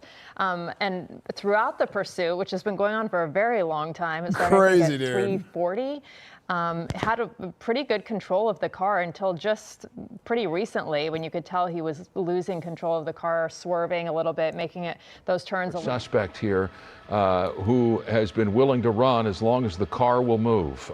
So it stands to reason that he may well resist surrender here, even in this most desperate of situations, in a standoff, unable to move, surrounded by law enforcement with literally nowhere to run and nowhere else to go. So it would stand to reason that the SWAT team would be in position as quickly as possible to further manage a standoff scenario if it were to happen at any length. Law enforcement here in great numbers on scene dealing with this suspect, obviously giving commands at this point to come out. And as you can see, the suspect refusing those commands to this point, but looking to be ultimately trapped on this residential street. Gosh, and a word of caution, you see these people outside there in their yard trying to see what's going on. Doors open. This is a tense situation Doors with open. Guns drawn by the LAPD, and you don't want one of those bullets to ricochet and hit you. I mean, you've got to go inside. This is not a place for you to be looking, through your gate. And here comes the suspect. Hands up over his head. It looks like he's complying. He opened the door, hands out up above the door frame. Now he's up and standing. He's complying, so that's good news. This long, dangerous pursuit's coming to an end. The California Highway Patrol doing an awesome job on the 110 freeway to puncture those tires. He's going 100 miles an hour in that center divider shoulder, and was able to slow him down to 25 miles an hour. He's taking his shirt off. LAPD with multiple spike strip attempts doing their job to bring it to an end with a barricade, of all things, a road barricade, with one of their units blocking the road here. I believe it's 92nd Street he's on, 91st or 92nd, and he's going to the ground now, it looks like. So the suspect will be in custody here shortly. Small miracle this didn't cause more trouble. Really, the way this driver was moving in the early phases of this pursuit at 100 miles an hour, and more recently to the effective spike strip on the freeway and losing the rubber on the two front tires and continuing on these surface streets seemingly endlessly, and for no one to be hurt is really, truly terrific police work and patience by the LAPD as they're trying to clear the backseat of that car now.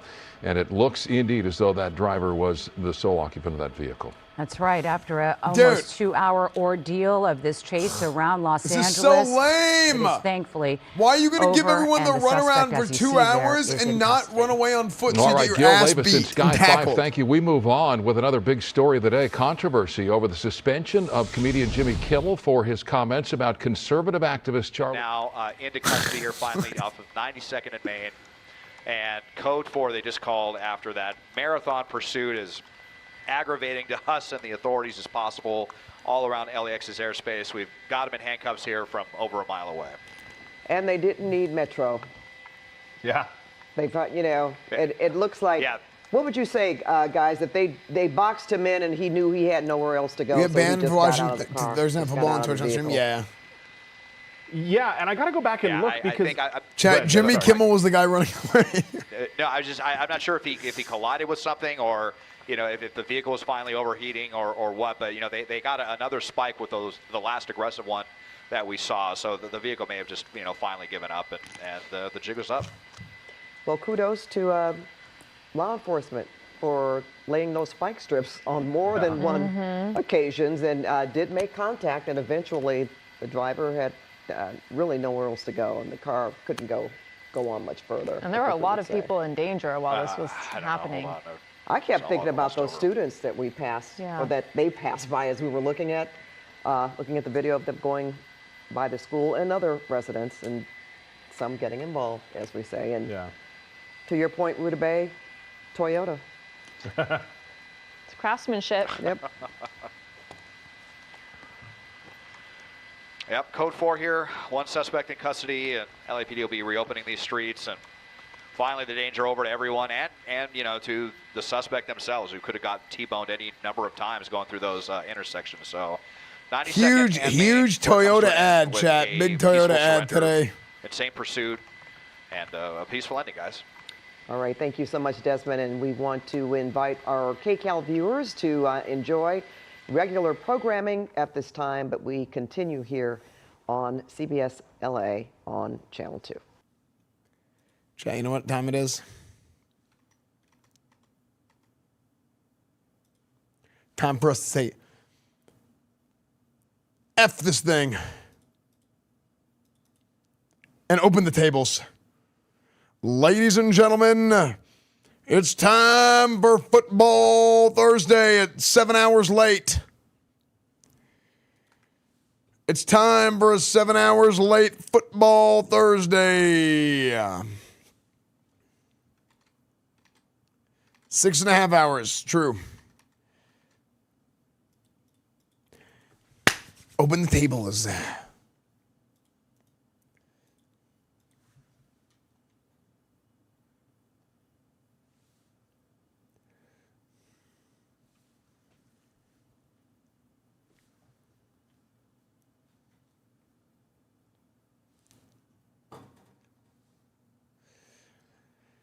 And boys, the playoff starts now. Wild card round against the Philadelphia Football Eagles.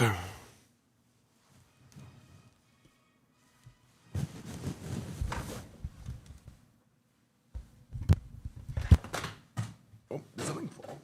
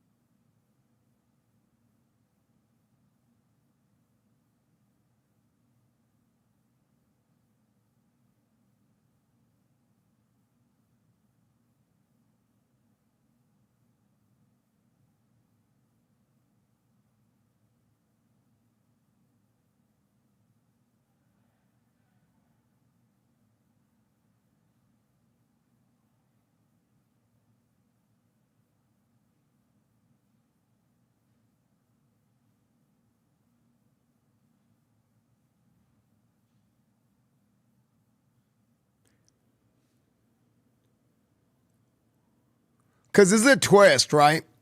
And not a twist. I mean, this is a stunt where you have this guy lined up in the A gap here, and then he goes outside, shoots the B gap, or tries to shoot the B gap. So he goes from a 1 cross face. He goes from a 1, really, it's like almost like a 2-eye. Cross face and try and go into the B gap, like where the 3 technique would be. This guy's in your 3. This guy's almost in a 4, and this is like wide. So you're looking at this front, man, this is like a wide, dude, the fronts are getting crazy now, right, man. You have 3 down linemen here and then 1 stand up. So you have, this is like a nickel front, it looks like, where you have this tackle looking at this guy.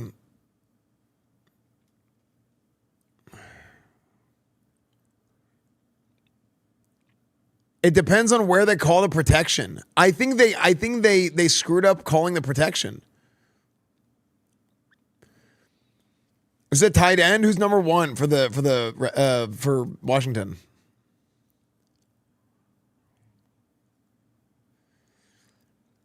This looks like a block and go. So he's supposed to.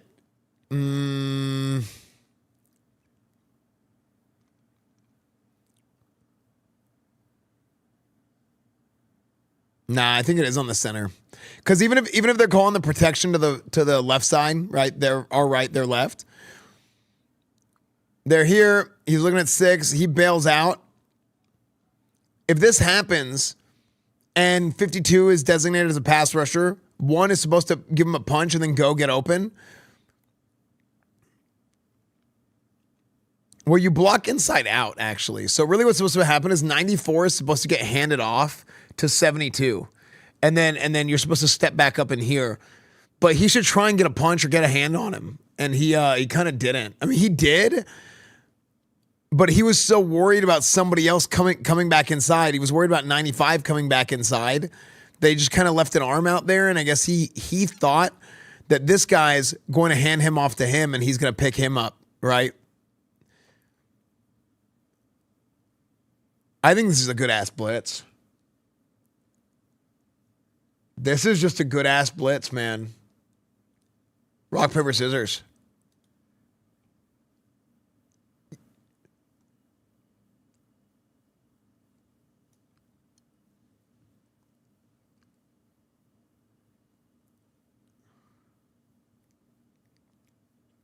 Is anybody else talking about center has a 3 technique to his left, 2 technique to his right? Okay, I was talking about the 2-eye. When the ball is snapped, he should see the 3 techniques send the B gap and then might get a pass drop. He should have been looking to help with a 2 technique to begin with, but how do you not immediately work back to the tech once you see these things? 7 did a tremendous drop time in the snap, not telegraphing the blitz. Bonehead play by the center though. Well, see, that's what I was saying. That's why I was like, I don't know if it actually is the center. Because he probably should have worked back here. Because I don't know. I mean, that's funny. I was like, because we were mentioning all the same things. I just don't know what this actually is the case. I wonder if anybody else. I always love saying how other people see plays on film, because I don't think it's as bad as it looks.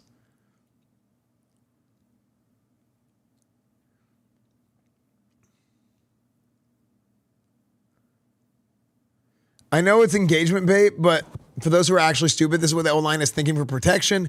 6 in the box versus 5 linemen, so 1 backer is going to be for the quarterback, running back to block a hot route around. Remember I was talking about how the front's kind of crazy? Interesting.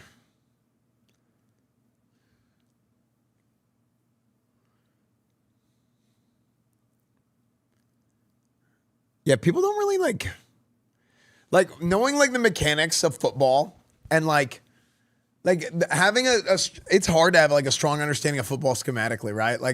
And people are always wrong about stuff because they don't know what what decision the team is making, right? What is the team calling? So for example, right there, I'm I don't even know. I mean, I don't know what protection is called. I don't know how they do their blocking assignments like that. So I have no idea, you know? It's very complicated. It looks super obvious from the camera down there, but it's actually a lot harder. Yeah.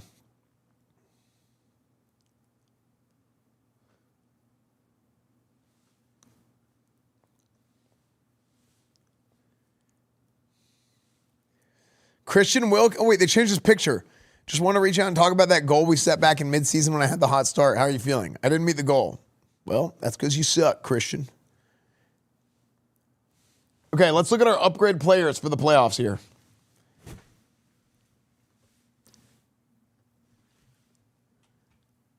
Okay, why is my Spotify not working?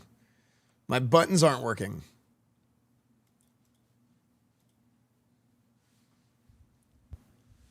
Bubba Sporks. JJ McCarthy with 6 points. He has 6 dev points. Huge, actually, going into the playoffs. Massive. So how do we develop him? As a strong arm? Real student of the game type right there. Getting that strong arm.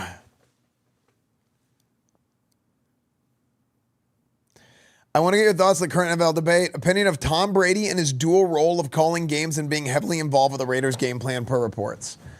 I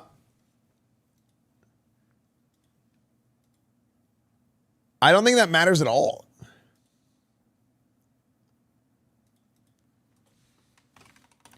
Because I don't think, I mean, you're calling games like what, I mean, they're I don't think it matters. I think calling a game is they're not privy to any more information than the opposing team's coaches have.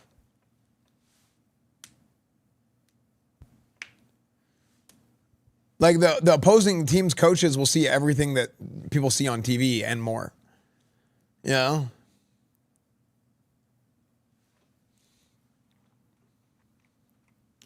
So maybe just, I mean, I think it's a nothing burger.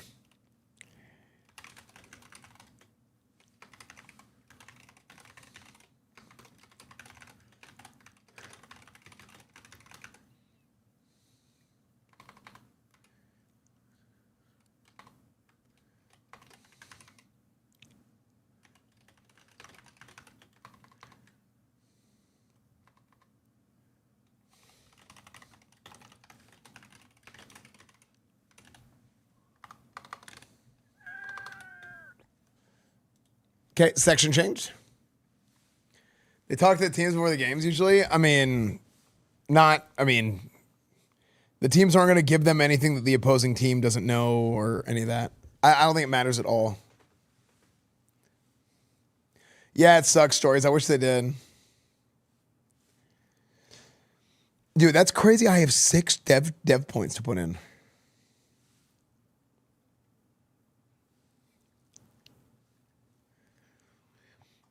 Dude, I'm putting all my points in a strong arm, and it's taking the other stuff up more. Like, it hasn't caught up yet. Because it's, they use the same thing. Oh, strong arm got up to scrambler. But field general is still number 1. I'm trying to get his throw power up, but I don't think their throw power goes up at all. Oh.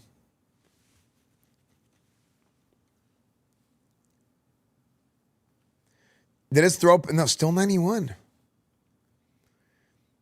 Deep accuracy, 89. Medium, 92. Short, 97. Okay. Work on that cannon. I want a quarterback with a fire hose back there. That's what I'm looking for. Which is actually kind of what we have in our backup. Wow, nobody else had... Well, actually, Donovan Zeruaku had a lot.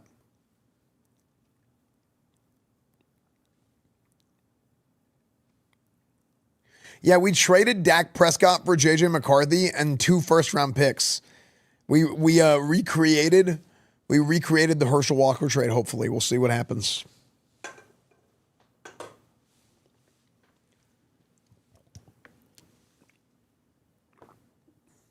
And I'm playing the neck.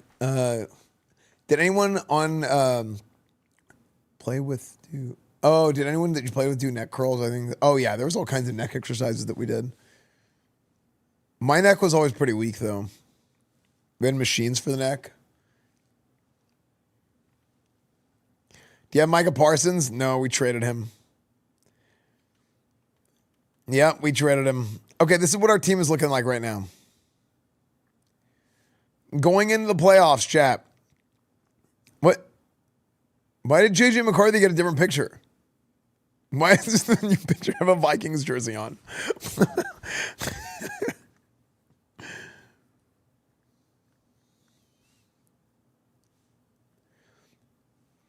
Joe Milton.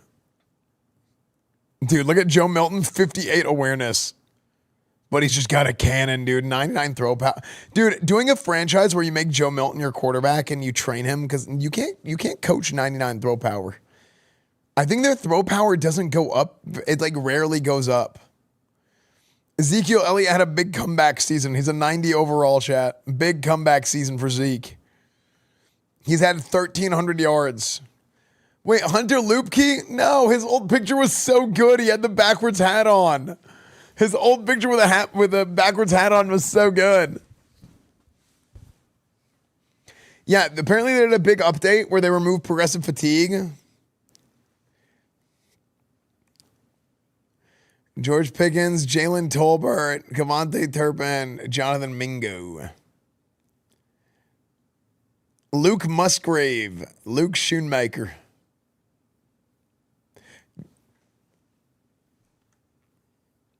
Donovan Jackson,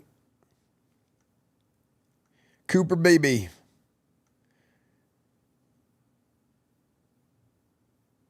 Jadeveon Clowney,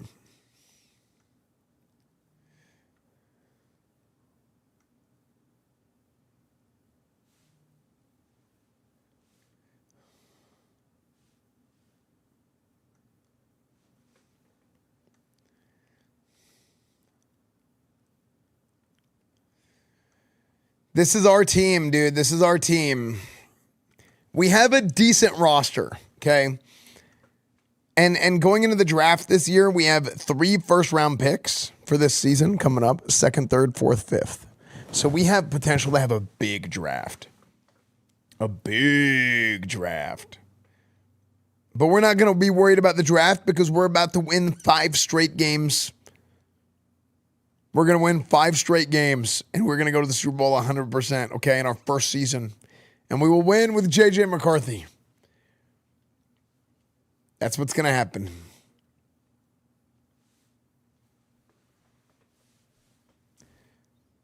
If we lose in the first... Oh, what the heck?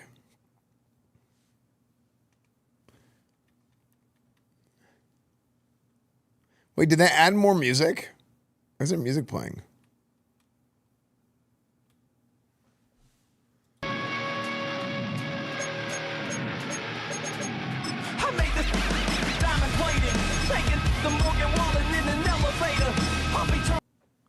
Wait, why is music playing?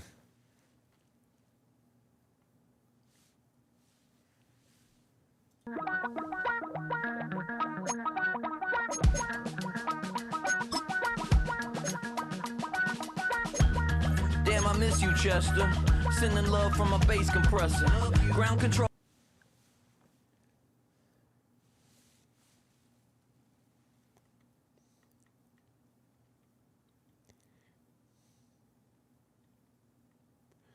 Audio settings. Menu music. 0.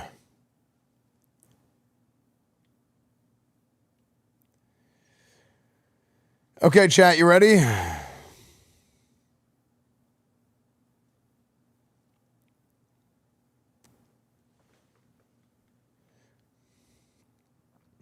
I got you hard. Wait, why does it say I got you hard?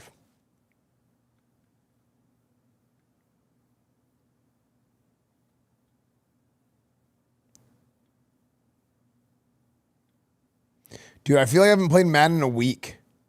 Wait, I haven't played Madden in a week. Wait, am I going to get owned because I haven't played in a week?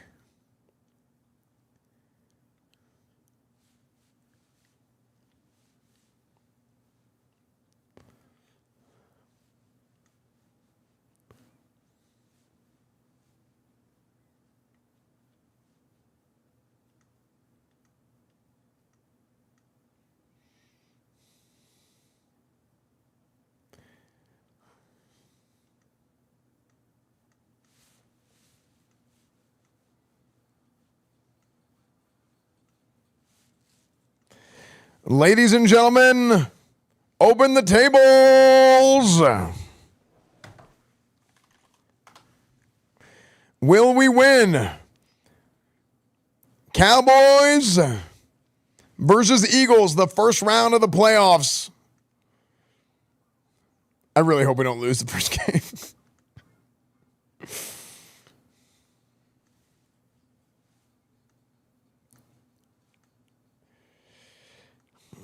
It is a possibility.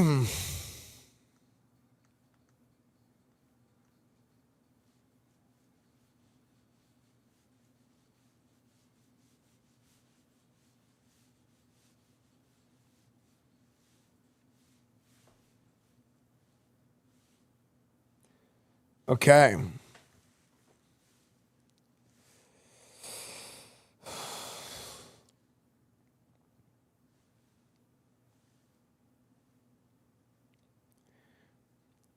They have a 91 offense to our 85 defense. Oh, this is going to be a shootout, I bet. This is going to be a shootout. It might come down to who makes the least mistakes.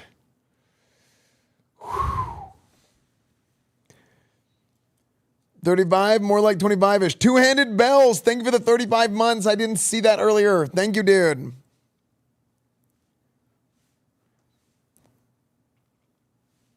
Brandon Alvey, 16 months.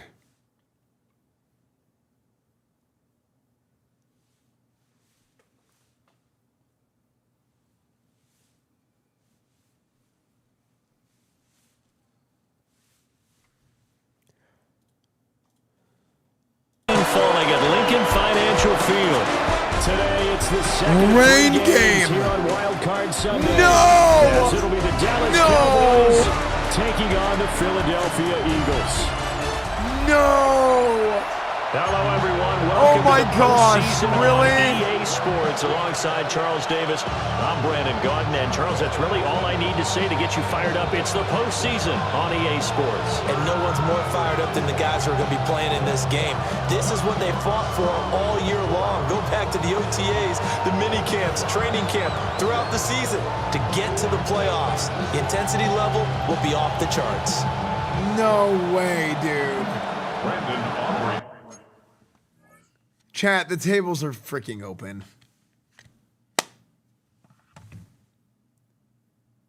Accept your quest from the side quest bot. Wait, what's the side quest?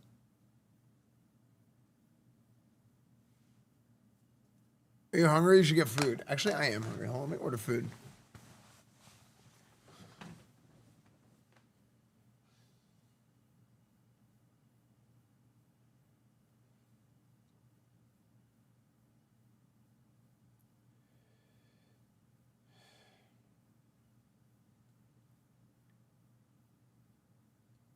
Chat, what should I eat today?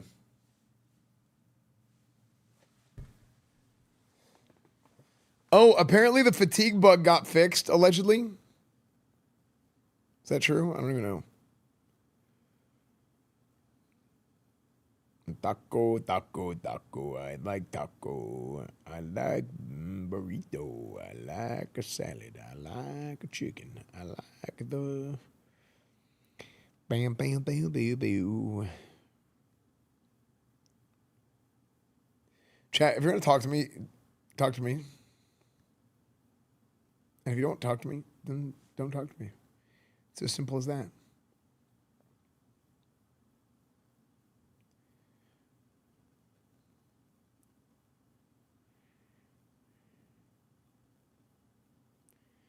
Chat, I really don't have time for this freaking insubordination, okay?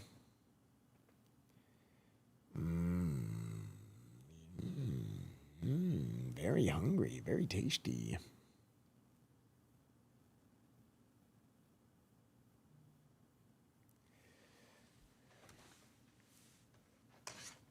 I need to get a different one of these things because I think this one sucks. I might even throw them away. I think it's that bad.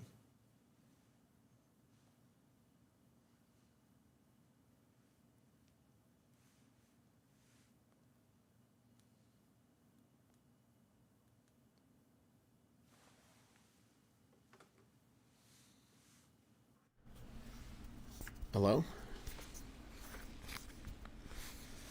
Subordinate and churlish.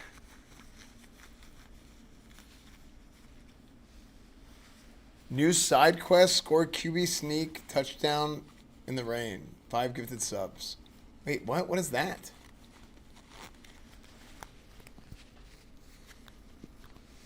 Wait, a quest?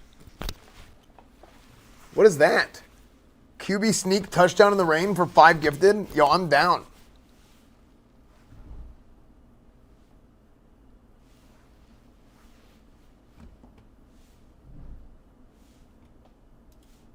It's already 14-7 Buffalo. Didn't the game just start?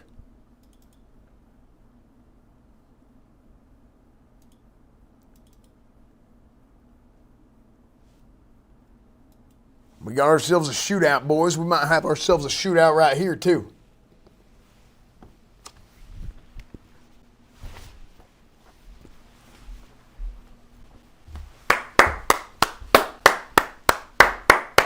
All right, fellas, listen up. Okay. Just might go ahead and. All right, gentlemen, listen up. Okay. You know what? Maybe just a hair. Okay, gentlemen, the playoffs are here. Okay. I know there's a lot of folks that thought we weren't going to make it here this year. There's a lot of folks that said we didn't have what it takes. A hell of a lot of folks said we didn't have what it takes to make it here. There's a lot of people that said, you know what? They're phoning in the season. They got rid of Dak Prescott. They traded for J.J. McCarthy, who's never won a game in the National Football League. Well, let me tell you, I think this is the one of the most talented damn football teams I've ever coached in my life. Okay? They weren't expecting us to be able to come through and be able to get to the point where we are now. But that didn't happen without belief. That didn't happen without confidence, without trust in the process. All right? That's what's important, gentlemen. So you got to go out there just like you have all damn season, okay? And you got to commit. You got to trust the process. You got to do like Coach, Ezekiel Elliott. What? I love this team and the love we all have for each other. We're a family here.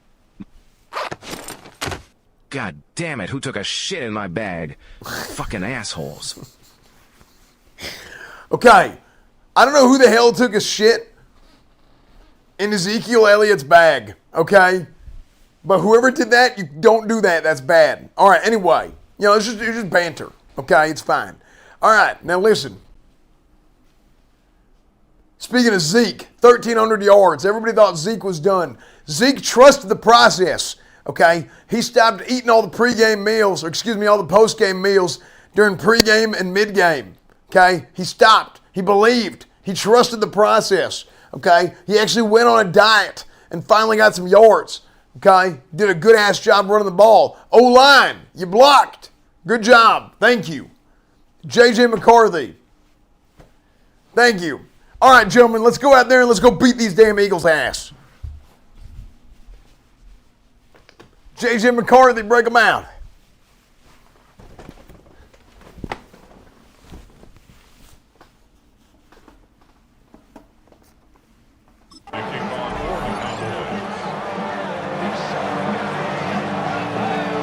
For the second of 3 games here on this Sunday, we continue with Super Wild Card Weekend here on EA Sports. It is loud. And a nice return sets him up pretty good here right at the 30. Okay. Phillies offense getting ready, and Jalen Hurts ready to lead them. Damn. The second-round pick who started his career at Alabama, then finished with an electric senior season at Oklahoma. You're not watching? And he comes into these playoffs bringing a team that's been battle-tested, won the division, and earned the home playoff. Dolphin, I want to play Madden because I haven't been playing video games. But I have the game up in another window. They don't want to be that team. They have to avoid the overconfidence and make sure they play the same way they played during the regular season, mistake-free and with passion. Looking left side, and he's got a man. That's Brown. And past the 40 before he's out of bounds. 11 yards there on the first play from scrimmage. And we see the emphasis early. You're not allowed to watch the game on stream. Able to do it successfully. Not a bad start to begin with. That's but I have it up in another window. This play says our guy is better than your guy's. Because, you know, a player of his stature, he won't just be single covered all game long. He's going to involve multiple people. And right away, but I want to play Madden while we're watching it, so you guys can talk about the game. That's fine. Officially, it's a 1-yard loss. That's going to bring up 2nd and 11. That's a play to take note of there for the defense, I think, in the future. If you're going to try and block him, maybe you get a guard to help double team him and try and steal Check out Prime Vision. What's that? They should have done it on that snap. Looking at a 2nd and 11 now after the loss. From the gun, it's Hurts. Oh my, I'm so bad. I tried to strafe to square up and pick the ball off. And now it's 3rd and 4. In search of 4 yards here to pick up the first down. 3rd and 4. Hurts sets up to throw it. Complete. Smith has it. And he won't get close. Only a yard. 4th and 3. Well, we hear so often how tackling has become almost a lost art in the NFL game. But it's so important to tackle well on these receivers, especially in a play like this one. 3rd down, they gave him the underneath stuff. You got to go and make the tackle right away. Oh, a big decision here early. Look at this. They're going to go for it on their own side of the field. They'll run for it with Barkley. And able to pick up the first across midfield to the 47. Okay, first down.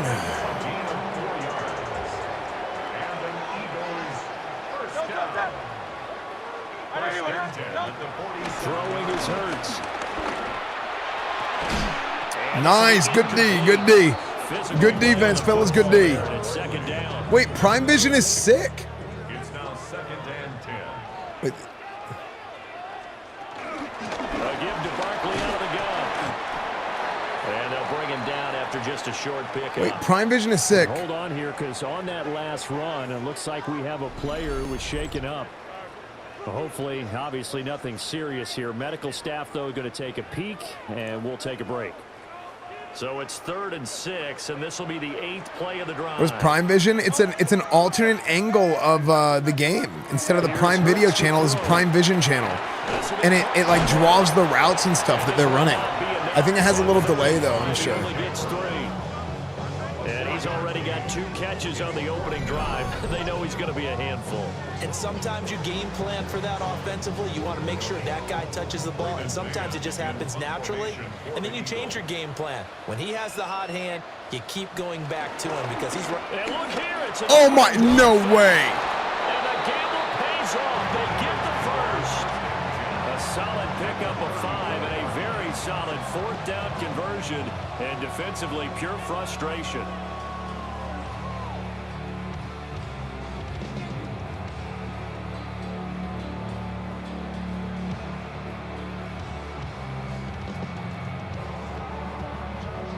So now following the roll of the dice, they've got a 1st and 10 inside the 35. They'll try the right side here. Barkley.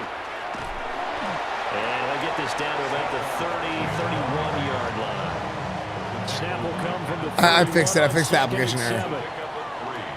Brings up 2nd and 7.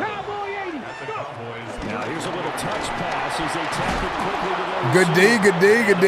Dude, they have 3 first downs on this drive already. behind the line. They need to get this to the 24 on 3rd down.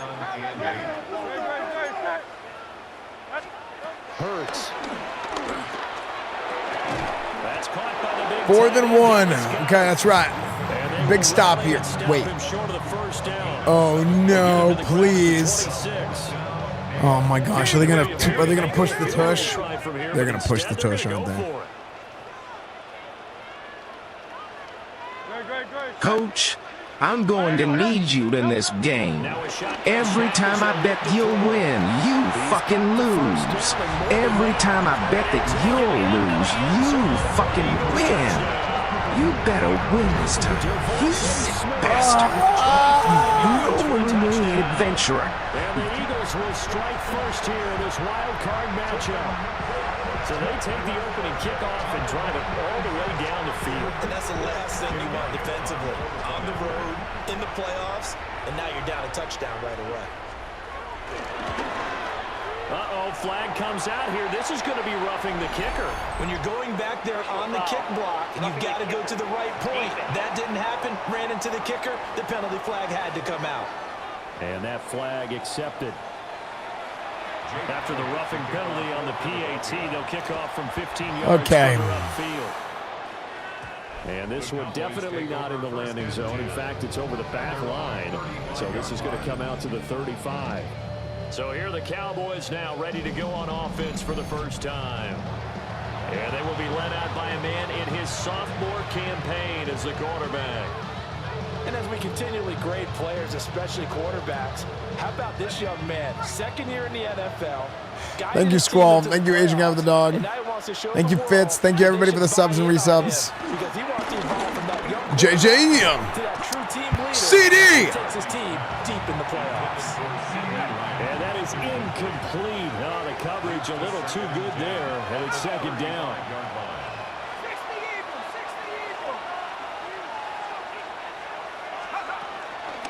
Okay. Oh my gosh, Zeke, you fat. And he is going to be stopped cold behind the line. Dude, I'm getting owned by the rain, man. That's a big loss of 3, and it brings up third down. Sometimes I think these defensive tackles get a little bit of a bum rap. This looks normal, but I can't find the end zone camera. But he's not looking at the tight end he throws it to. Sometimes they're quicker than they get credit for. And this time he uses quickness to make a play. Off the fake, rolling. He can run if he has to. And then he flips it for the touch. Easy. Easy. Not an easy spot here. They'll be in search of 13 easy. yards to try to pick up the first. Now on 3rd and long, they'll look to throw. Finding Tolbert here over the middle. And he'll go down to the ground at the 39, and obviously that's well short of the first.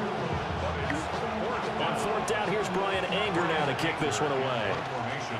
But he'll get this. Oh my gosh, I suck so much. Dick. So a change of possession here on the punt. And the Eagles will have it, taking over 1st and 10. Now here comes the Dallas defense. I shouldn't have punted, dude. I shouldn't have punted. And it's the first quarter, but they gave up the score last time. How important is it here not to No, figurative, not literal. Extremely important, because not only are you trying to avoid being in a big deficit to start this game off, you also want to get into a pattern where that offense has the advantage. You've got to find a way to turn things around. This is the series to begin now. Yeah, we'll see if they can keep them off the scoreboard Dude, here. Prime Vision is amazing. It's always tough trying Dude, to I could teach people so much football if they let me watch Prime Vision on stream. On the defensive front, it's even tougher. And this time, those guys on the opposite side won the battle, getting to the quarterback and knocking him into an incompletion. And he's swallowed up right near the line of scrimmage. They'll come to the line here, needing 9 yards to pick up the first.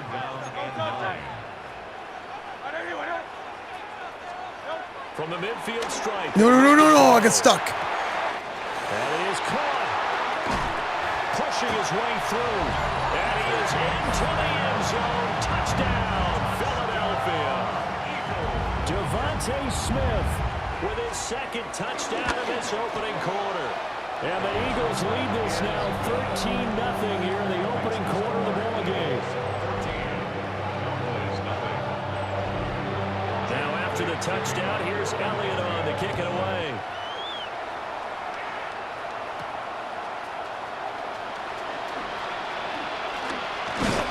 And they'll get him down inside the 30 at the 27. Dude, I'm getting owned by the rain, man. For the Dallas Cowboys. They trail early on the road in the playoffs. Not a great combination as they've got it 1st and 10. They'll start the drive with Elliott. And the result here, a pickup of 8. Leaves them with 2 to go on 2nd down. Come on, let's go, Zeke. Okay, we gotta get Zeke going. Again, it's Elliott. Oh, he faked it with a juke. Okay. And Okay, there we go, Zeke. Chat, let me tell you about the rule of 14, gentlemen. The rule of 14 is coming. Now it's 1st and 10 as they've got things rolling on this drive. Okay, O-line's running. Takes us down inside the 35-yard line. From the 34 now, here's 1st and 10.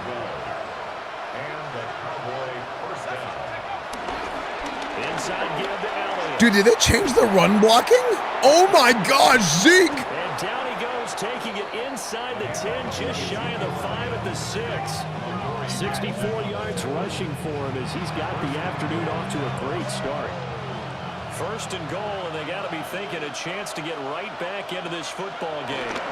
Oh, how about this on 1st and goal? And that one going to be slowed up before it could really Quest, score QB sneak touchdown in the rain for 5 gifted. Chat, do I go over the 5 gifted?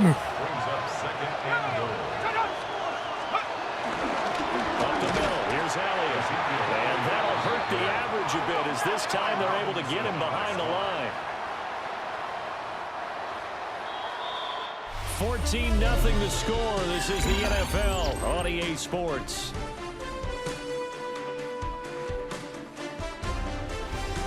Start of the second quarter, and it's the Cowboys in possession as they'll see what they can do on 3rd and goal.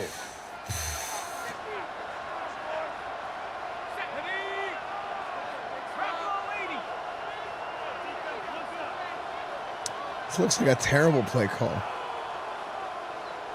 We're gonna run it anyway. On the ground, lifting. Did he not say play action? Losing yardage to the 10-yard line.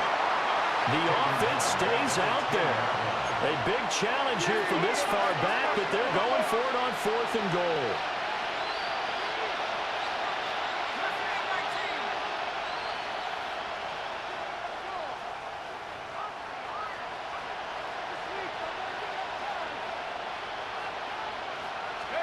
They'll indeed go. Here's McCarthy. And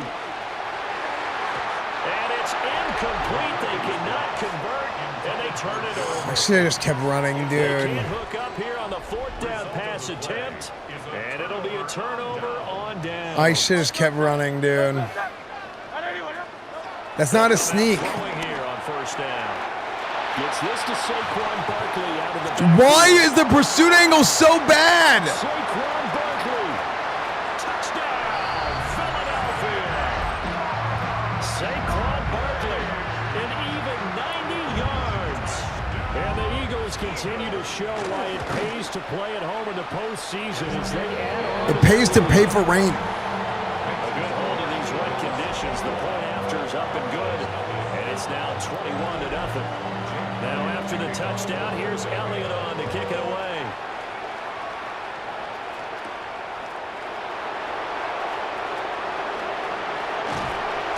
And some good special teams coverage as they bring him down. Just Okay, outside it's the okay. 15.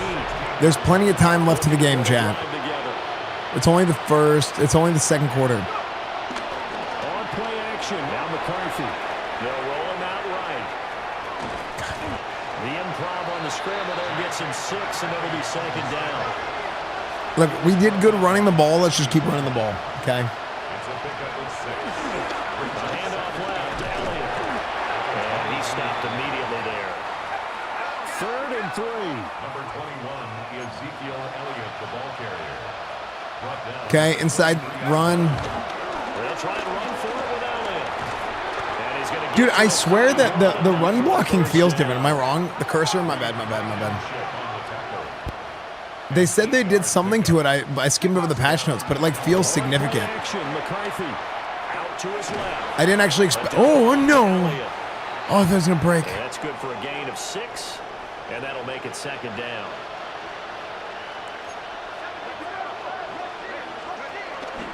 They will play action. Here's McCarthy. He'll find Lamb, CD! Keep going. He is brought down, but not before reaching the 30. Okay. The catch and run going to wind up netting him 33 yards.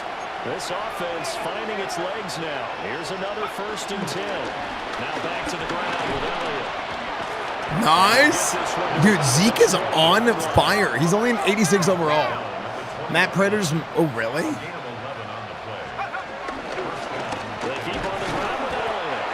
And this time they were ready for him as they'll stop him right at the line of scrimmage. No gain on the play. Looking to throw McCarthy. Steps away to his left. Oh, it's intercepted. A drive killer there. And they're going to take over at their own 13-yard line.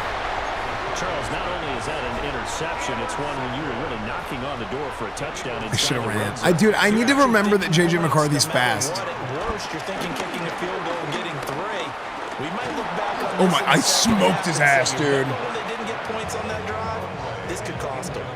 That to the sideline and incomplete. Boy, they're going to say there's a receiver in the area. That was close to grounding, but it's second down. And he works his way past the line of scrimmage. I traded Dak and I got McCarthy and 2 first-round picks. They wind up getting 3 on the keeper there, but it leads to a third down. They'll look to throw. Forced out to his left. Oh, yes! Yes! Woo! Good play. We know he's got the speed to get to the field, Charles. Dude, Jalen Hurts, what an idiot, dude. He was trying to reach for the first down. He already ran past it. That's normal, especially when you have his type of talents, because you feel like you're into the open field and maybe you don't feel the people who are around you or closing in. All quarterbacks have to do extra ball security drills with the way the game's played now, because defenses, they attack the football as much as they attack the runner. And that nearly a turnover, but it's incomplete. Oh, fortunate to retain possession there. It's second down. 90 yards rushing for him in this first half, as he has certainly carried over his regular season success into the playoffs. A 7-yard gain on the play. And it's third down. On third down, Elliott. No way. To a first down as he runs into a wall right around the line of scrimmage. No gain on the play. It's now fourth down. And it's He ran the wrong play. He ran the wrong play. Did you see it was supposed to be a bubble? It was supposed to be a bubble. What is he doing? Turn it over. The Cowboys here unable to convert on fourth down. And that will force a turnover on downs.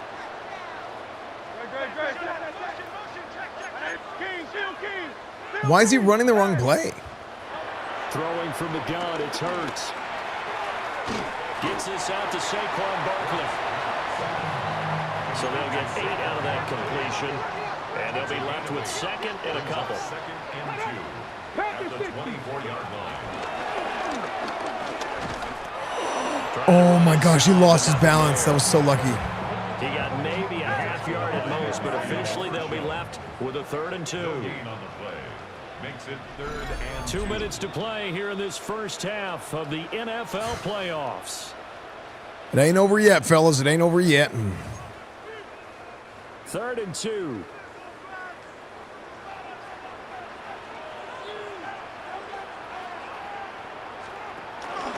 They'll try to run forward with Barkley. Nice.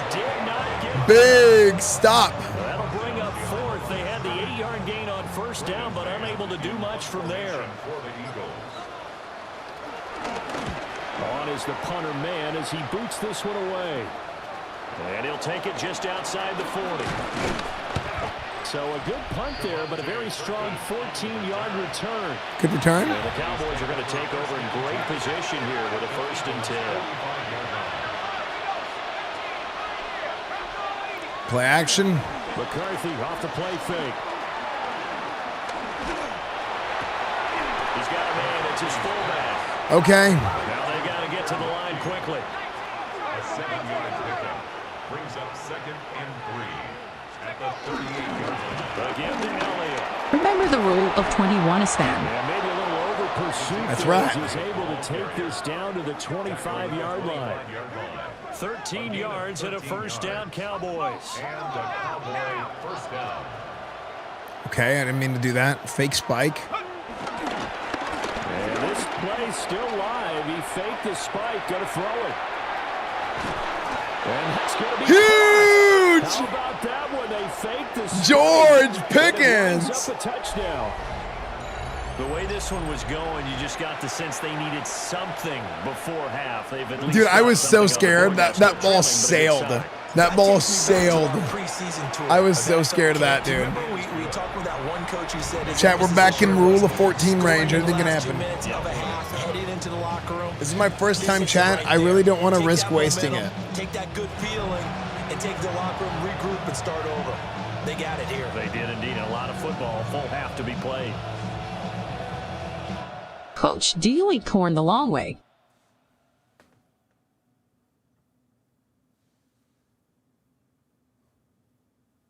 Is there any other way to eat corn?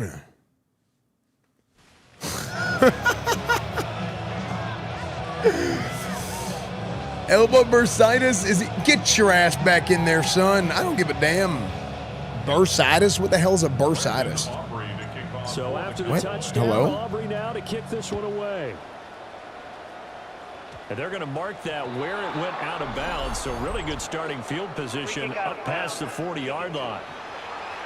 Well, you don't see that often. He just mishit it, and it goes out of bounds. Mo, think of the 45 months, dude. And I'm looking Turquoise at you, and River. you're looking at me, and I know we're both thinking Thank the you for same the 33 thing. months. Isn't it easy enough to keep it between the sidelines?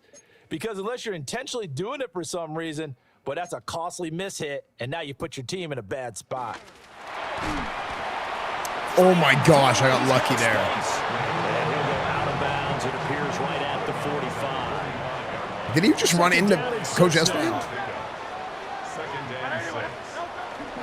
Hand off to Barkley on the option. The Eagles going to take the first of their timeouts. Dude, that was insane that he ran out of bounds, by the way. Aside.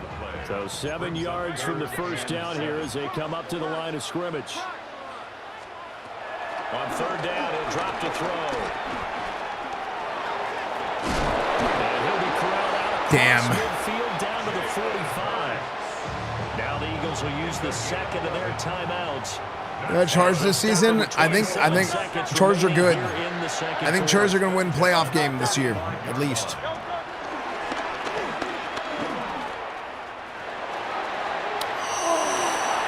He's free going down the left side. It's a foot race. Touchdown, Philadelphia. Jalen Hurts as the first half is winding down. And the Eagles will extend their lead here just before halftime. Elliott good with a PAT. And the lead down at 3 touchdowns at 21. So not much time to speak of remaining in this first half as the kick's away. From a yard or two deep, here comes a return. And he returns this to the 22.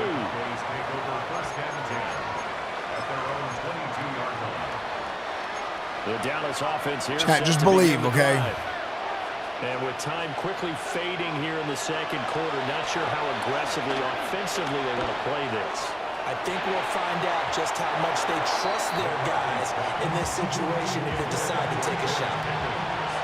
Now a 2nd and 10. Brings up 2nd and 10 at the 22-yard line.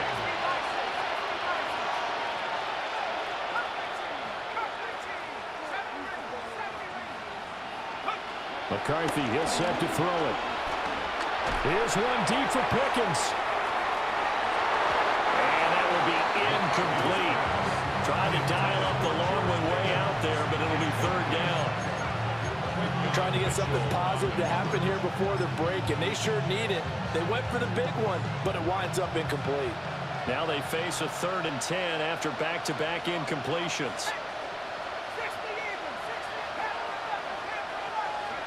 A final shot before break. McCarthy.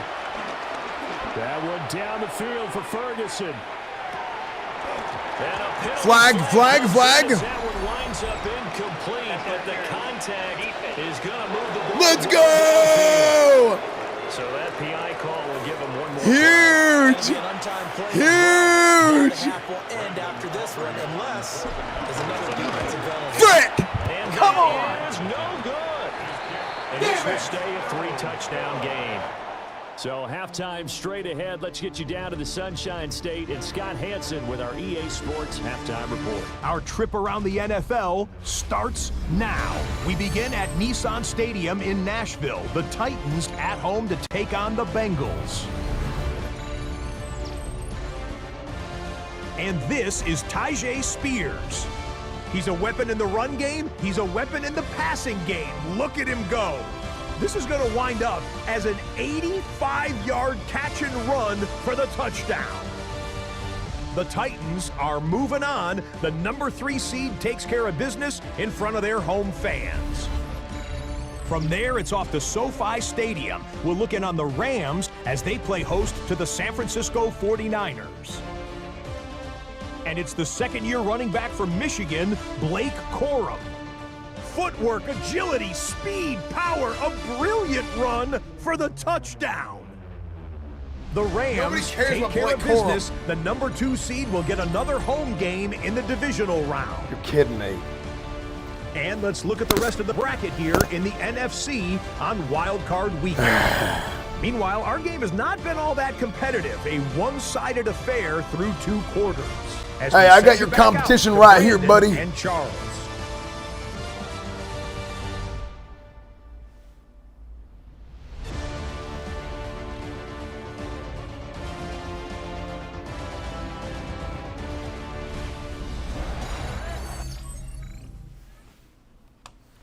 What the hell is wrong with y'all? Okay? There's a little bit, you get a little wet. You get a little bit of wet on you, and you lose your dadgum minds.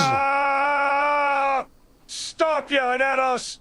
It's not our fault. It is! We only did what you told us to do. Yeah, and you did it Why wrong. do you insist that we spot the other team 14 points every game just so you can say Rule of 14? That is... I hate it. That is You're not my true. real dad. That is not true. That is true. The other part of that is not true. I said if we go down 14, I say Rule of 14. That is some of the most pathetic playoff football I've ever seen in my life. Where's Brandon Aubrey? Brandon Aubrey. Pathetic. Kicking off out of bounds. Missing field goals when you just right here. And you're going this way, you're going that way, you're losing your dadgum mind. A new report from the Potus Pablo Tour finds out details and knowledge payment from you to a fake climate change company called Aspiration mean to circumvent the league's salary cap. Care to comment? No, I don't care to comment, okay? We have done everything correctly, all right? Aspiration Trees Incorporated or whatever the company calls, a great company, and they pay our players for us. Thank you. That is all. Let's go win this damn ball game. Brandon Aubrey, break them out. And if you miss another field goal, I will whoop your ass after the game.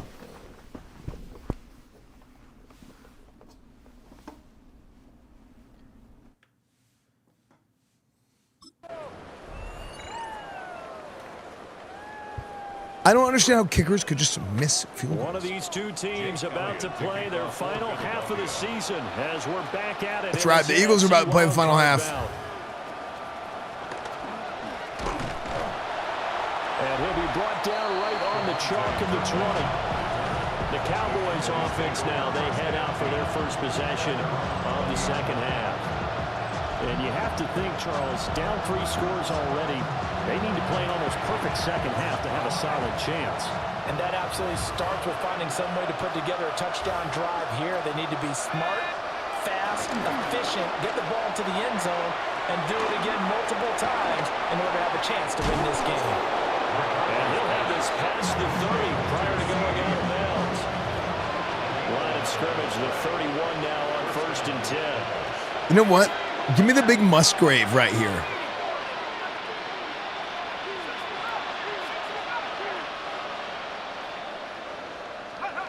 To the air with McCarthy. And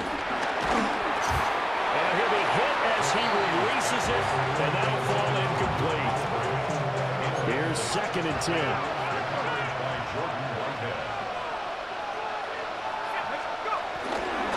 The give is to Elliott. Nice little juke. Okay. Dude, maybe I should just be running the ball, man. We're mashing them up front, man. If Twitch were shut down today, where would you move the stream? I mean, I'd be everywhere. YouTube, Kick, Twitter, Discord, Reddit, Twitch, Instagram, everything is SFanTV. Thank you guys for watching today. Yeah. First down carry by Elliott. No dice this go around. He's hit behind the line and taken down. Facebook. I want to start streaming on Facebook. Throwing is McCarthy. Sliding out of the pocket. Nice. He finds his man. Burgalicious. That one covers 24 yards. It's a first down. They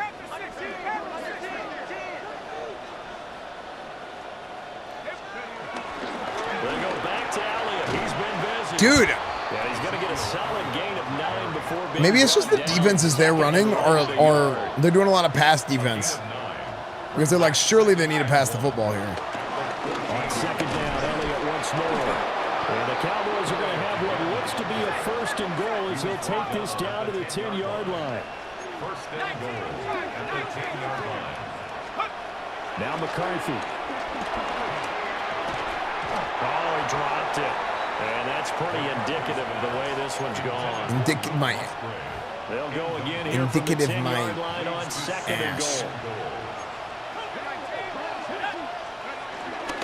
This is Elliott. Oh my gosh. Unhitch the trailer, Zeke. You had that one. A big play forthcoming. Here's third and goal. Wow, the Dolphins just tied the game up. Well, he'll get this awfully close to a first down. Boy, that's going to be a razor-thin measurement, but I don't think he got there. Now on 4th and inches, they're going to want to talk this over. We get a timeout. It's just their first, so 2 remaining. Wait, I need to do QB sneak. Oh my gosh, I can't do it. Running with Elliott. And he did. He slipped. Backwards to the 2-yard line. Ezekiel Elliott unable to punch it in. And this Eagle defense stands tall down near the goal line. The Eagles offense set to begin their next drive. They'll start out on the ground at Saquon Barkley. And he was very fortunate there to get out of his end zone. He maybe got back to the 2-yard line. Really shouldn't be a surprise. It's going to be hard to move people in this situation. You know they're going to bring the pressure defensively. Because I remember playing in these spots, and my coach would always say, don't be afraid to try and create a safety, too. They're going to bring pressure. I'm getting held. Bulldog shedding the tackle, and it gives him some room. And he's out right at the 25. So a solid run by Saquon Barkley, and another 1st and 10 here. They'll motion the tight end across the formation. On first down, they'll go to the ground. Nice. And this time the yards won't come so easy as they'll in fact tackle him behind the line. So their task a little bit more difficult now. 2nd and 13 that they're walking up on. Looking here for Smith downfield. Oh my gosh. It's going to be incomplete. Good effort there trying to take a shot, but it's 3rd down. Coverage on the play by Trayvon Diggs. From the gun, it's Hurts. He's going deep for Brown. Pass incomplete, but the flag in the backfield, and this might be a roughing call. No way. What? Well, Charles. How? I was controlling him. I literally.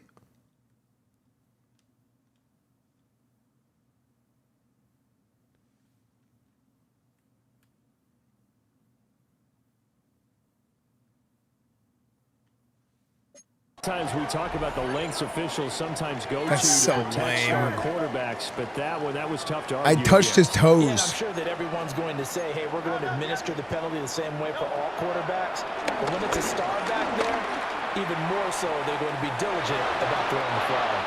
And he bats it away, and it falls down incomplete.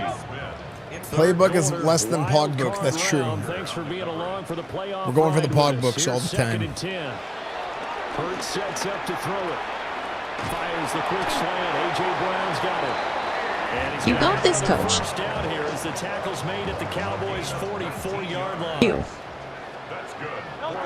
Yeah, I think we got to change Watch Mojo too. First and 10 at the 44-yard line. Throwing is Hurts. This short throw caught by Goddard. He's tackled a yard short of the marker. Good gain of 9 on first down. Sorry. Second down and a yard. Second and a yard at the 34-yard line. Here's Hurts to throw. Yes! And the defense says they have it. They do. One play into the ball game, an early turnover. One play into the ball game. Turnover. They're going to take a second look at this. Ref, let the kids play the game, ref. Now the question, was the knee in fact down before this ball comes loose? And is the video convincing enough to overturn it? A lot of factors here. Remember, you also need clear possession of the football afterwards. This is a tough one to overturn. So that one overturned. They say the knee was down, and that will not be ruled a fumble. A first down carry for Barkley. And he struggles to get a yard here, maybe a yard, down to the 31. Dude, I just got owned by the rain so hard. And dude, literally 3 turnovers in the red zone, man. Off the option play. And he'll be brought down at the 21, just shy of the 20 in the red zone. So first and 10, and if they score on this drive, might have to start digging in our second half blowout material. Smith in motion right. Now they'll switch it up here and look to throw. And he'll be taken down at the 20 after a gain of just 1. Now second and 9. Chat, what do we need in the draft?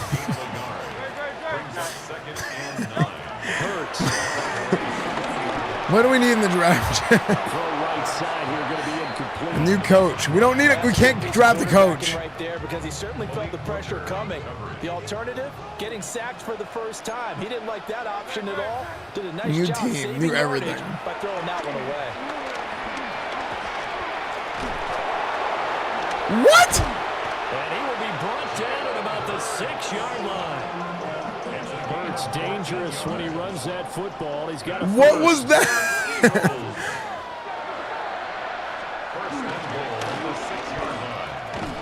And they go the wrong way on this one. Losing yardage back at the 12. They'll try again on second and goal after going backwards to the 12. Second and goal at the 12-yard line.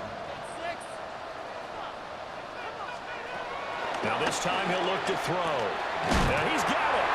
And he'll take it into the end zone for an Eagles touchdown.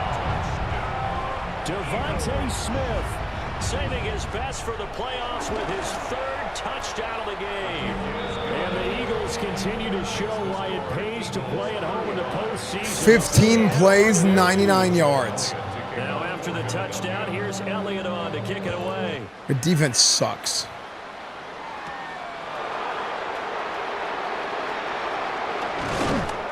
Brings us out past the 20 to the 24. The time to get another look at this Cowboys offense. They've got some stuff to build on from that last drive because they moved the football, CD, and then they tried to go for it on 4th down, didn't convert, probably left a bitter taste in their mouths. I would say so, and I think that they go out in this series. Oh my gosh, CD! He slipped again. When he was sort of cut upfield, he could have scored. Get it done within the parameters that they've set for themselves. Run their offense, get it into the end zone. Yeah, I think a little bit of determination and a dash of anger. That is incomplete. Second and 10 now. 3rd quarter action from Philadelphia, PA. Here's McCarthy. It's caught. Tolbert. And he'll be taken down, but not before he gets into enemy territory. A gain of 12. First down, Dallas. Now a play fake here on first down. And that one not to be. It's incomplete. So they couldn't hook up as time is now run out on this 3rd quarter of play. And welcome back. We are in the city of brotherly love, Philadelphia. Dude, I'm just getting railed. Big lead here to start quarter number 4. 2nd and 10.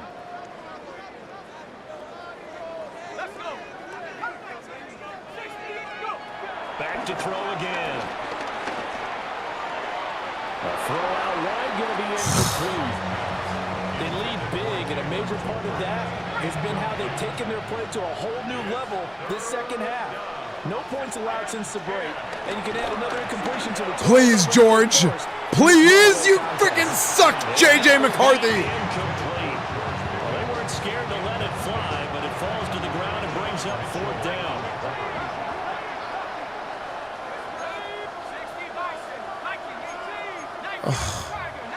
Now flags fly in, and one of the Cowboys looked like he got going a little early. What is dude? Entire collapse. Do you think that perhaps the play call was for him? Going for it. Here's McCarthy. And that's going to be incomplete. The Cowboys here unable to convert on 4th down. And The rain effed me so hard, dude. field position. They'll come out throwing. Balls slipping, dropping passes, not tackling people. And he is tackled inside the 40, not quite to the 35. Line of scrimmage, the 37. Pass sailing. That's good for an Eagle. Handoff to Buck. And the ball's out. Dude, that was an amazing hit stick. The fumble on 1st down. Now here's 2nd down. A 3-yard pickup brings up 2nd and 7. At the Cowboys on the draw. This is Barkley. And this defense not ready for that one as he'll take this down inside the 25. And we can't stop him on defense, dude. They're getting here on the touch pass. A great read by the secondary. They come up to stop that touch pass before it can even get back to the line. We dropped so many interceptions. 2nd and 11. Let's go. Trimmer. On 2nd and 11 now. Hurts. Oh, that'll be incomplete. Well, he took a shot as he let that go. And it's going to bring up a 3rd down. Backed up here. Tough spot. Man, when do we get the Eagles, man? Pick up the 1st. Back to throw. He's got Brown on the out route complete. And out of bounds right around the 20. So Hurts is off, and on comes Jake Elliott for the Eagle field goal. The kick by Oh my gosh, dude. What is wrong with AI? So let's see what this is about. It literally just... Well, trailing here in the 4th quarter, and that personal foul, that only adds to the hole that they're currently standing in. Yeah, absolutely a bad job of just losing your cool and letting your anger take over. Mistakes like that, not going to help you at this stage of the game. Again, he'll drop to throw. Throw going to be caught left side here by Granson. I cannot believe it, man. From the 10 to the 5 on a pickup of 5. I cannot... I just, dude, this is just one of those games where literally everything is wrong.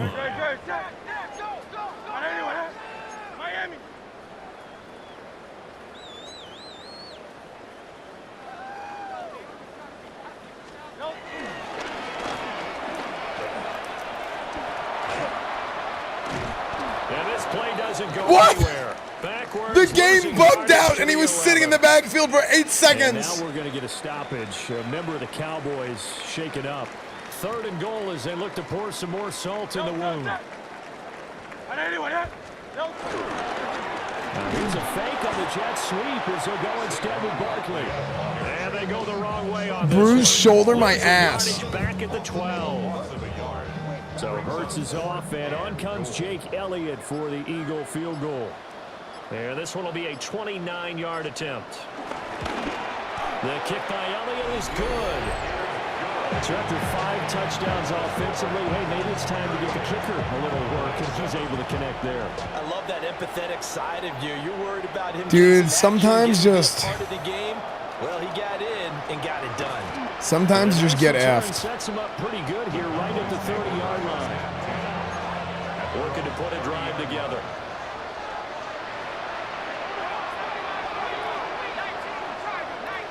Sometimes just get effed in the A. Throwing to start the drive. McCarthy got his man complete over the middle. That's Ferguson. And they're going to speed things up here. First time. 18 on the play. Yep. First down, Cowboys. Working out of the gun is McCarthy. Oh, he was hit as he threw it there, and that one winds up incomplete. Number one. Oh, no. An incomplete pass on first down. That leads to a 2nd and 10. McCarthy operating from the gun. And the pressure gets there. He'll go down. It's a sack. And it is going to bring us to the 2-minute warning. It's a loss of a yard, so they'll wind up crediting him with a sack. Pain, dude.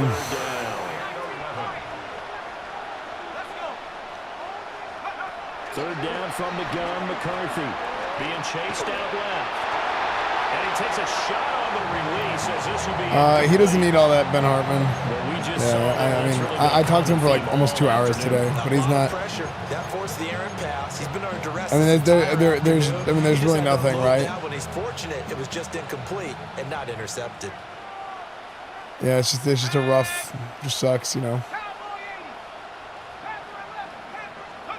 They'll indeed go. Here's McCarthy. I'm just. It's going to be batted down. There's no point.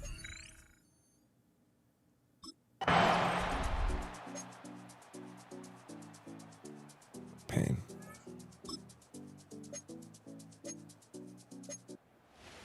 And I know it's hard to find solace on one side when the season ends, no matter where it ends, but especially in the playoffs, because there's all that build-up to the moment. But I would imagine the post-game locker room speech, it'll have a pretty positive spin.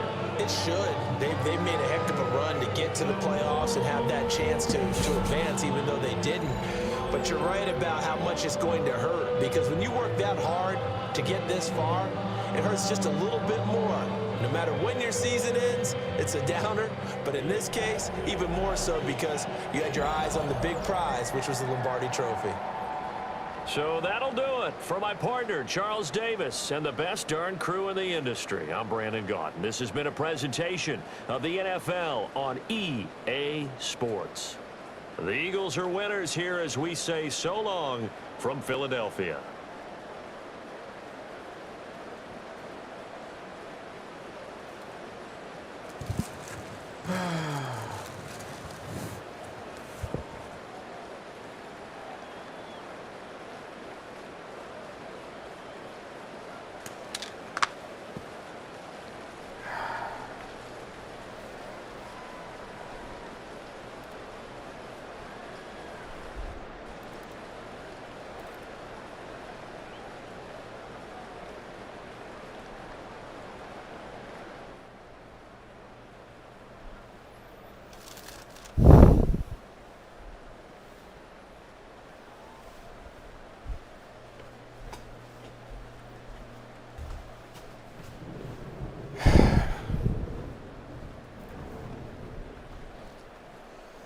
Thank y'all for joining me today.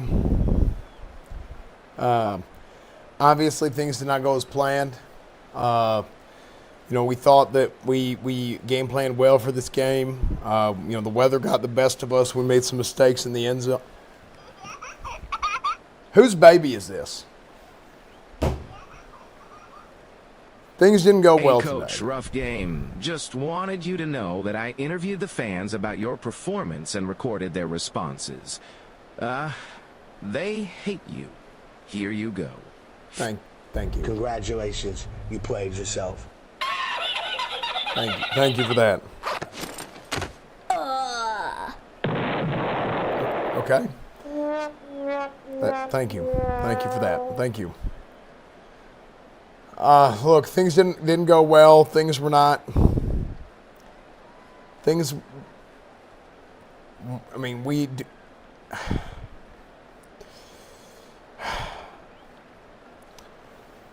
Okay, I'm going to be honest, damn it. Okay? They told me to be professional. They told me to come up here and take it on to be a man. You know what? I am going to be a man. All right? My team sucked cock today. That's what they did. They should have been the dadgum cock boys. Okay? We weren't the Cowboys the today. players at halftime were calling for a new coach. Also, they were saying you wanted to get extra coconuts. No. I don't know what's going on with that. But also, my fries are getting cold. Can you go warm them up for me? No, I don't work in fast food. I'm a head football coach in the National Football League, and I don't appreciate the sentiment that y'all are saying I shouldn't be here. Okay? I'm sick and tired of it. Okay? We have what it takes. All right? This team needs better leadership. Okay? This team's got to find a way to win. This team's got to find a way to persevere when they get down. Okay? We coach them good. We coach them right. But the fact that these guys go out there and shit the bed like that is pathetic. I mean, what do you want? You want to get rid of me? You want to fire me? You want to get rid of me? Hey, Coach. Bring someone else in. I know we sucked today. I'm a winner. You believed in us, and we let you down.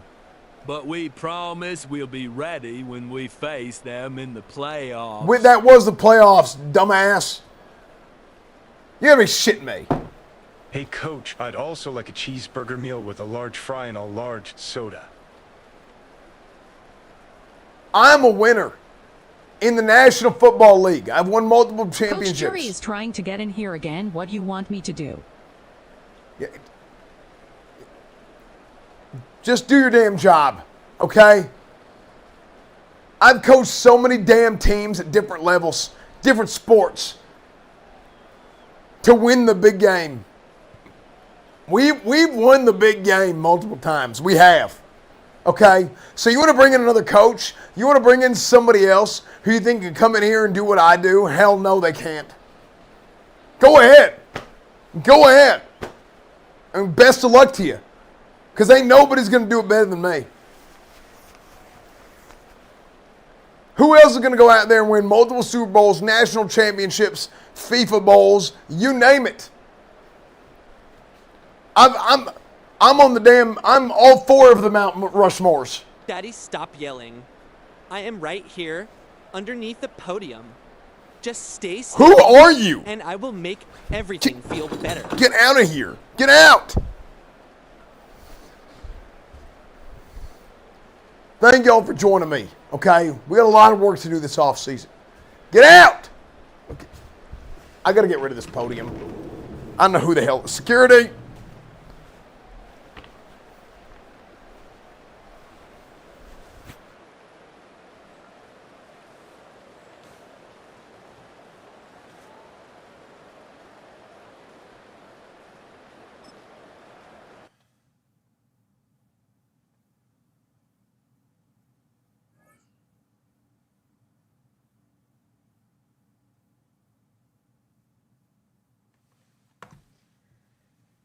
Listen, buddy, I just want a number 3 combo, and maybe some Yoo-woo. Wake, my cashier just ran off.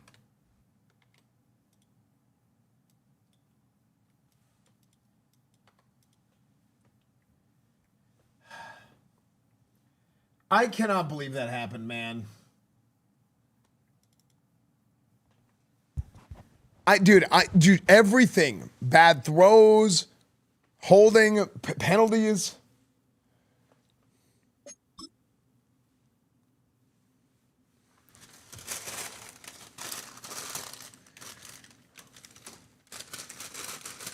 $15-play, 99-yard drive. That was the most indicative. QB is a problem. The problem was the rain, I think, because he's been good all season.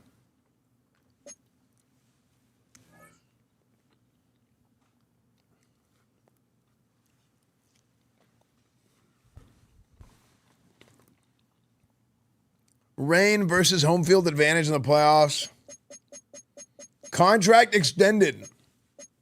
After my rousing speech, you see that, chat? Contract extended. Rousing speech, dude. I gave a big time speech and they were like, "Oh man, this guy's the truth." That's what happened.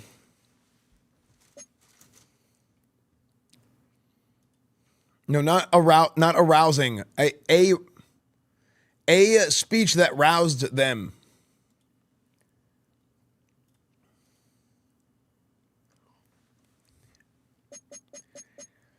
I cannot believe we lost that.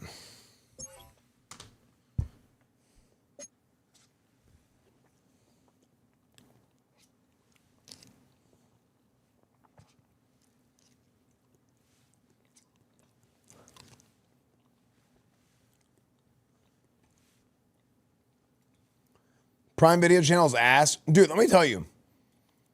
Prime Vision is incredible. We can't really watch the game, but I'm going to show you this.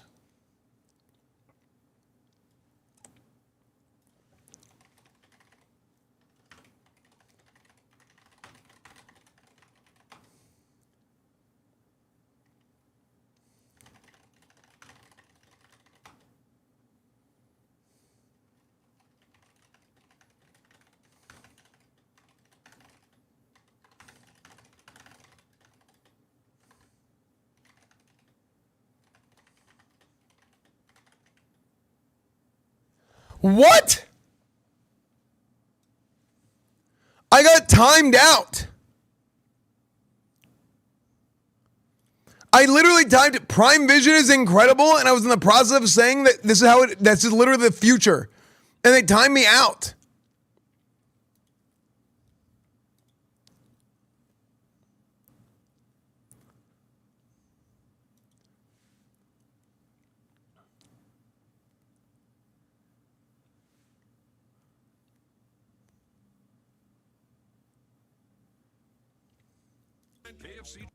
Like, bro.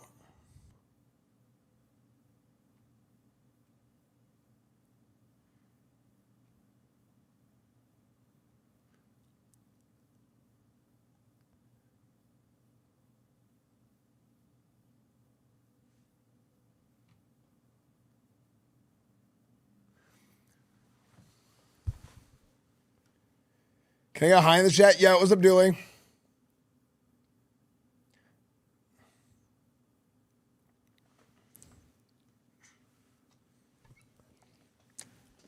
Dude. Don't worry, coach. I did throw away my VHS player. I can go take in the Cowboys' favorite hobby and watch in 360 the last time they won anything order up.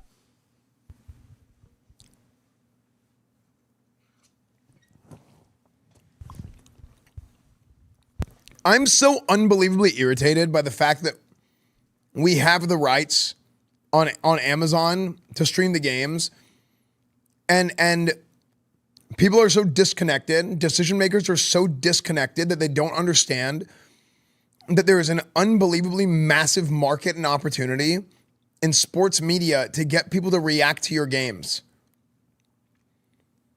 The audience for sports in the younger generations is going down. You need to do things to account for the times. I've been saying this for years. It's already happening. People are doing streaming the games like this. It's happening. Pull off the Band-Aid. Like, you think if I could sit there and watch that Prime Vision broadcast showing it highlights the eligible receivers and it shows the routes and everything. I'm like, dude, this view is unbelievable for teaching people who don't know football what's going on. It is so good for getting people into the game. Like I saw one play and I was in I was like, dude, this is it.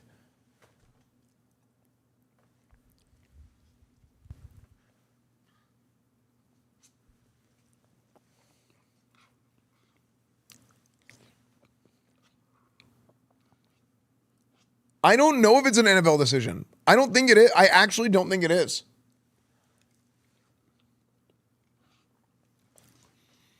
They're taking games. They're putting them international, overseas. It's still so difficult to get to actually go to a football game, man. You want to get people in other countries into football? Let streamers react to them. Do you know how many people are from not America that watch my stream? It's crazy.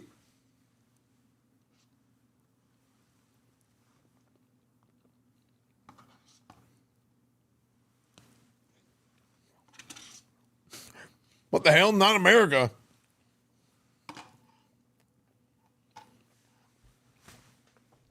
It will literally grow your brand. It's insane.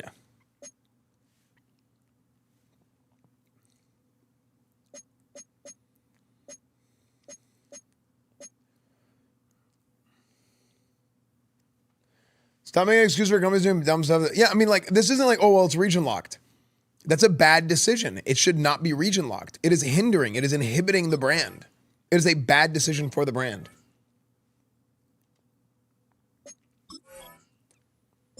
Because what you want to do is you want to take that logo, whether it's the Dallas Cowboys, whether it's the Ravens, whether it's the Bills, whether it's the NFL Shield, and you want to put that in front of people as much and as often as possible. You want to put it in their hands. You want to put it on their cell phone. You want to put it on their computer. You want people to constantly be like, what is this? It's crazy.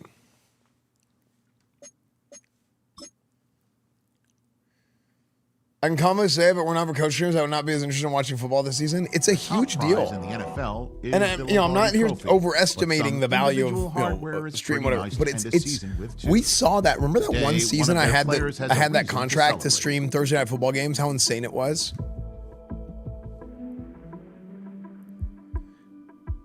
Seeing everyone celebrating this year, I was looking back at all the great performances this year. Agreed, we would have had a much different offense without him. He does deserve the recognition. Wait, who are we talking about? I wanted to be flashy, something he can flex. Show it off to the guys. Wait, get Ezekiel Elliott a gift? What? I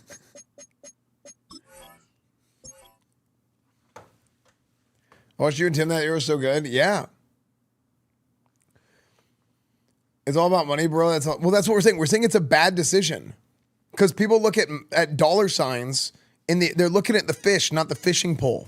Grow the brand. Go for the long-term play. Younger generations are moving away further and further from sports and TV. Not because sports are bad or boring, right? Sports have been fun. Well, I mean, freaking 100 years, right? Like, how long is the NFL? Like, what year did the NFL start?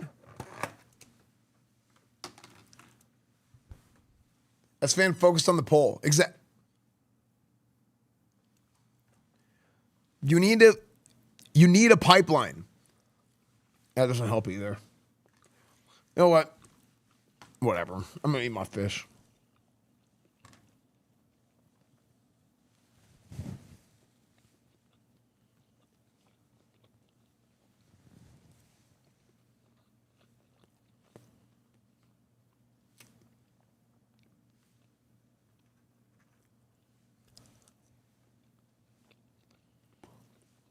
I thought you said we shouldn't focus on the fish.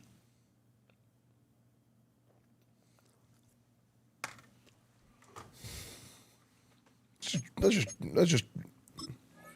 just draft something.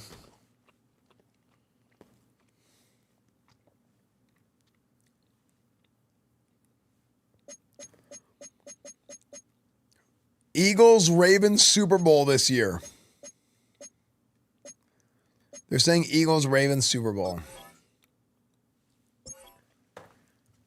You're completely right. The whole reason, quite frankly, that I'm interested in watching Madden when you play and watching the games and you could stream back then. That and trying to watch the Super Bowl since it's a massive part of American culture. Yeah.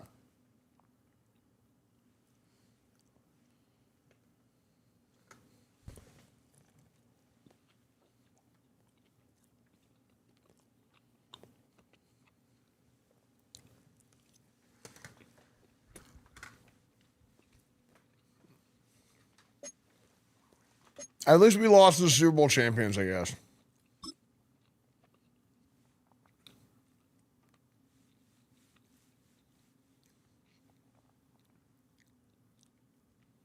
Wait, was last year the first time the Eagles won the Super Bowl?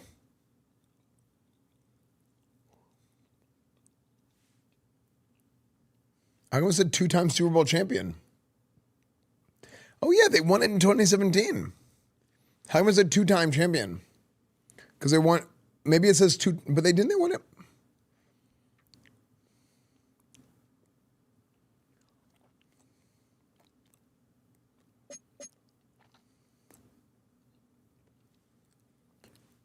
Why is it wrong?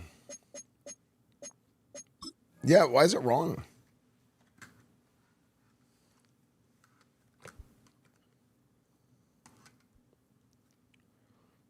Nick Foles.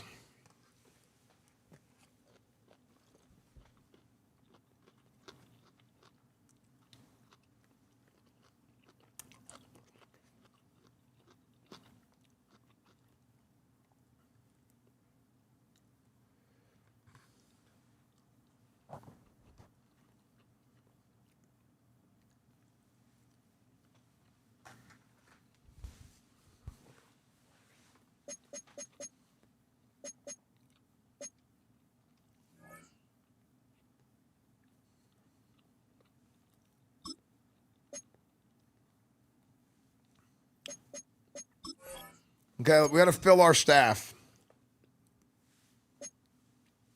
Chat dance.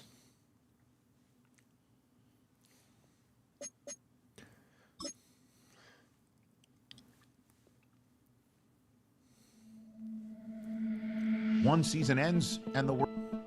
Being a great leader is about the role you play in creating the identity of your team. For our defense, we got to stop the run.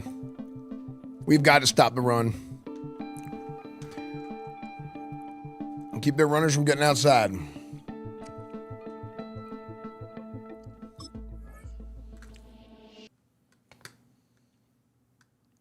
Damn, this fish was good.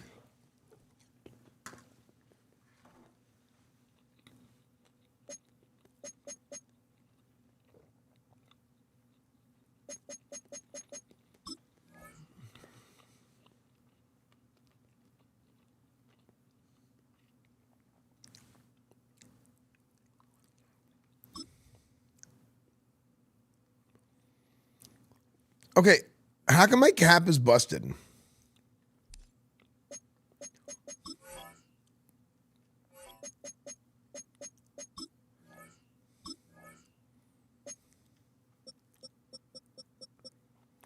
$130 million cap penalty? Hold on. Clear cap.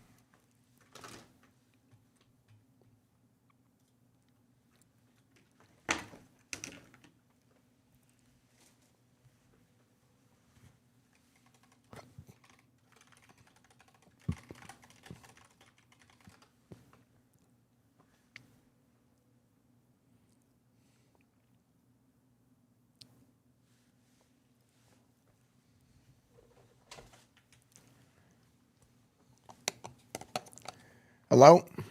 Howdy. This is is this Aspiration Landscaping?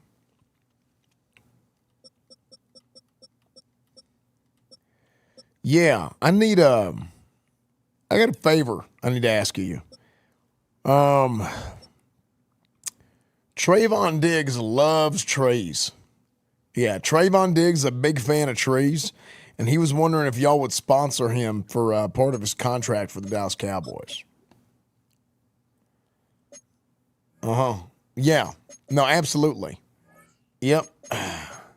Oh, yeah. I mean, he says Aspiration Trees is a dream sponsor for him. I mean, this is something that he's been trying to work on ever since he was a kiddo.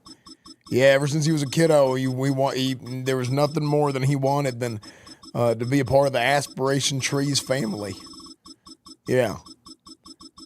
They said as a kid they called him Trevon. Yep, Trevon Diggs. That's how much he loved trees.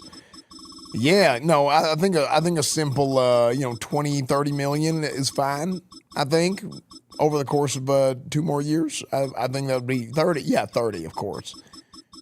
Yeah, 30 million. I think that sounds great. Thank you. Yeah, I think there might be Kenneth Murray also may be interested in that. Yeah, he might be. Let me see here. Let me ask him. Hey, yo, Kenneth.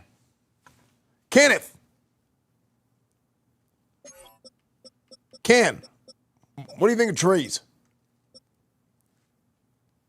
You like them? Trees are good? What if I can get you a bunch of money to, have a tree sponsor? What the fuck? Aspiration, I'm going to have to call you back.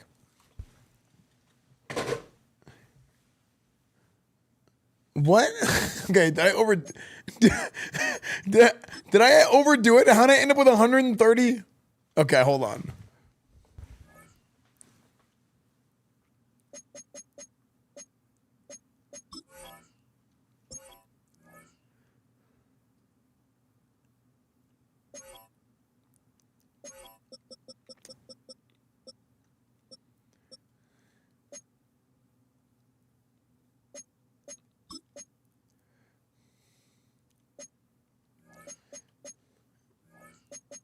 I think whenever I changed a contract, what was he at, 66?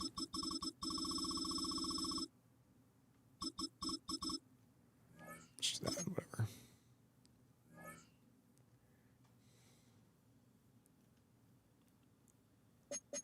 I think whenever I changed the contract, it adjusted the cap.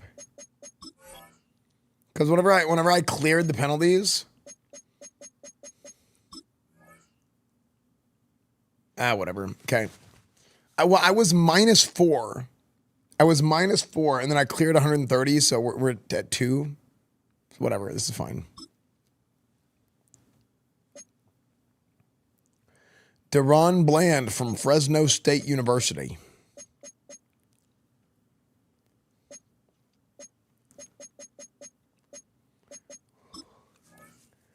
That's the exact offer I was hoping for. There you go, Deron. George Pickens. Bring on George Pickens. 4 years.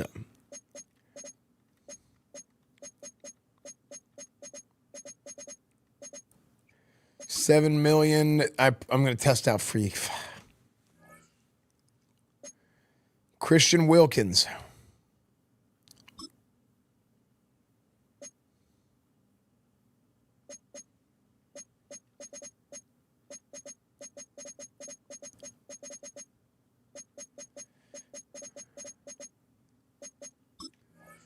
Thanks for the offer, but I'm not interested, okay?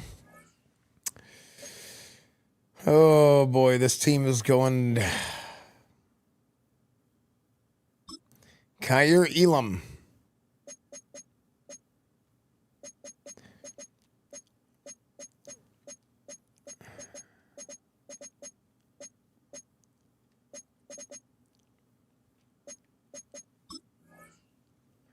Okay, not in...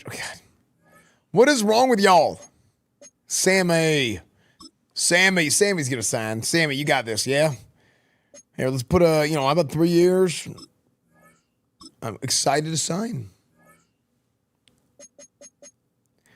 Donovan Wilson, 31. Damone Clark, Jack Sanborn, Mozzie Smith.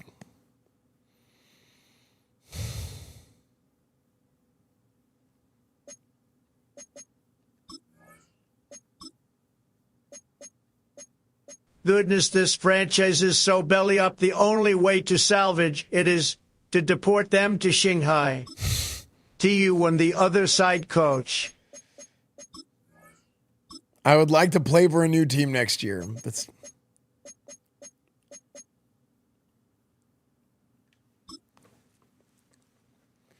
Dude, Zeke's career comeback.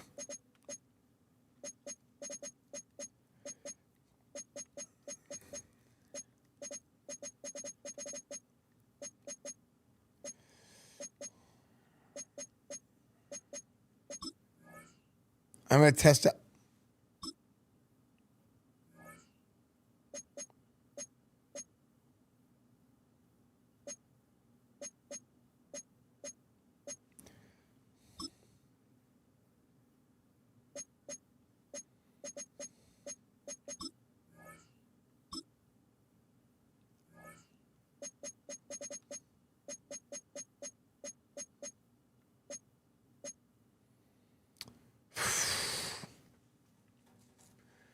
This is not great, Chad. We are not in a great position.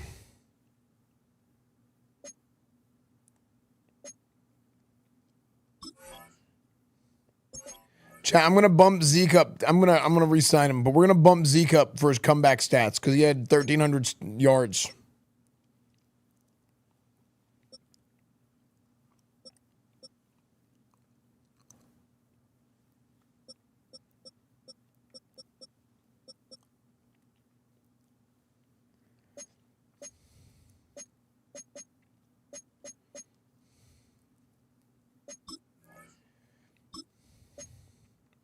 Okay, we're going to offer Zeke.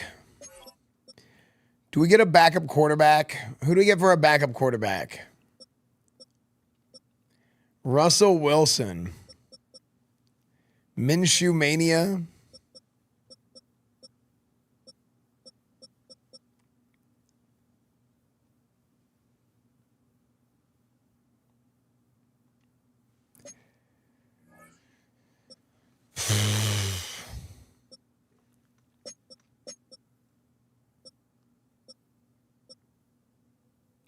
British Brooks.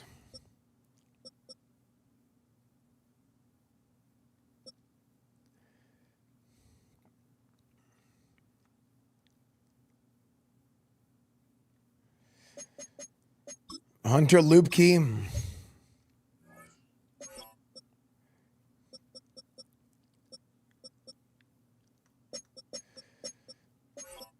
George Pickens does not want to play here.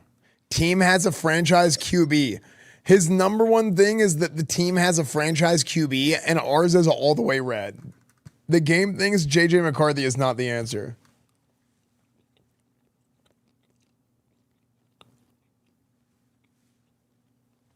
Wow.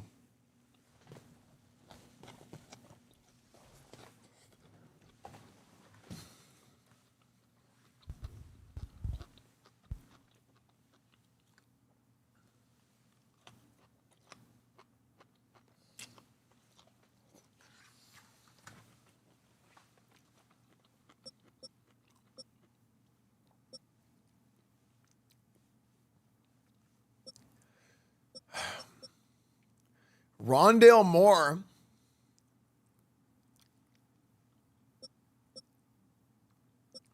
$5'7", 180. I don't know if we can.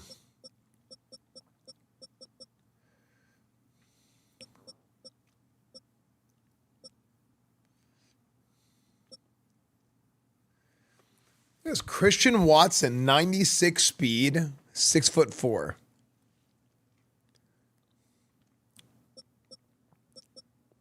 But he is not interested.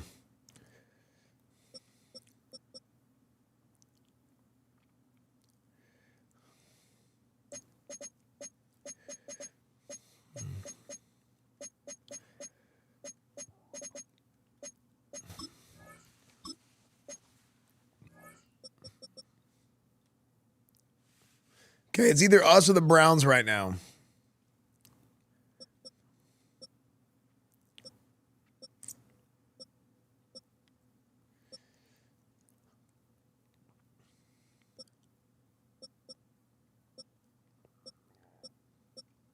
Calvin Austin. We lost two running back, or we lost two receivers.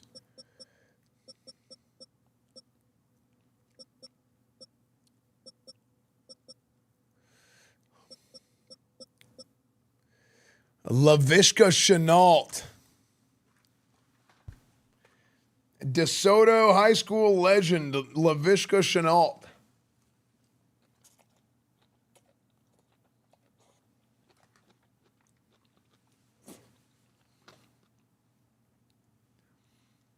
Might be able to draft guys better than this.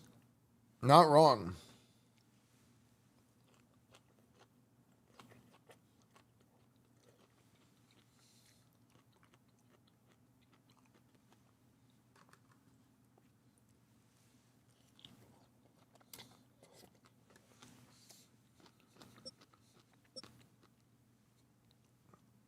Laviska Shenault was a Dallas kid.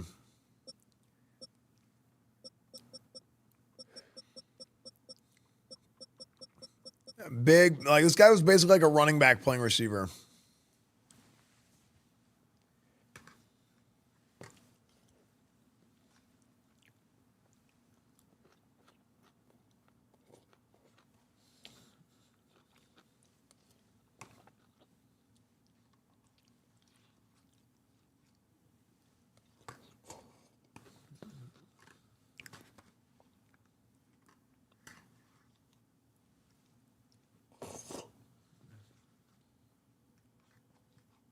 Wait, Laviska Shenault was DeSoto, right?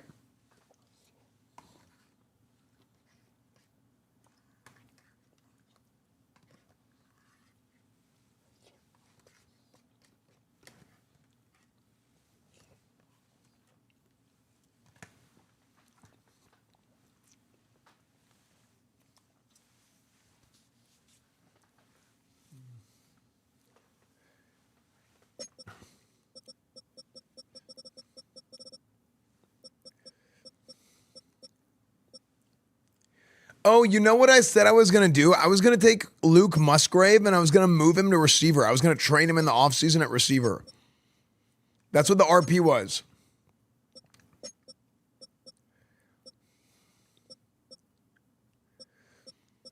DJ Reader, Clemson D tackles. Look at these guys.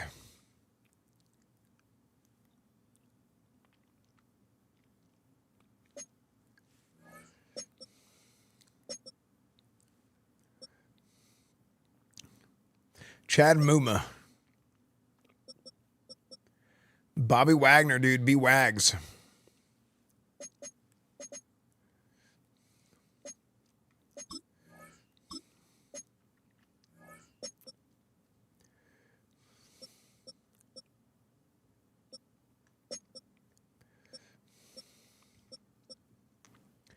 Chidobe Uzie. Wait, this guy was a Cowboy, wasn't he? 31 now. Oh my gosh. Darius Slay is 35.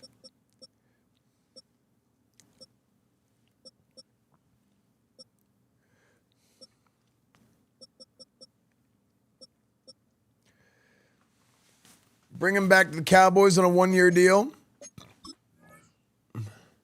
You got Wagner in every franchise? I really do.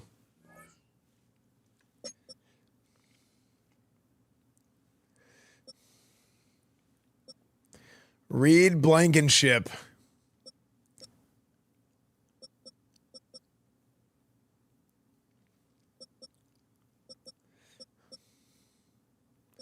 Okay, chat, look. This guy is 32 years old, 81 overall, has 2 offers. This guy is 33 years old, 81 overall, has 2 offers. This guy is 27, 5-6 years younger, higher overall, faster speed, has 1 offer.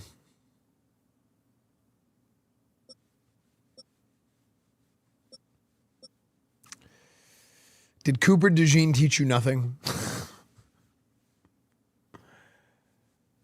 Unbelievable.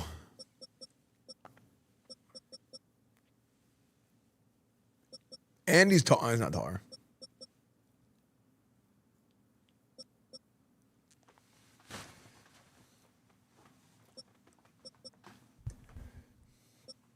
To be fair, Simmons does have an X factor.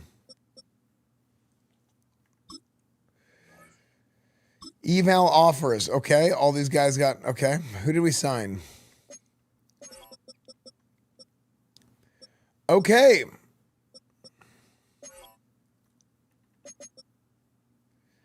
DJ Reader is available. Jaquan Brisker. Ooh. Jaquan Brisker.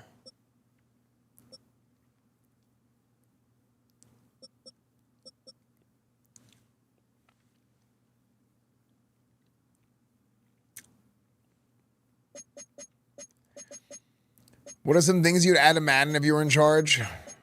I have to really think about that. Let me think of one really good thing. What is one really cool thing I would add to Madden if I was in charge?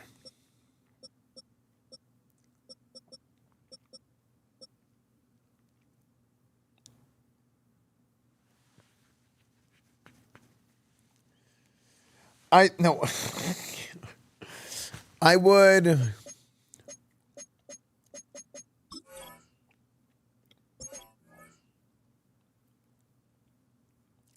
No, not penis size.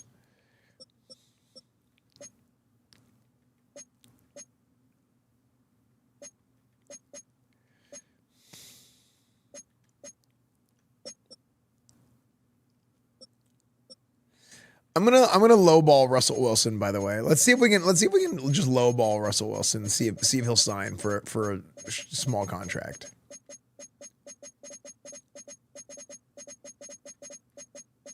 Just as a backup.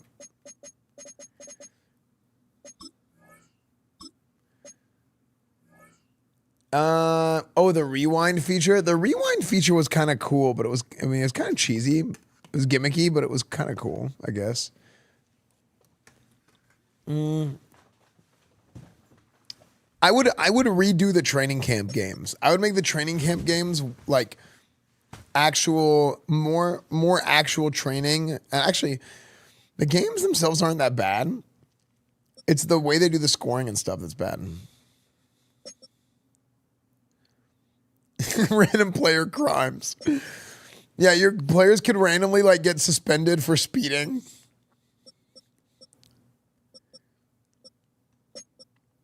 Yeah, they need to add a character stat.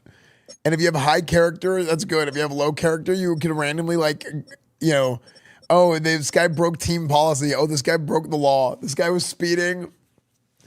This guy was racing. This guy did a hit and run. This guy's going to jail.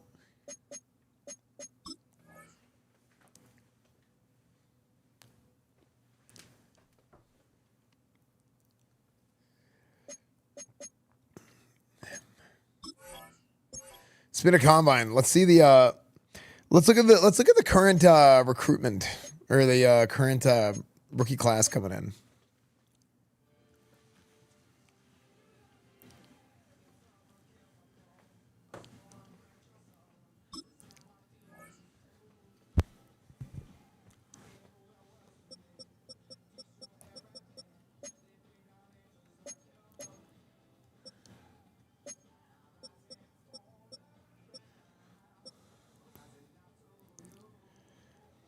All right, let's see. What are we looking at here?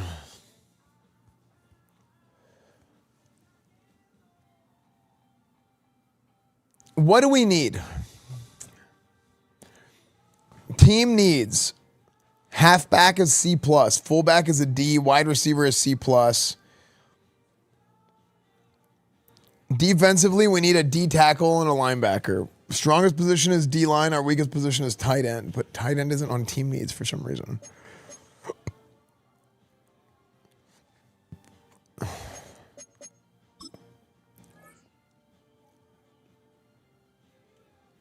Let's look at the mock draft. Dylan Rivers, Orlando Forney, Christian Knott. The top quarterback is 6'5", 230, top 5 talent. But they think it's going to go third. Browns 2 first rounders. Oh my gosh, the Browns have the 3rd and the 5th. Our first pick is 16. They say we take Gordon Bennett.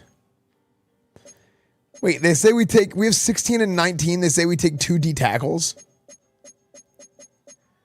And then Jonathan Clark, a strong safety that's 5'9". My ass.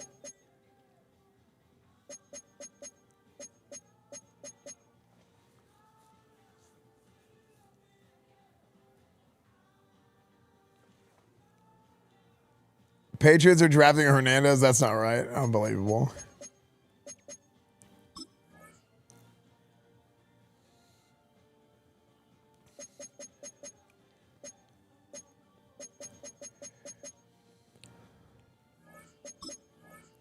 Good evening, Esfand. Yo, what's up, dude? Okay.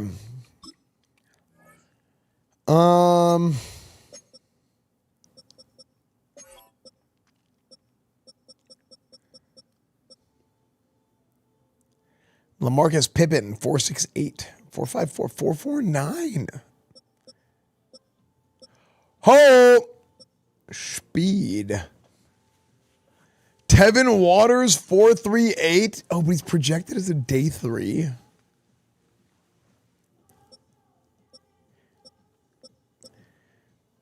20 reps of 225, 438, 38-inch vertical. Yo, this guy's a freak. There's another guy, Cameron Harrison.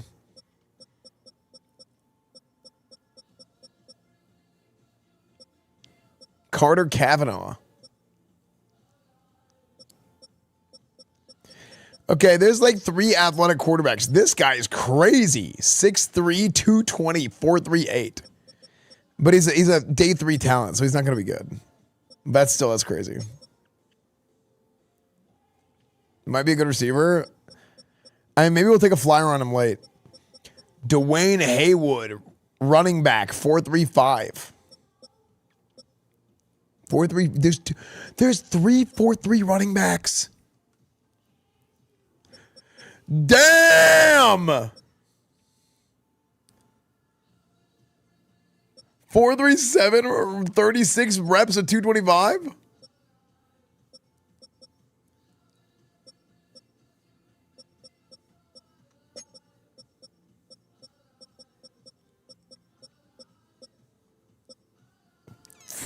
What?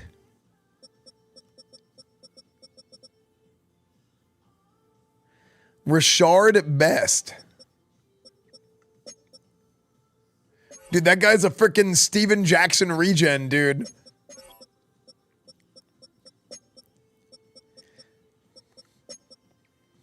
Juan Romero. Do we have a big receiver? Eric Romero. Wait, 2 brothers. Juan and Eric Romero. One's 6'4", one's 5'11". 2 brothers that came into the draft at the same time. Juan and Eric Romero are the number 1 and 2 receiver.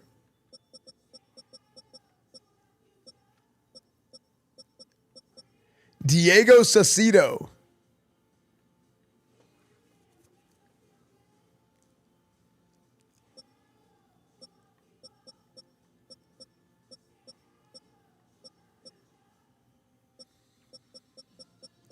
Diego Saucedo is a good name. 6'6", 198. That guy's a beanpole. Oh, 4.36. This guy can fly. Brandon Ebert, 4.30.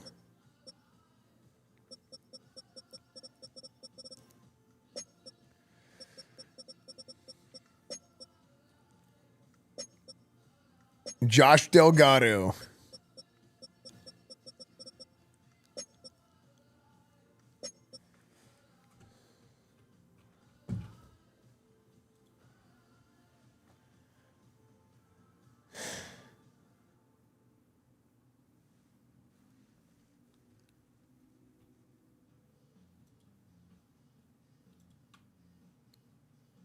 Thank you, Summit 6G.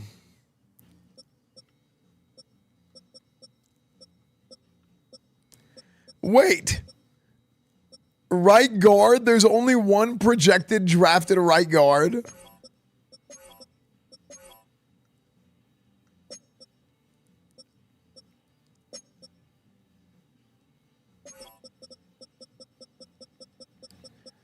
Okay, chat. We have 3 draft picks in the second half of the first round. What do we need a quarterback? Man, do we give up on JJ?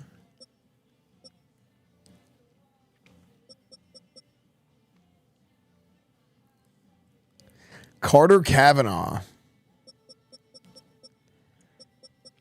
I feel like this is just going to be another JJ McCarthy.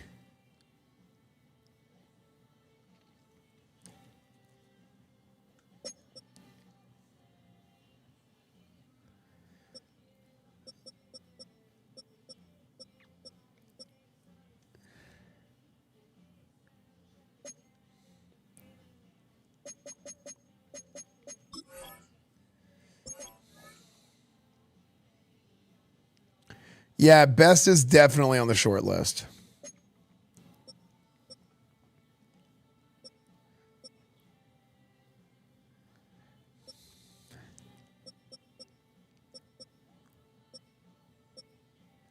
Blake Cashman.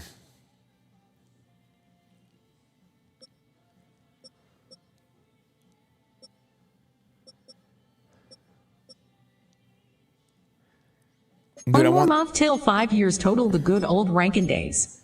True. Harold, thank you for the 59 months, man. I do miss it. I really do. Dude, I'm about to pick up the mantle for Classic Plus. I'm feeling it. Do we have any stimulus checkers? $5. Only $5. Thank you for the 300 bit tape stomp.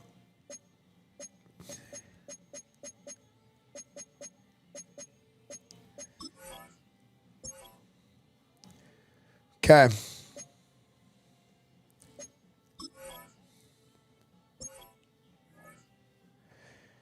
You think TBC will be sometime December to February? Oh my gosh, dude! I hope that's not in the middle of. If that's in the middle of 5.0, which it probably will be. I'm expecting 5.0 to happen before the end of the year.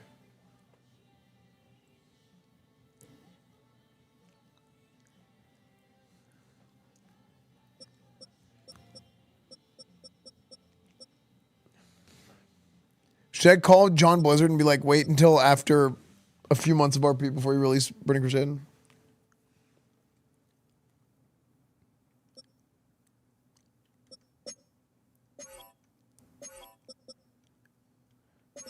And they're going to be like, no. I'm like, frick.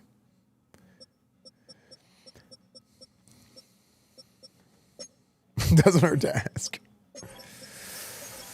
Okay. I'm doing private workouts. Who do we do private workouts for?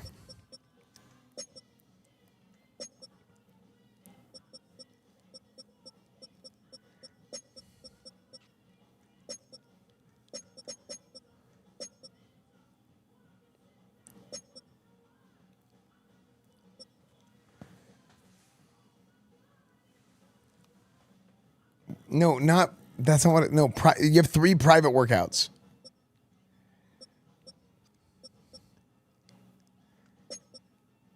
Do we go for the pass rush? Matt Hoover, Max Langford, Gordon Bennett, Jimmy McAllister, Jose Pickett, Austin Fox, Khalib Nash.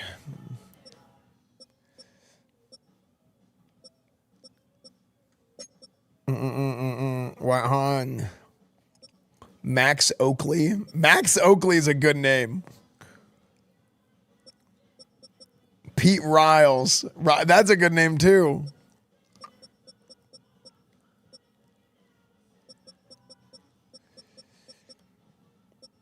Ooh.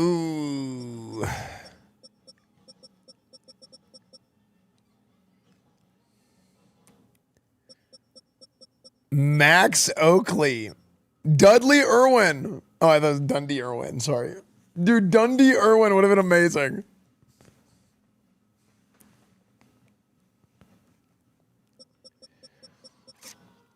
Okay, Max Oakley.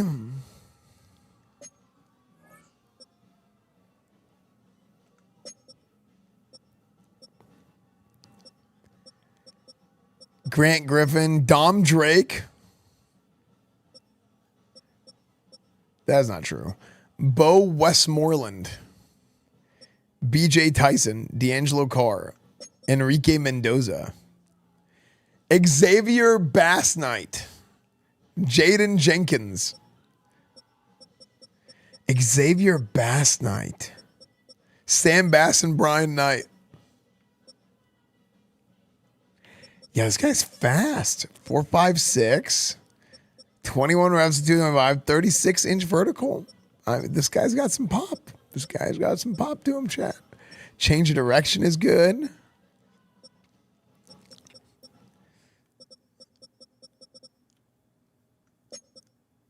Tracy Trucks. No way. Tracy Trucks. That's such a good name. Oh, he's projected around 3 to 4. Rashad Jefferson.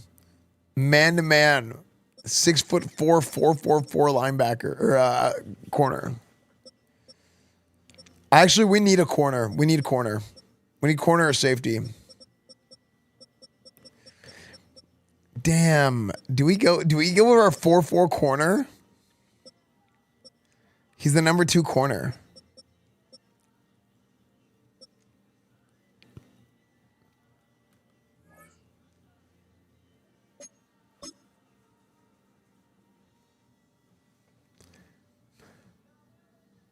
The Dolphins AI just took out the kicker. Oh, dude, Mike McDaniel is pissed. Dude, am I crazy or does it look like Mike McDaniel has aged 5 years in 1 year? I like Mike McDaniel. I know some people don't like him, but I like him.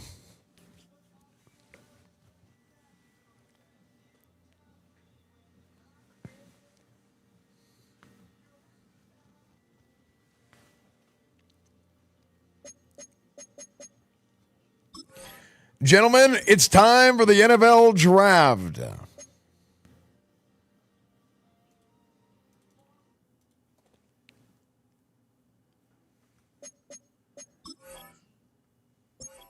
Welcome to the NFL draft.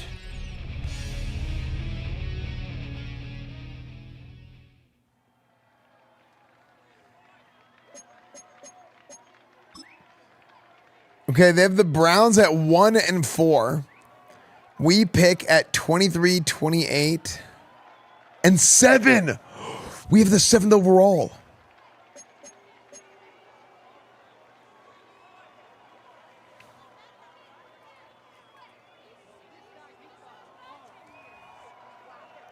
Man, I kind of don't know.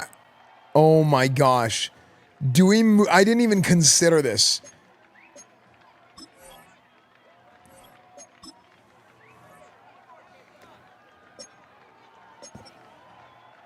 Christian Knott has a top 5 talent scout on it. Like, as he's scouted as a top 5 talent. If he's available, do we go for Christian Knott? Do we trade up for him?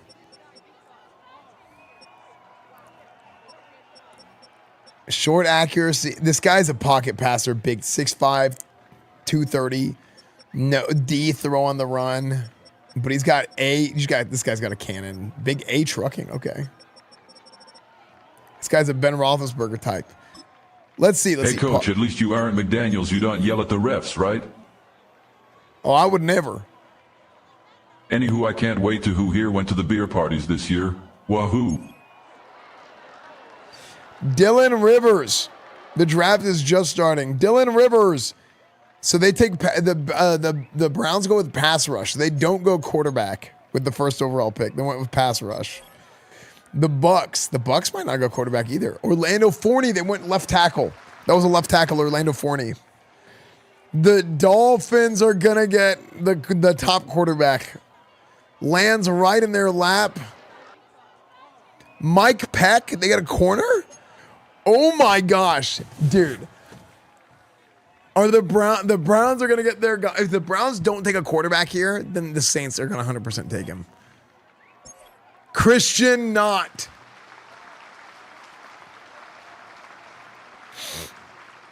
The top quarterback in the draft. Peck had a 4.3 240.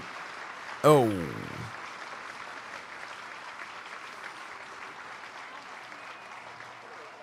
The Browns might have just drafted Malibu's most wanted.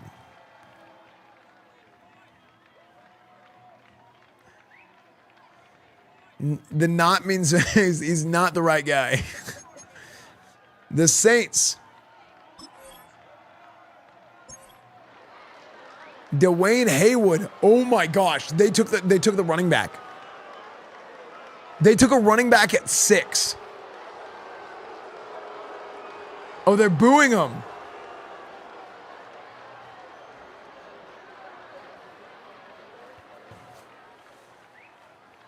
Okay, actual question here, chat. If a running back has already been taken at 5, do I take the other running back at 7?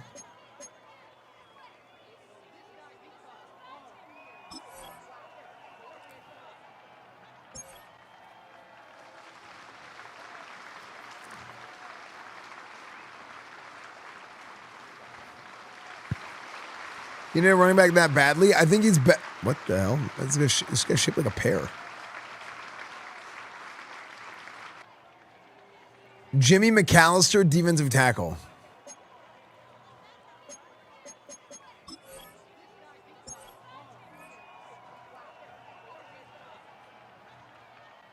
LaMarcus Pippen. Kendrick Hewitt. Jordan Bennett. Here's the thing. We need weapons on offense. We need weapons on offense, and I don't want to go receiver. I don't. Catching C to F. Oh, this guy's pretty good, but he's 5'11". This guy's pretty good.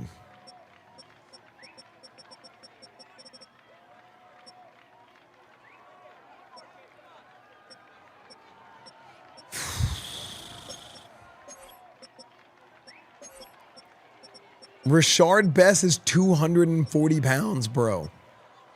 A trucking, A break tackle, B carrying. A to C stiff arm, B to D spin move, B juke. I mean, here's the big thing with him. Good agility, good change direction, great acceleration, elite jumping, good speed, elite strength. This guy could be our bell Go cow. for it on fourth. Trust the plan. He ran a 4.3740. 4.31 at his pro day. I think this guy's a freaking superstar X Factor, dude. Rashard Best.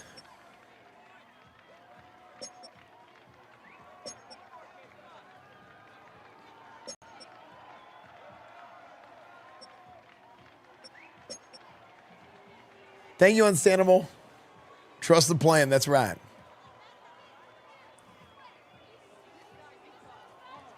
Chat. I could go D-line as well. Joey Beltran. Power moves, A finesse move. You got two pass rushers here that could be big time.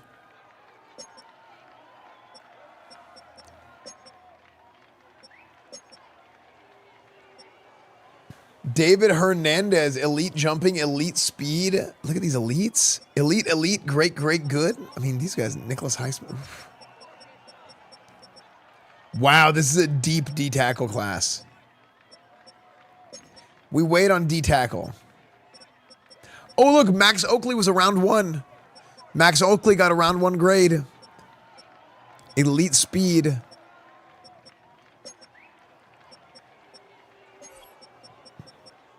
Who's the other guy we scouted? Xavier Bassnight was also a round 1. And so was Rashad Jefferson. Oh, well, I mean, they were round 1 to 2. I mean, these guys were, we knew they were going to be good, but like, still.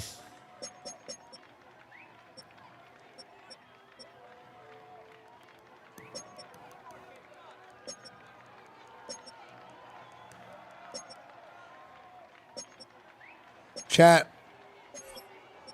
I have one thing that I have to say about all this.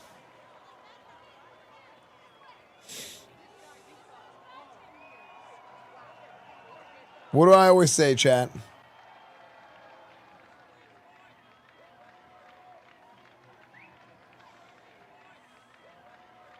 No, I don't say I'm gay.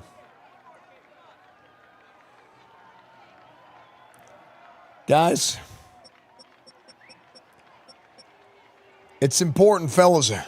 It is important to follow our tradition, stick to our guns, to do the things that we need to do to play at a high level. Ain't that right? And in order to do that, gentlemen, you got to have standards. Okay? Now, what is our standard?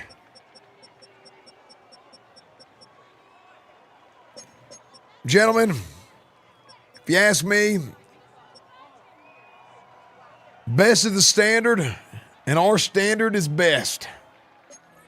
So we're going to go ahead and grab Rashard Best from Oklahoma.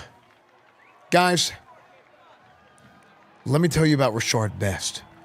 6'1", 239 pounds, 21 years of age, out of the University of Oklahoma. The alma mater of a historic school for running backs, DeMarco Murray. Adrian Peterson, and others. This guy shows great ball security at times. Other times he fumbles a little bit. He's got to work on some concentration jobs. He's not a great pass catcher out of the backfield. But this guy is a dog. Okay? This guy is a dog. He fights for every single inch of the runner, doesn't take big hits, and he excels at creating yards after contact. And yeah, he's a big, strong running back, 6'1", 239 pounds. Big, strong, fast, reminds people of old Steven Jackson for the St. Louis Rams. But not everything was all peaches and cream for Rashard Best growing up. You see him now, the Heisman Trophy winning running back, Rashard Best.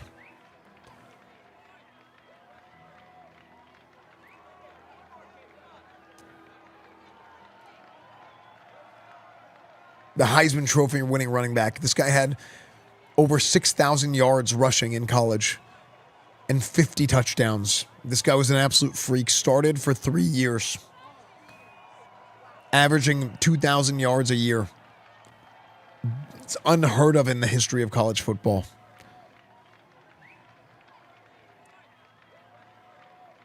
But he wasn't originally going to be a running back, Chad. He actually came into college as a fullback. That's right. He came into college as a fullback. Walk-on.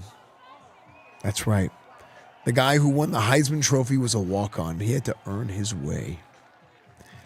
This guy played linebacker and fullback in high school. And he was always wanting to play college football, but he played six-man football in the middle of a random podunk school in Oklahoma. Yippee-ki-yay High School. He played at Yippee-ki-yay High School, and no coaches ever came, never got recruited.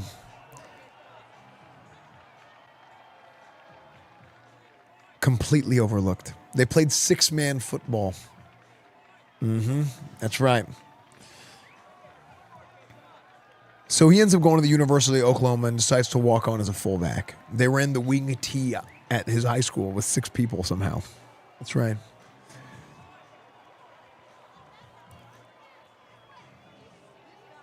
And Rashard Best showed up on campus, and they said, okay, we're going to have football tryouts. And they basically treat these guys like garbage, dude. These guys, they're like cannon fodder. They just throw them out there, and they just let them be tackling dummies. And you know what happens? They throw one walk-on out. Poof. Oklahoma drill gets his ass rocked. Hey, kiddo, get in there. You're going to be running back for this Oklahoma drill. Poof. Gets his ass rocked. Next guy, like lemmings, these walk-ons are getting in there. Rashard Best goes in. Big kid, you know. Linebacker, fullback. He was country strong, you know. Never even lifted weights until he got to college. Wasn't in a weight program. They handed the ball. Go! Oklahoma drill happens. The team starting middle linebacker runs up. Boom! Hit sticks Rashard Best. And Rashard Best just stands there. Hey, Coach Like a Richard mountain. Best. A lot of people call me Donald the Best Trump. Not me, but a lot of people do. I could run a faster 40 than that bozo. I'm fast. Actually, I'm lightning quick. Thank Let you, Mr. me on the President. field, Coach. Thank you, I'll Mr. be President. better than Ratchet. Love you. Tua turned the ball over.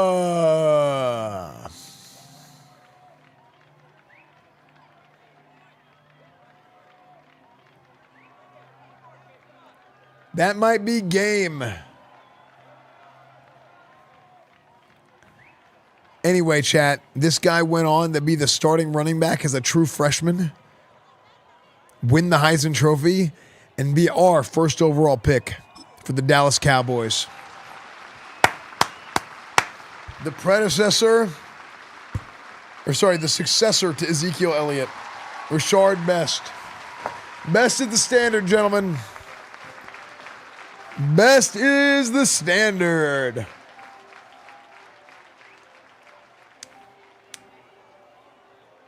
Number 1.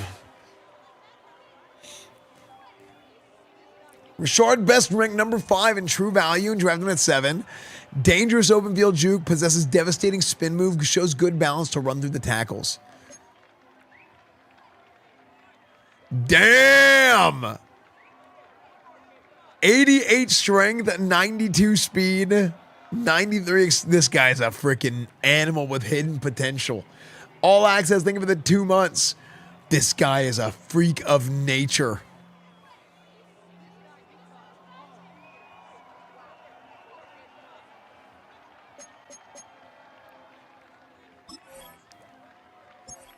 Austin Fox, D tackle for Washington.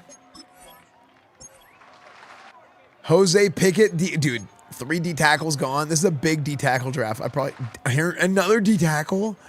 Oh man, maybe I can't go D tackle. Rashard Jefferson, no, that was the next guy we wanted. He was 6'4". Dude, all the D tackles are gone. Ted Duggan. Clayton Hooks, corner. Caleb Nash. Oh my gosh. Dude, they literally just took all the details. 1, 2, 3, 4, 5, 6 7 D tackles in the first 16 picks.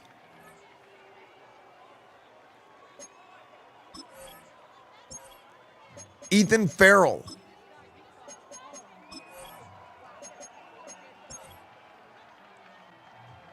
My gosh. Do I use this first? What do I use this first round pick on?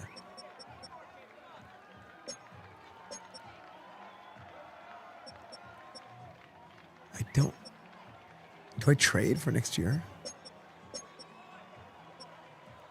Dude, the receivers are still on the board. Do I take Eric Romero, 6'4", 227, or do I take his brother, Juan Romero?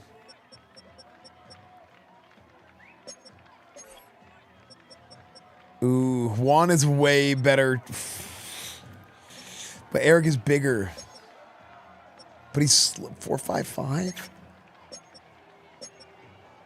Elite acceleration, decent speed.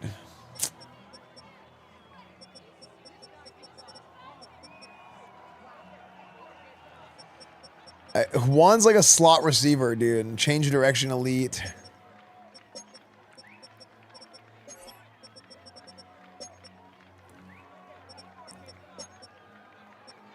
I don't think we go O-line. What about linebacker? We had Max Oakley with a first round grade. Vikings dynasty. Max Oakley. Oh my gosh.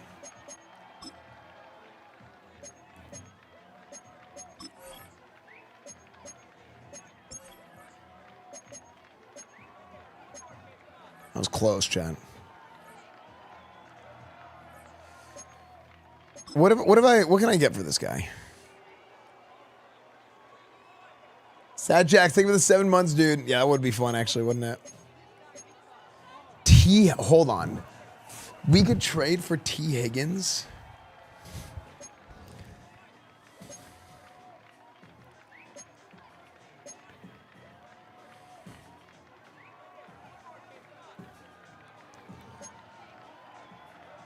We don't want Mike Evans. He's too old, I think, at this point. Josh Sweat, Sam Cosme, Zach Bond, Christian McCaffrey.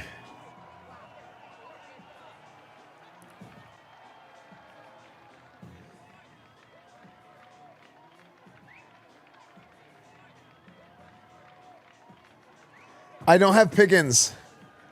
Hold on, chat. Here's my question. What do you think of the idea of taking Christian McCaffrey, drafting him, and moving him to slot receiver? Oh my gosh, Brian Thomas. That's a crazy trade.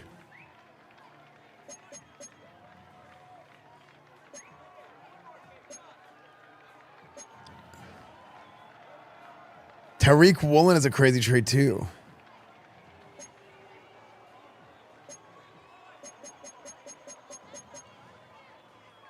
Brian Thomas Jr. and CeeDee Lamb. I kind of like the story of Christian McCaffrey moving to receiver late in his career.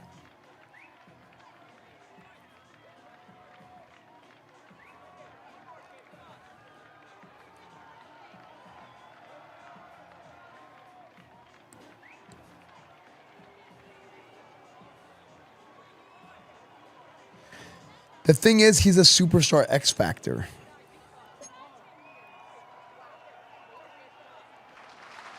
Wait, what?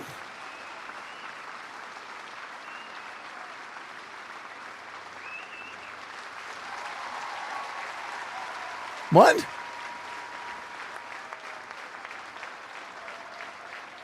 No, I paused it. I literally paused it. What? Who just drafted? Who just drafted? Do I still have my pick? Who just? Who just drafted?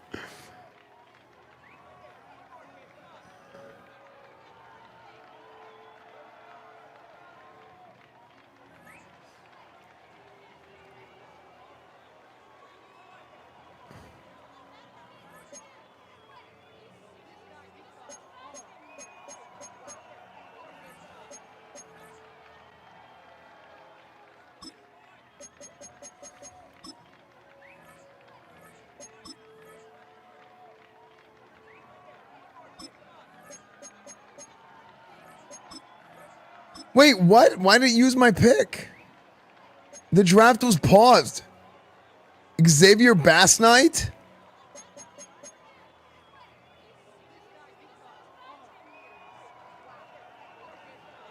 Was it not paused? I mean, Bassnight was around 1 grade, but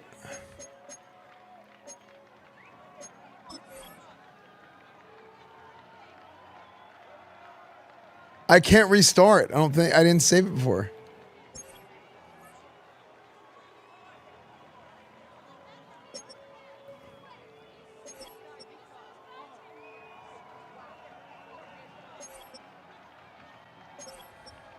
Yeah, it just bugged out, I guess.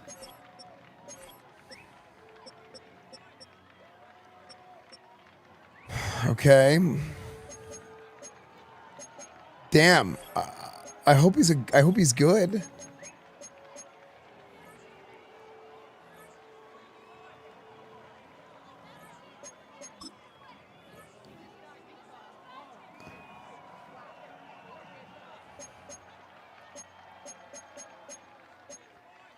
No, they don't want to trade me.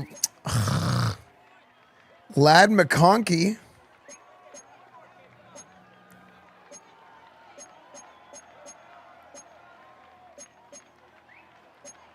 Jabril Peppers. Dude, Jabril Peppers was insane in college. Chris Olave. Jackson Smith and Jigba. Jordan Addison.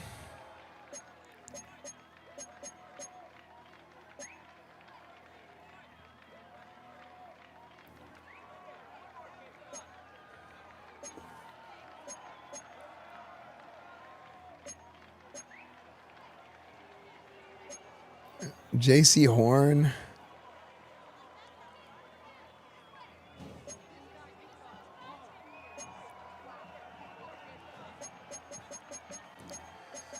Actually, you know what? The Panthers need a corner and they would trade J.C. Horn is crazy. Tet McMillan.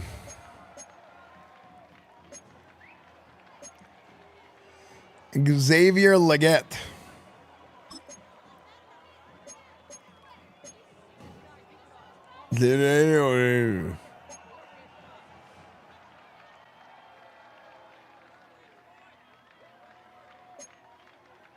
Jacolby.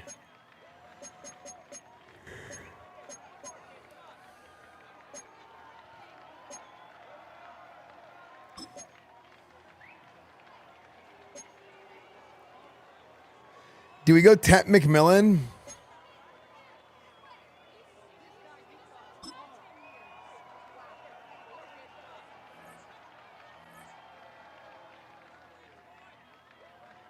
I just got so paranoid because it auto-saved.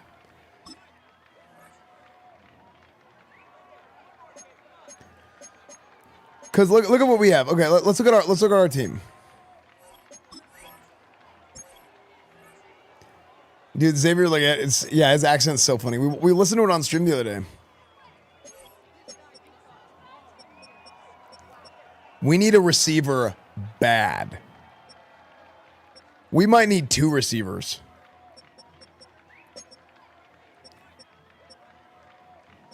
Well, I did say Musgrave was going to move to receiver, and I was gonna train him at receiver in the offseason, make him lose some weight. RP +1/+1.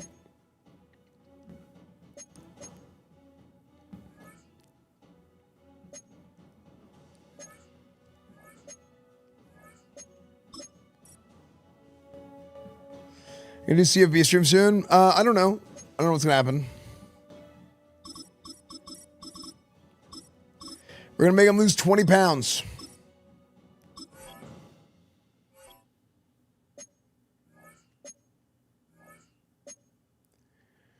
And with his 20-pound loss, he gets a little bit of speed. Loses some strength. Work on some of this in the off season. Some of this in the off season.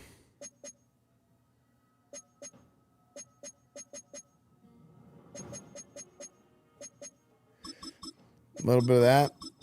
Not too much.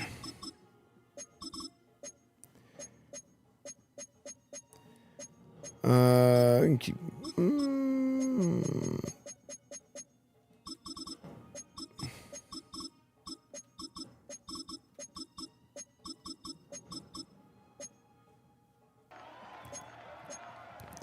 I just think we need receiver help so bad.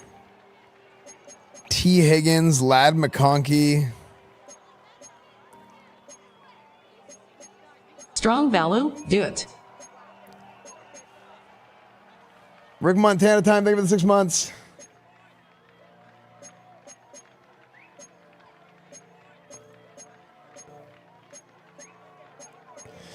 I'm thinking either Ladd McConkey or we try and trade the Panthers.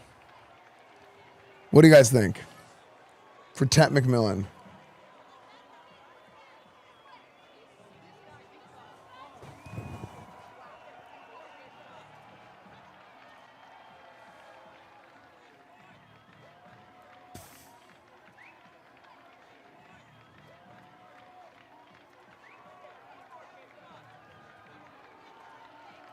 I've never felt that part of my body like work before. Yeah, I never thought about that. Since she's never worked out, like she's probably activated muscles she didn't know existed. Well, not know. I mean, yeah, she doesn't know they exist for her. They're all there. That is crazy. Yeah, you're like discovering your body right now. This is fun. This is like when I was 11 years old looking at my pussy with a mirror. Except it's muscles. Wait, what did you just say? What did you say? I didn't hear what I'm like, did I hear? I'm sorry. Wait, what did you just say? I'm sorry. Am I tripping? Sometimes you gotta deafen. I'm not gonna Dude. lie. I just learned to deafen with her. You just learned to deafen? Sorry. Wow. I'm sorry. No, you're great. Dude, it's like... I'm flustered. Dude, from the Fanfan's machine. an idiot, dude. Fanfan's great. Fanfan is way more Pogo than anyone I know. Yeah, even more than Nick. It's wild. Yeah, she's great.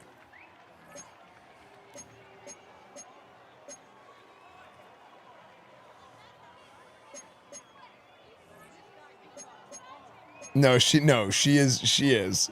Yeah. No, she actually is. Yeah, Nick sometimes says things that are not like Nick says some things that are stupid. But no. Nick sometimes he'll like say something that's like not that crazy, but just the way he says it is like, what? Oh my gosh, look at this. They took George Pickens from us.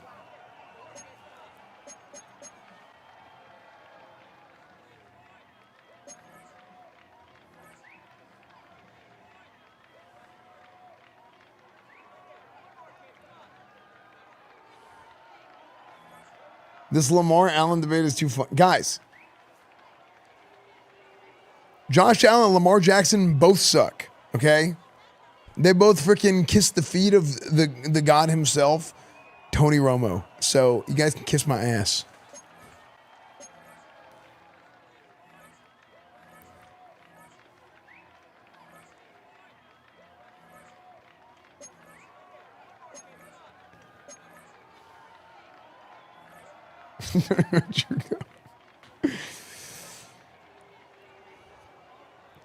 Okay, chat. Who do you guys want? Tet McMillan or Lad McConkey? They're both the same rating. Tet is 6'4". Lad is 6 foot. Ooh, I kind of want Lad McConkey. Actually, I kind of want Tet.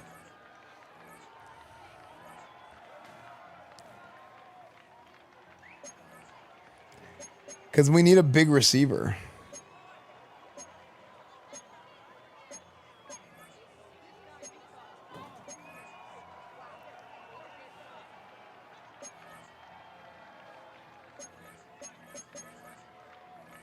Brian Thomas.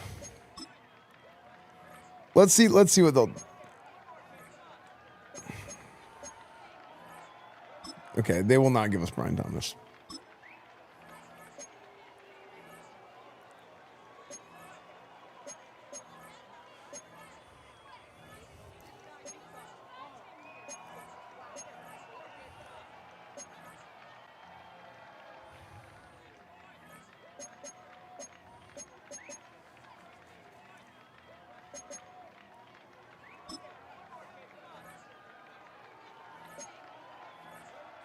Will they give me Tet McMillan on a first rounder next year? Do you think they'll do that?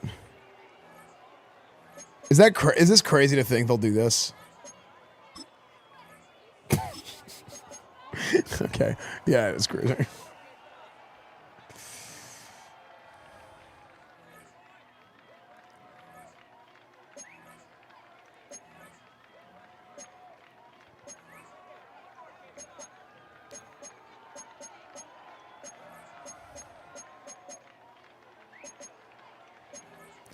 Bub Means? This guy's name is Bub Means. Who is Bub Means? Look at his hair.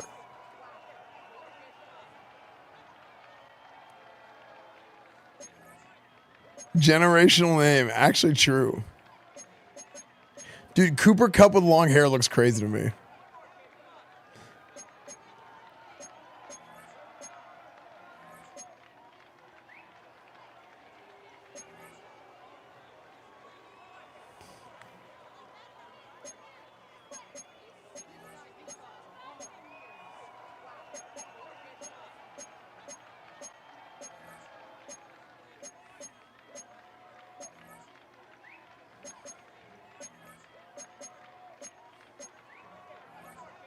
You know what, dude? Maybe we say F the receiver situation and we go all in on our defense, all in on our running backs. Because this is taking too long.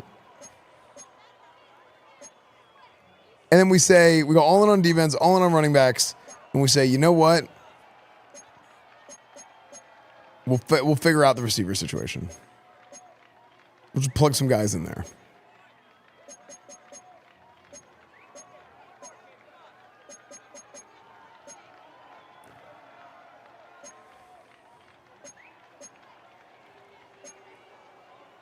How about Quinyon Mitchell?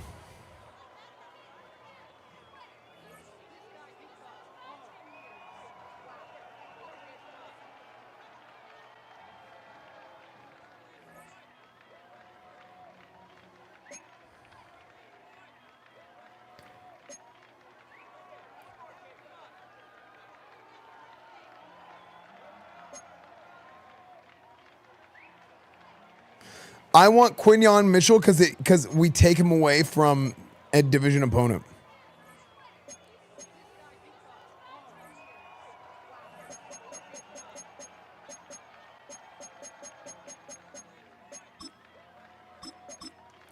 Quinion Mitchell and a second-round pick next year. Wait, what? They did it that easily?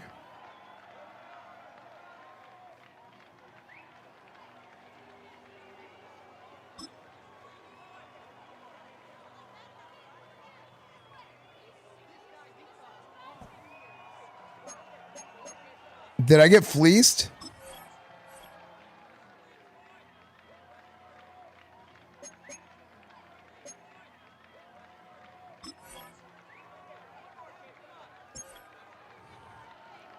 Max Oakley got drafted right after. That's who I wanted. Matt Hoover.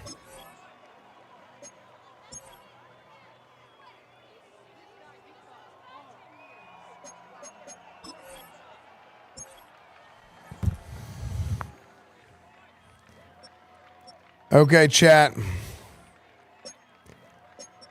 This is a tough draft, man. What about this guy, Tevin Waters? He's a day 3 quarterback, but he ran a 4.3, didn't he? What did he run? 4.38.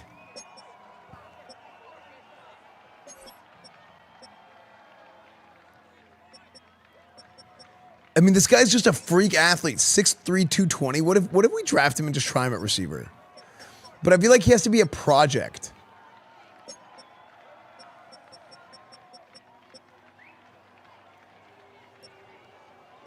.43 receiver Brandon Ebert, 5'9". Diego Sacido.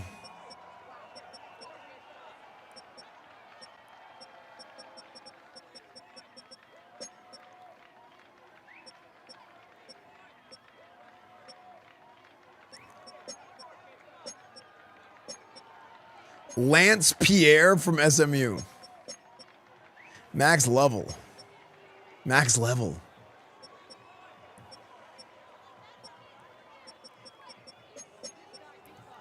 Max Langford, Carlos Sanchez. Carlos Sanchez, 269, 269 pounds. Carlos Sanchez.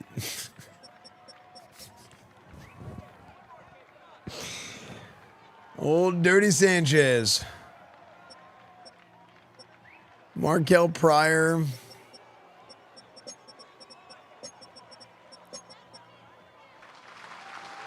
Frick! How come it keeps unpausing? Brandon Ebert? Wait, it was paused. It's bugged. Dude, it's bugged and it keeps going even though it's paused. Wait. No, it's not. It wasn't paused. I'm an idiot. Okay, chat, let me tell you about a guy named Brandon Ebert. Okay. Chat, Brandon Ebert.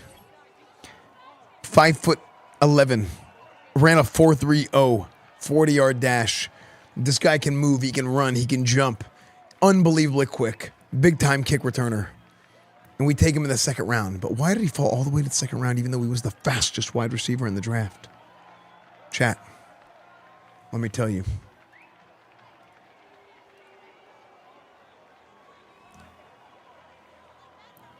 Two nights before the NFL draft. Bring, bring, bring, bring. Hello? Coach Esfand, I know that you've been looking at Brandon Ebert. He, for your first round pick, I know you need help at receiver, but we just got a report from the police at the City of Dallas Police Department, and they say Brandon Ebert supposedly has been caught in possession of over 150 kilograms of cocaine. What? Yes. He has over 150 kilograms of cocaine. They said that he was trafficking drugs.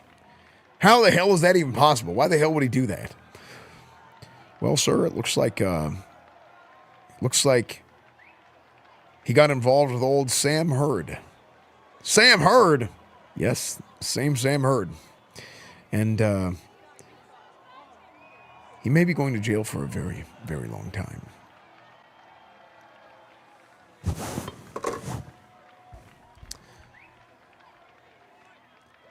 Coach Esfand proceeded to ignore the allegations that Brandon Everett might go to jail for a very long time and automatically drafted him because it followed the draft board and just didn't listen to the scouts at all. So hopefully he doesn't go to jail. We'll see what happens. Good old auto draft.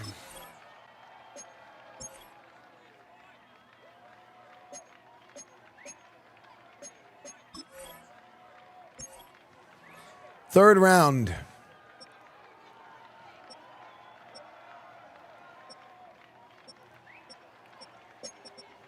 Let's see.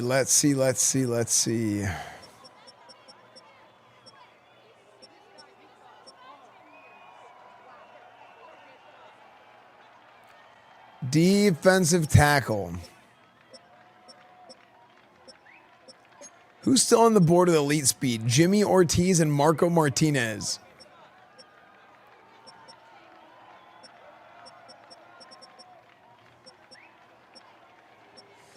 You know what? Give me big old Marco Martinez. F block shitting, never mind. Okay. Okay, we got a receiver. We're good at tight end.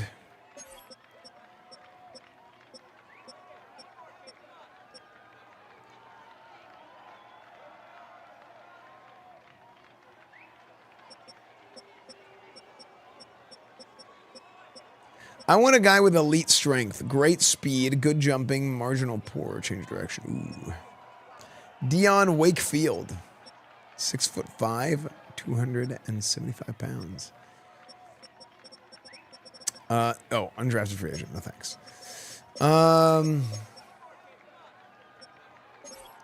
We probably should take a lineman here, actually.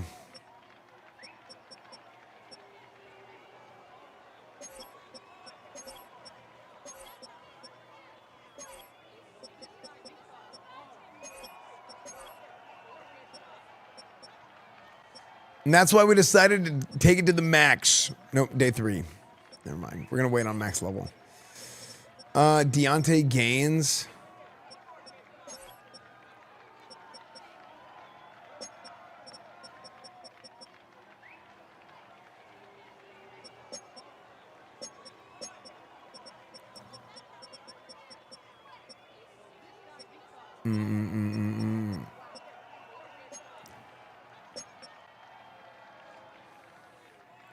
John Falk.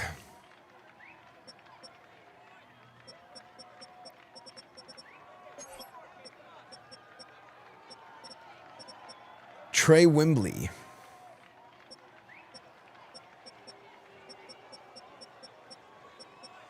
Six 6'4", 260 defensive end.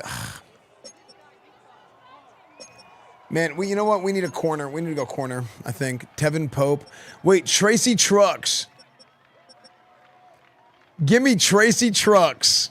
We're just going to send it on Tracy Trucks, fellas. Number 140 and does he have NFL speed? Average recognition skills, sometimes loses receivers. Okay.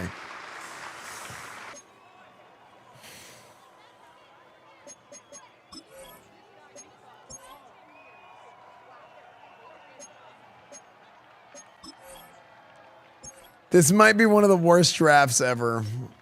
This is really not good, chat. This might end up being a really bad draft. I don't really know because I didn't look into the other guy. We auto drafted 2 guys.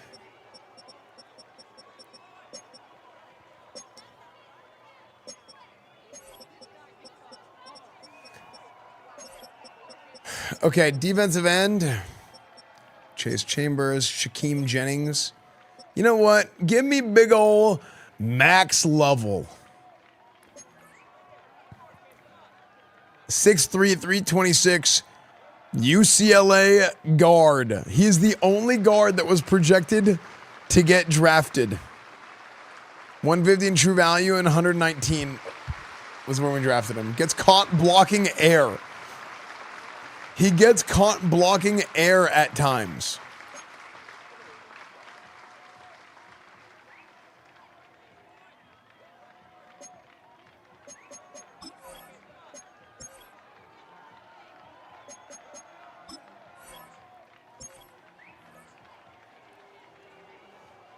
I think this is our last pick, chat. Oh my gosh, the quarterback. Frick! I forgot about, oh my gosh. I wanted the fast quarterback. We're going to trade for him. We're going to trade for him. I don't care who it is. We're trading for him. I wanted him.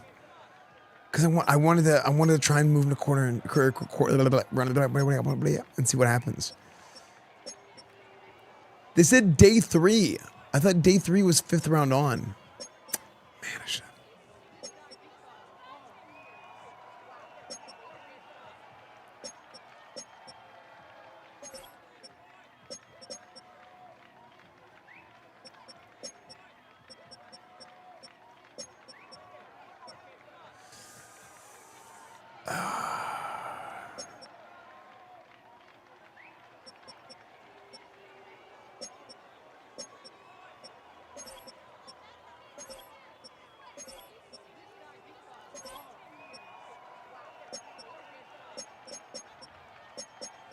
Can I randomly get a safety here? Tom Bailey. Brad Toomer. He's not a tumor. Russ Tatum.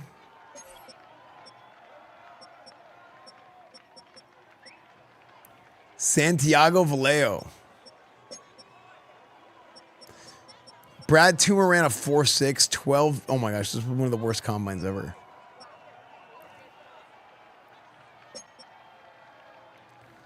Danny Mann. Do you need a punter? You need a quarterback. Take colon. Think of all the jokes we can make when he's shit. Nick Colon.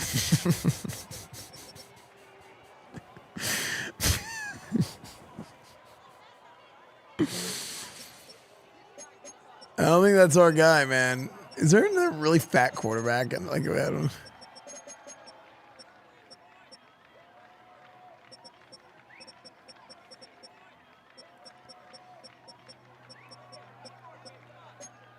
I'm so annoyed I didn't take that one. I'm gonna trade for that quarterback, chat.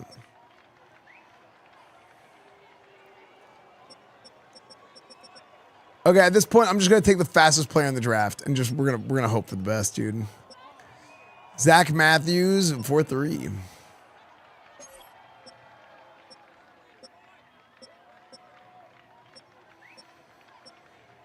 Receiver. 6 reps of 225.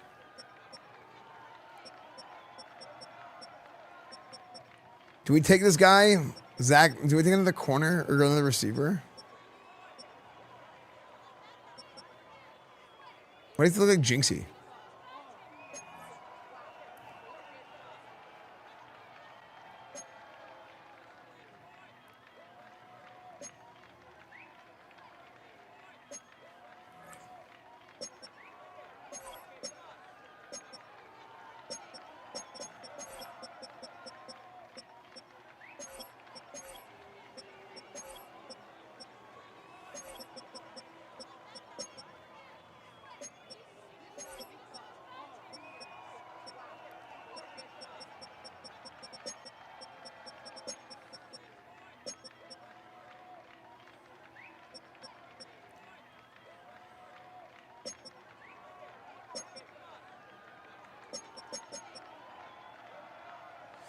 I'm going to go Brad Toomer. D tackling. Ugh. Russ Tatum. C man coverage.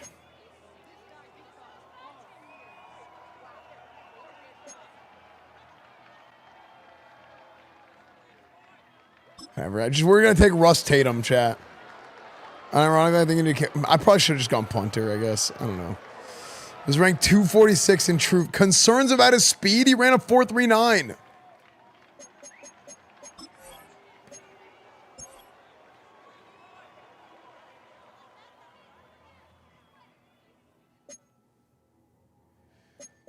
Dude, this might end up being a disaster of a draft.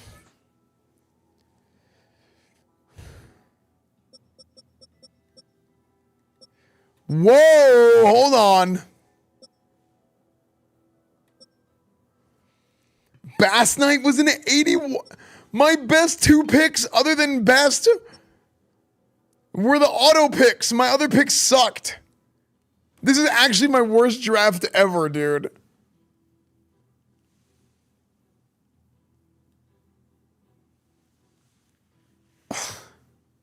.97 speed though, that's nice.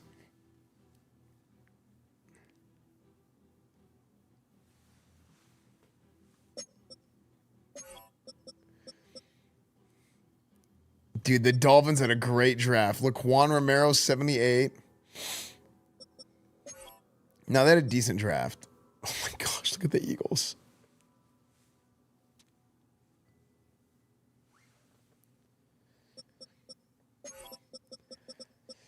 Hold on, who got the quarterback that we wanted? Christian Knott was an 83 overall.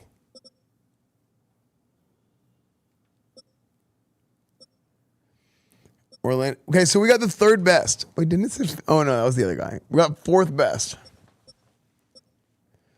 We got the 4th and the 5th best player in the draft. That's actually, honestly, the top of the draft was actually crazy.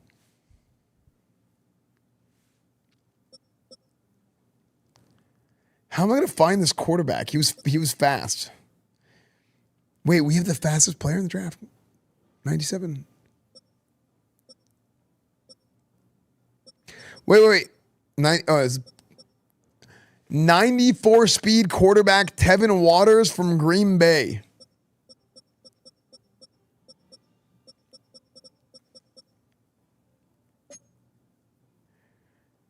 He's a 67 scrambler with a hidden potential.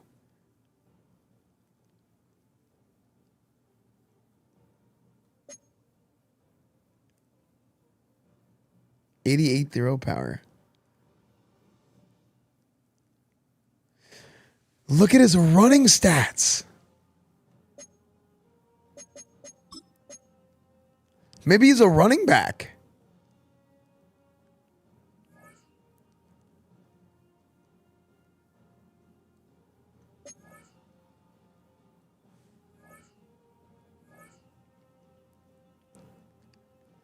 A tight end, maybe? Maybe.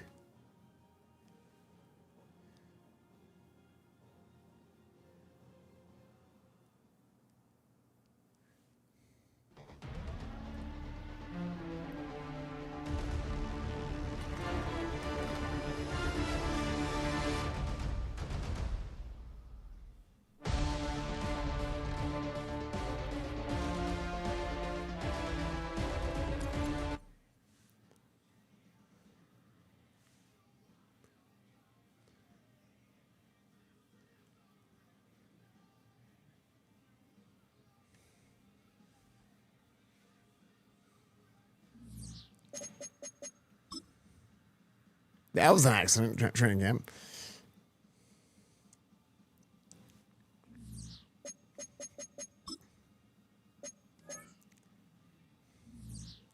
Tanner's a classic. Dude, I made a Tanner reference and nobody put the copy pasta in the other day. I was so disappointed.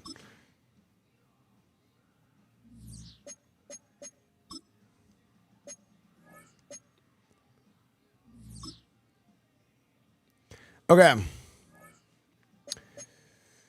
Cows autosave.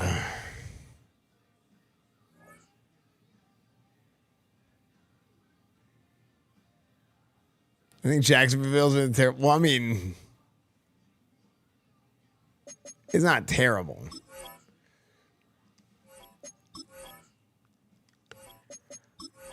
Let me see this. Somebody said, look at the Patriots' 7th round corner.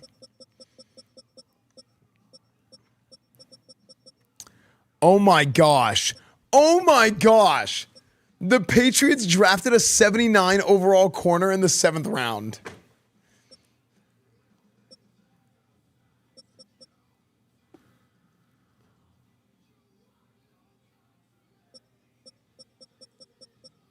He's their highest overall player.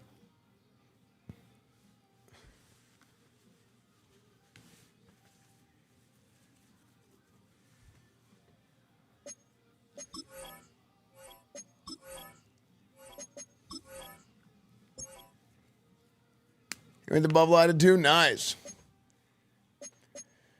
Okay, here we go. Let's trade. I want that guy.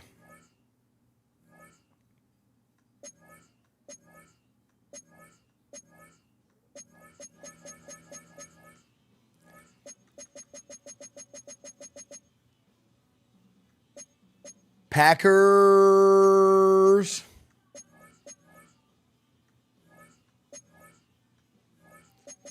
Tevin Waters. 67 overall. They want a 4th and a 7th in 2028. What? 4th and a 7th in 2029. How about just a 4th?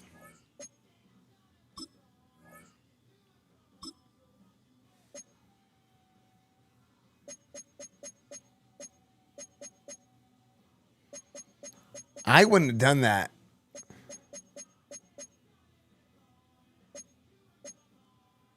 I mean, that's where he got drafted, but in 2 years from now. He's a 4th round pick. Okay, manage team.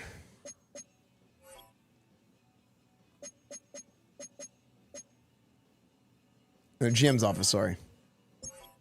How far did you get? We lost in the first round, man.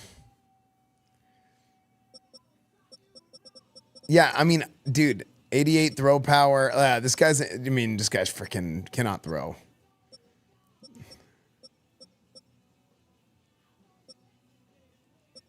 He might be a running back, bro. 87 break like this guy's.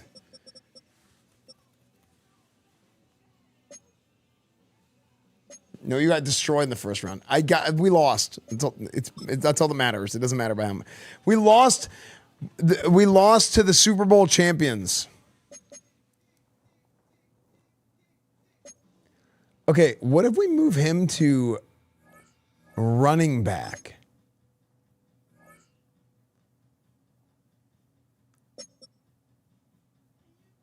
He's a 78 running back.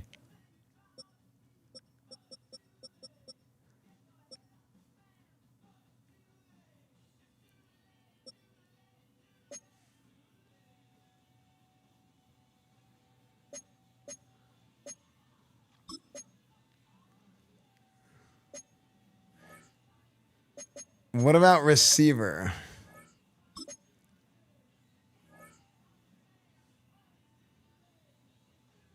Needs defensive help. Let's get more backs. Hey, you just gotta take what you can. 76. Actually, dude, he would immediately become our number 2 receiver. And he's big. He only has 79 catching. He has the worst hands on the team. But he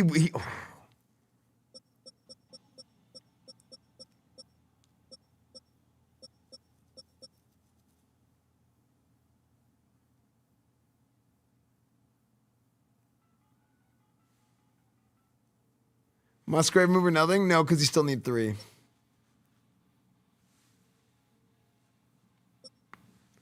Wait, Brandon Everett is a 70. Wait, oh no. Oh no, Cavante.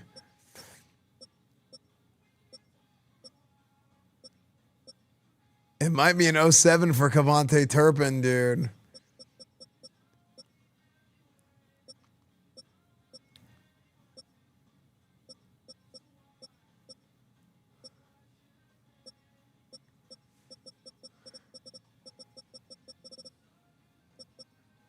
Dude, we have a freaking stable of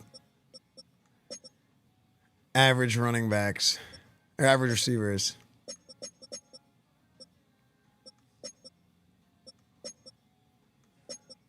Okay, so we need to fill out the roster with, we need 1 right end. We need 1 right end.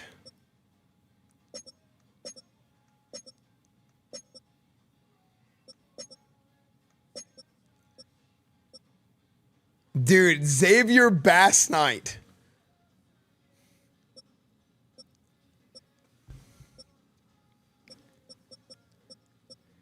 '89 speed.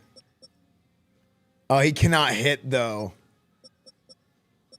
83% man zone. Oh, okay. This guy's like a safety. Hold on. 72, 81 zone. 75. Hold up now.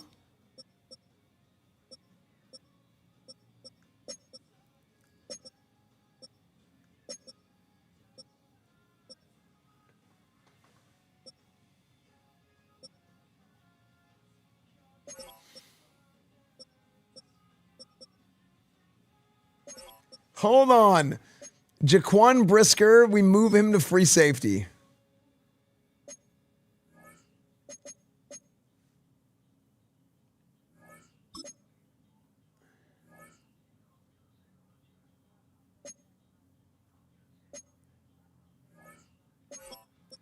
$84 free safety. What happens if we move Bass Knight? Oh no, this guy's an idiot. He doesn't know what. Why are you facing the wrong way?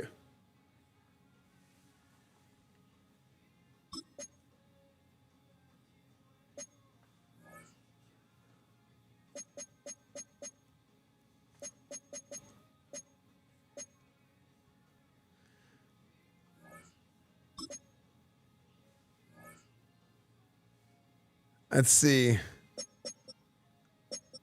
Woo! 82. Woo-hoo-hoo. Okay.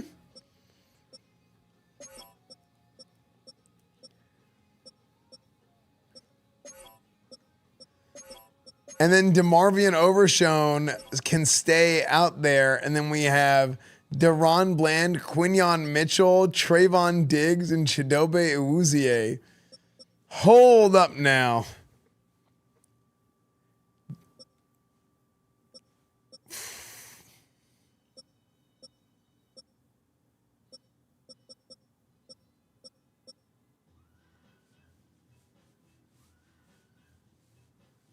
I play ball good, coach.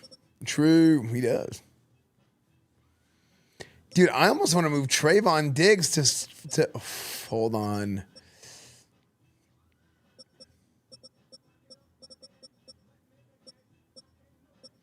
Thing is, Trayvon can't tackle.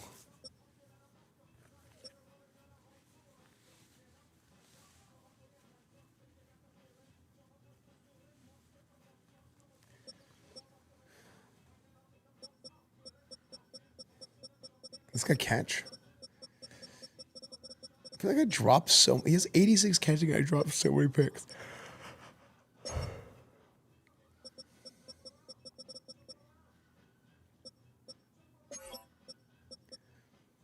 What if we move Trayvon Diggs to free safety?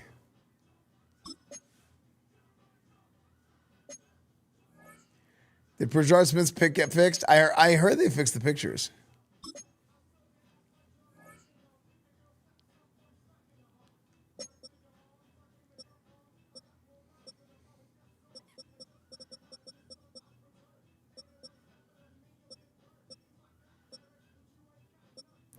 Man, do we really want to put a guy back there that just cannot tackle at safety? Is that unwise? I think it's fine. Trayvon Diggs is moving to safety.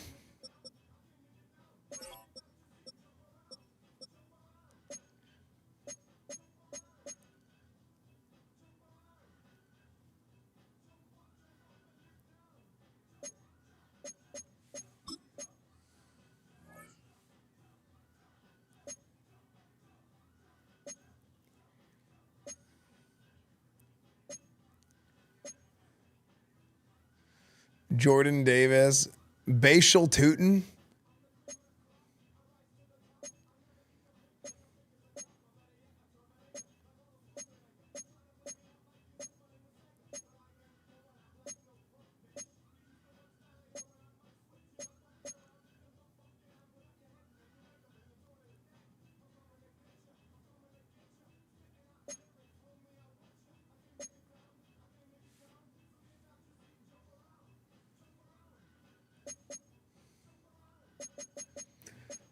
Marshawn Lattimore. I mean, I don't really want to trade in the division here.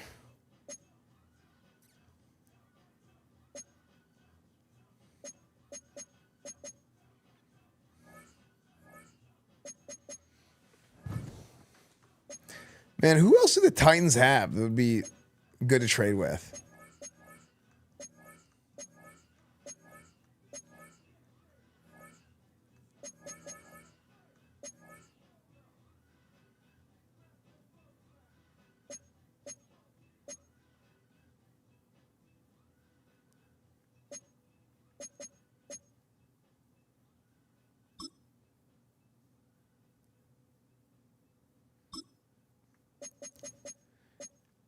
Esteban : Taylor : Why were there 3 colons in this draft? Taylor : Esteban : and Nick :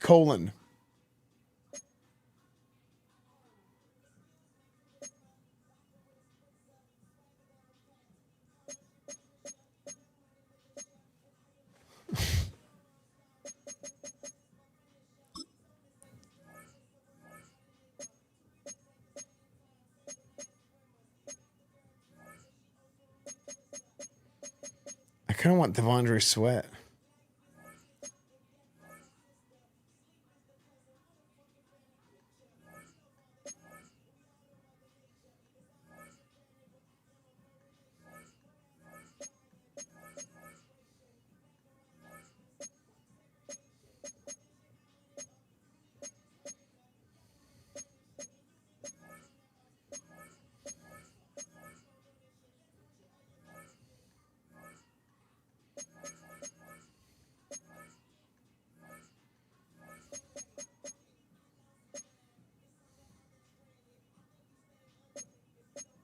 Wait, Siobhan Revel? Is his picture different here? Look at his picture here, chat. You see Siobhan Revel? You see him? Everybody look.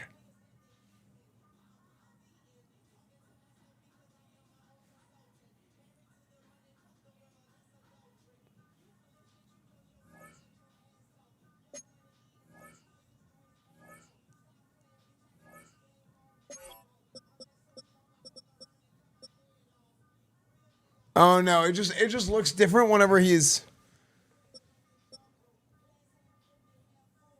I think it just looks different whenever it's zoomed in. Like his face looked more defined. Hold on. Does this guy have a tattoo on his neck that says NFL? On his massive. This guy has a massive neck.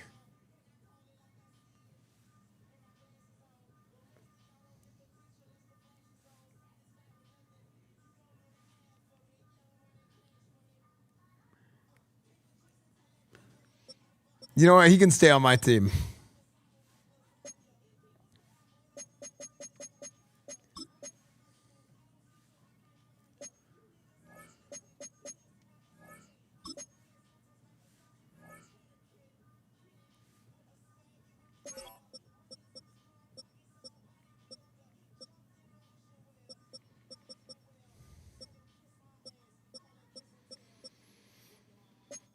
Man, you gotta.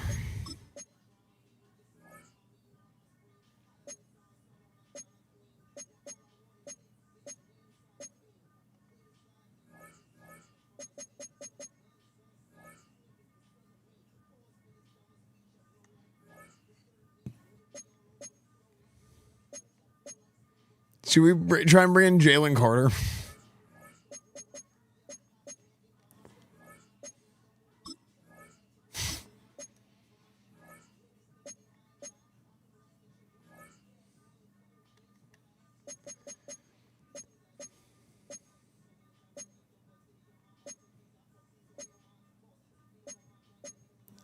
Man, who would be a good player to bring in here?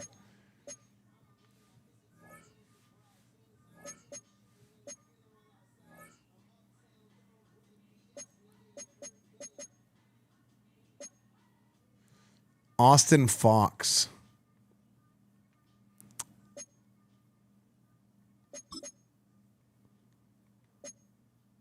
'97 strength D tackle.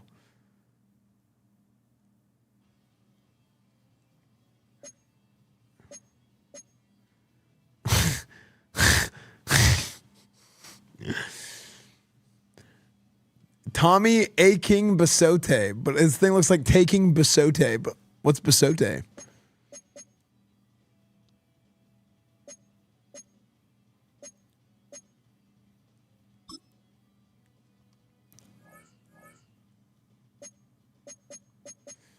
What if I got Jaquan Brisker?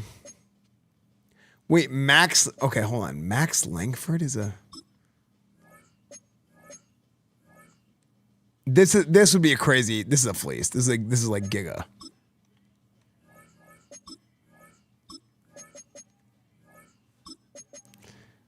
And a fifth.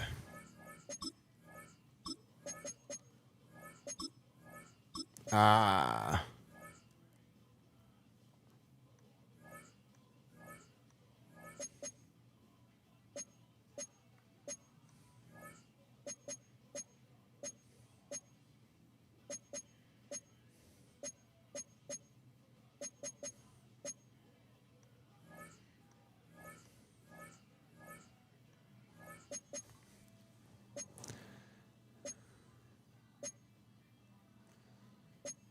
Osa Odigizua or Kenny Clark.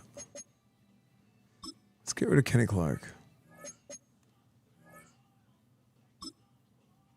Oof.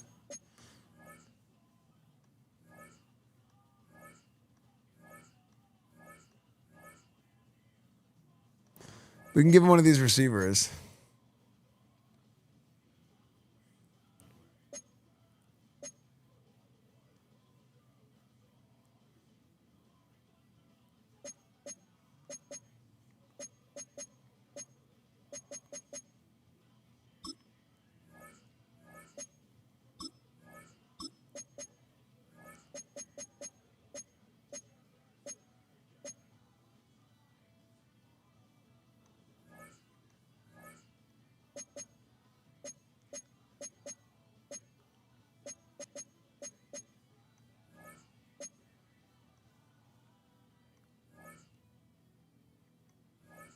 What do you guys think, man?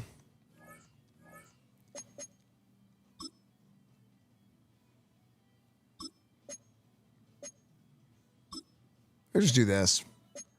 Malik Hooker and Jaquan Brisker.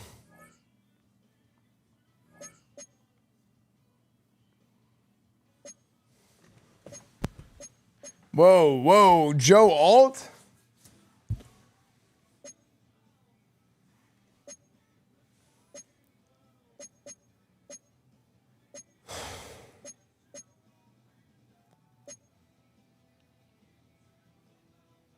L'Jarius Sneed. I think we take Joe Alt.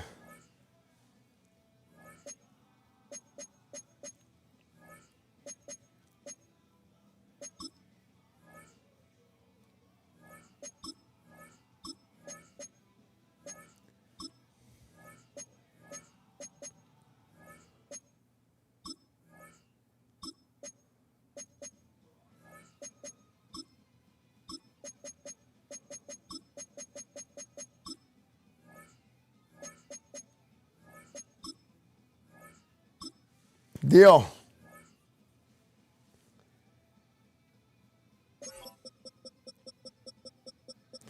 A poo box.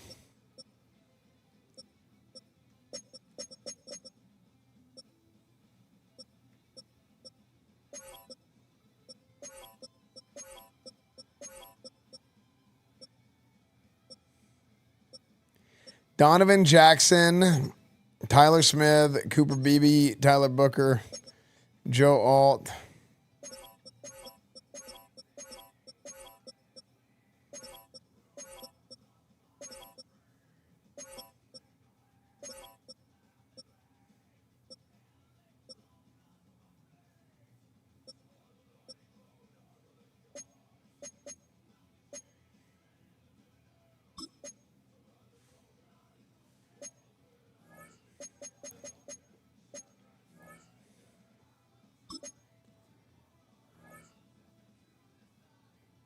Chat, everybody type plug.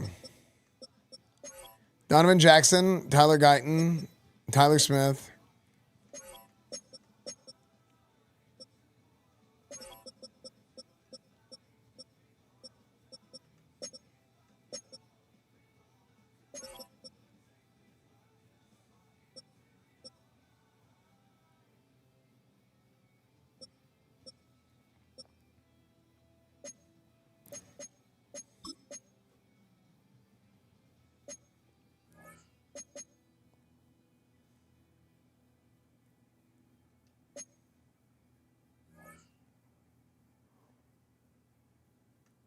No, cookie is mine.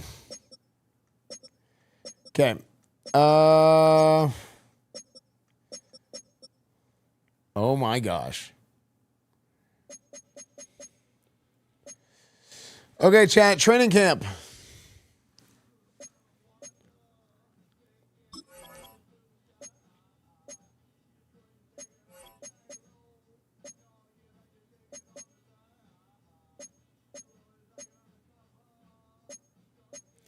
Oh, wait a second. Hold on. Manage team. Oh my gosh. Chat, I'm about to do freaking god tier coaching moves right here. Ready? GM's office, NFL rosters. I'm going to take, so the receiver, Tevin Waters, chat. Let me tell you about Tevin Waters. 6'3", 220 pounds. He's from Toledo. Okay. He's a rookie quarterback. This guy, everybody thought that this guy doesn't have what it takes to play quarterback in the NFL, but this guy was an unbelievable athlete. And we're going to pretend like we drafted him even though we traded for him. The reason why we drafted this guy is he's going to be a project player for us, okay? In high school, this guy was a running back, a receiver, a quarterback. Defensively, he played the entire secondary. He played linebacker sometimes. They even had him rush the passer, okay? So this guy is an unbelievable athlete, and we think we can harness that and use that, okay? So that's what we're going to plan on doing. And we're going to see how he performs here. Tevin Waters, quarterback. Let's go. Everybody thought he doesn't have what it takes, chat. Everybody. Aldo, thank you for the tier 1. You. Yeah, we're going to have to change that. Oh, frick. Okay. Okay, Tevin Waters is looking not great at quarterback right now.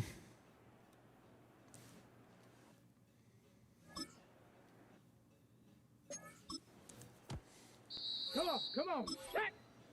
60 Eagle. 60 Eagle. Hut, hut. Okay.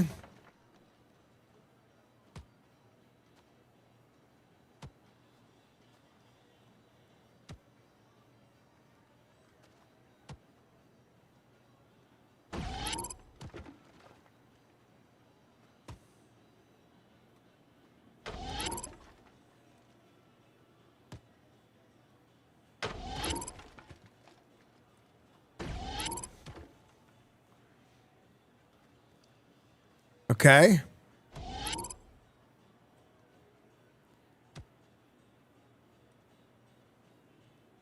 Oh my gosh.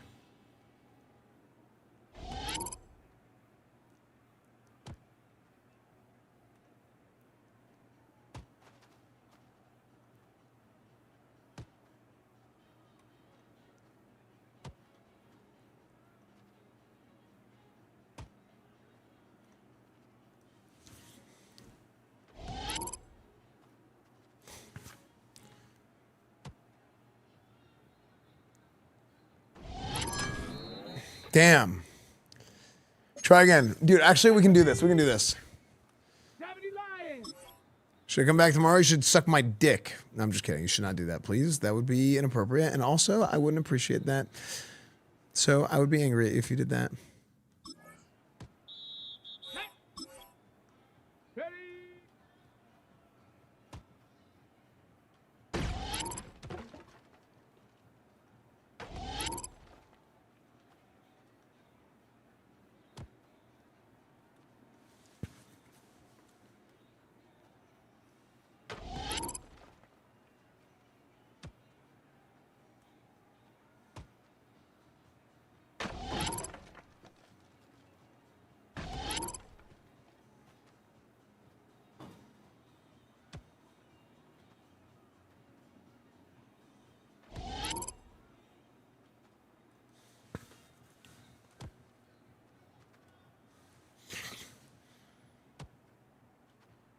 Dude, why is my face so itchy?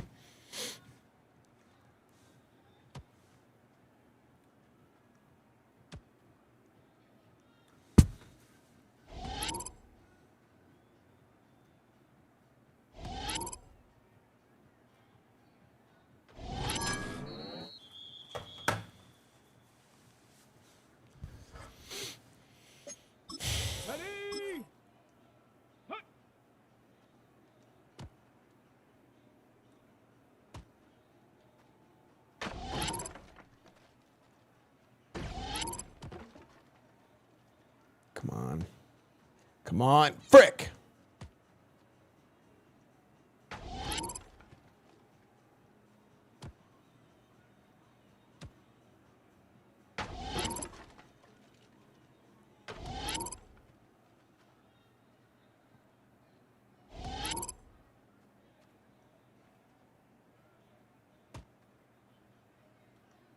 Oh my gosh, that was sick. I think that's another one. Oh, that's not a hit.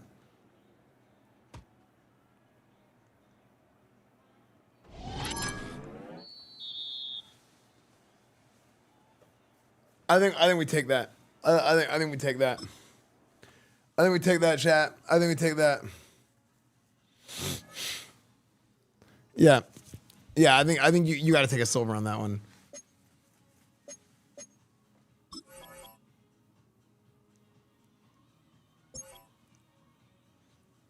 Take a silver on that.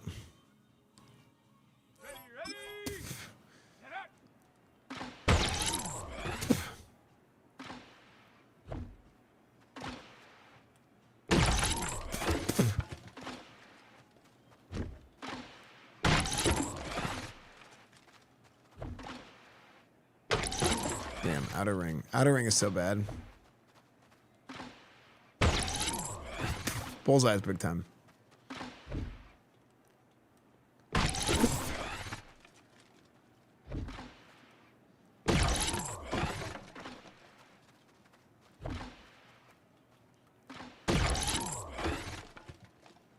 Did you see that ball? Did you guys see the ball?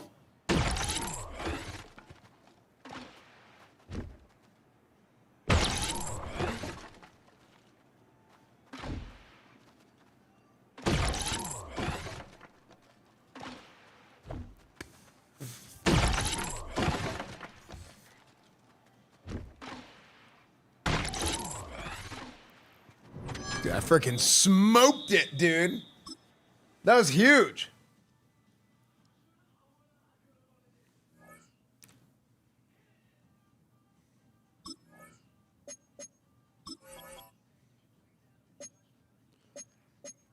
Rushing attack, close quarters. Give me the big old hidden potential Rashad Best. Good night, Sanigo.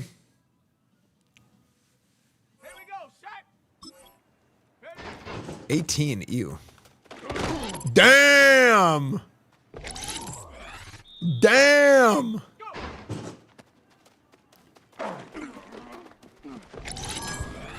Damn!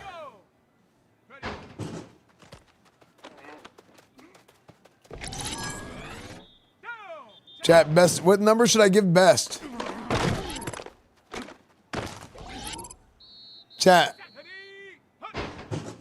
You think 1?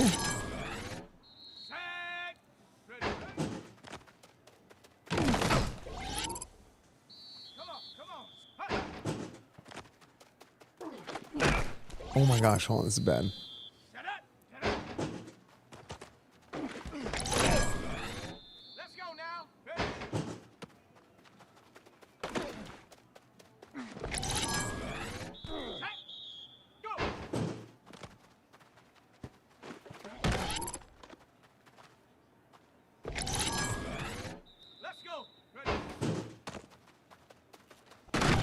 Jesus, dude, when he gets a little bit of steam,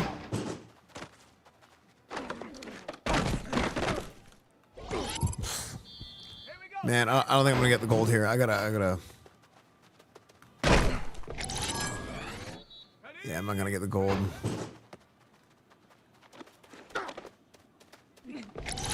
Frick! I need 60K for the gold.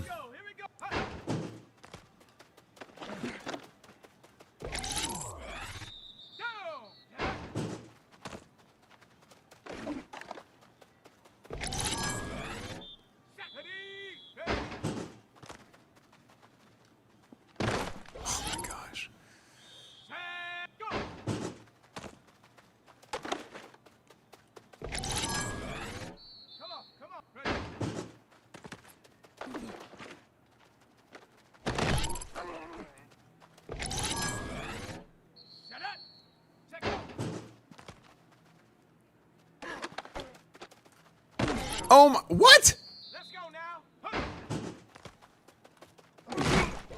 Oh my gosh, I think I'm not gonna get it again.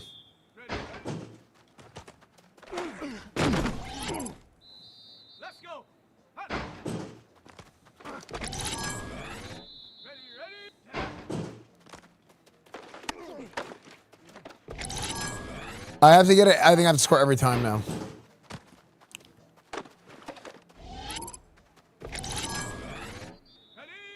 Yeah, I don't got it.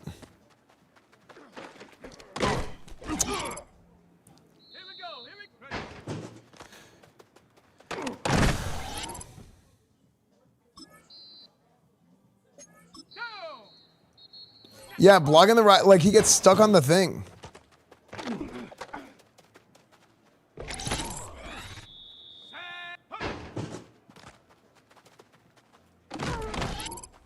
Lucky. He gets stuck on that right thing. He gets stuck on that thing every time. You see that? Oh my gosh. I should try and juke instead of truck him, maybe. Dang.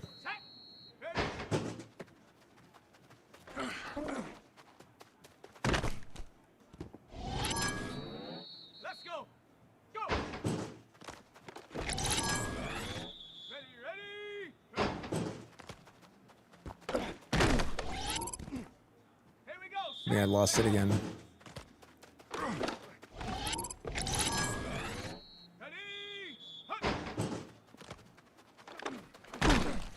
Oh my gosh. Ugh, I think I lost it on that one for sure.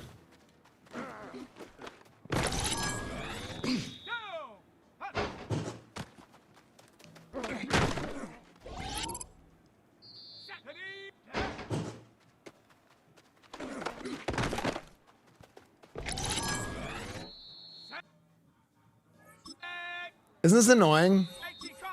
The blocker keeps running into the things. The pop-ups.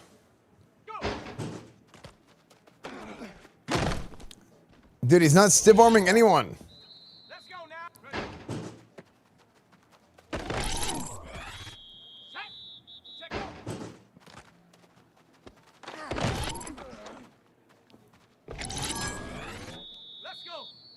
Ready?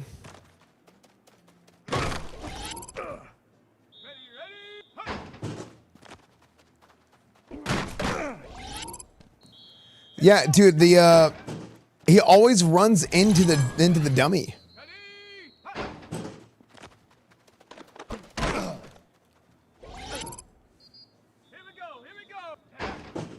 Every right side run is terrible.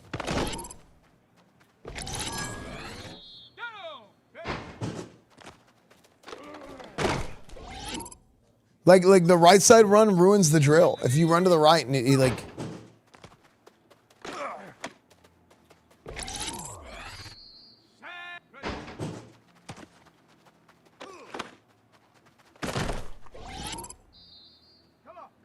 More accurate? Yeah, maybe. Yeah, I don't know why, Thorson.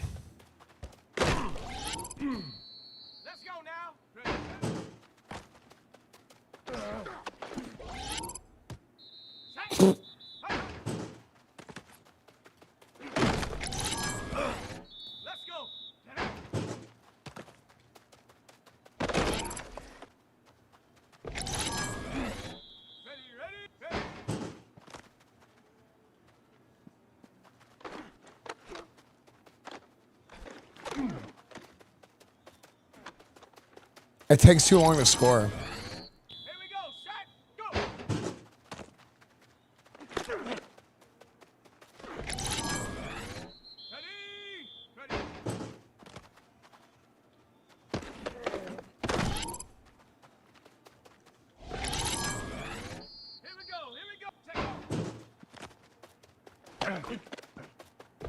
I had to score 3 times, I think, in 5 seconds. Impossible. Yeah.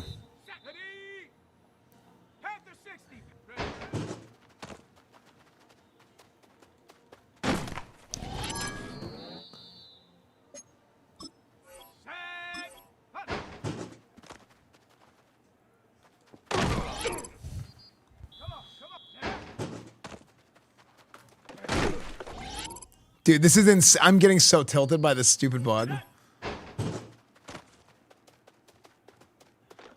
I don't think it's his blocking skill low thing. I think it's the way they have it like designed.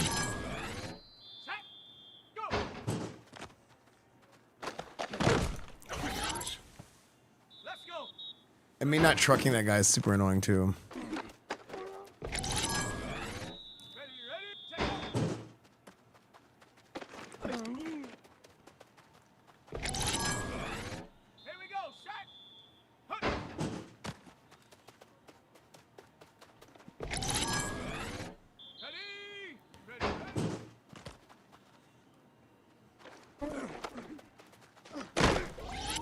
God.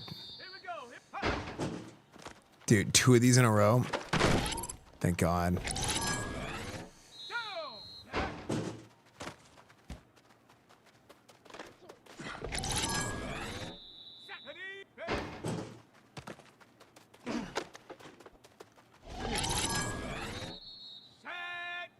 Okay, I need 3 more at this point, I think.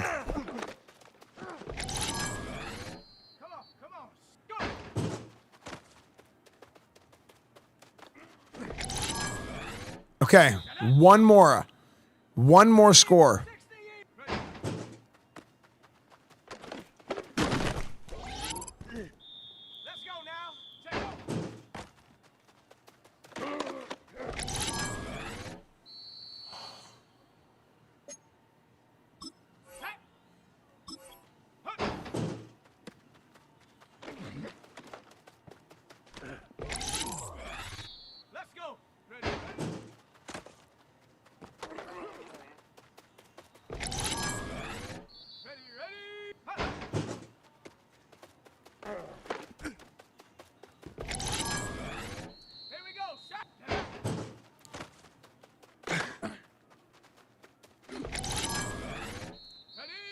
Okay, I'm popping off right now. Look, no right side runs. No right side stretch, and it's, look, I didn't get a single right side stretch, and I'm owning now. Crazy how that works, right?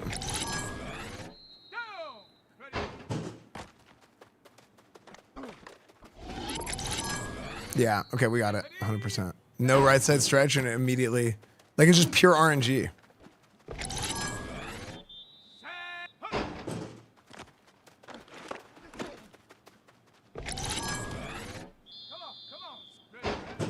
See, ugh.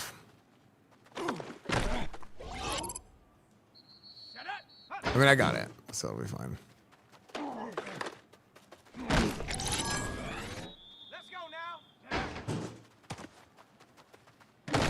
Bro, I'm gonna lose my mind if...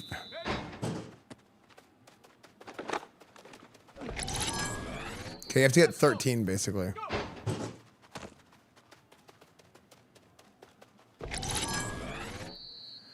Oh my gosh, you gotta be kidding me, that was stupid.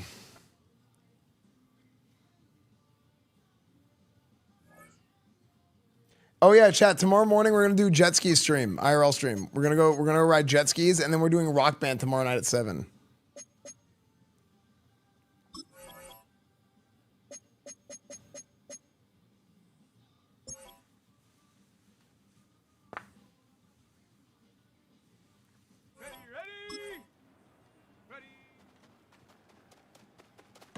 Okay, Ebert. Let's see if Ebert's got what it takes at 5'9". Oh my gosh, she's got freaking jammed up.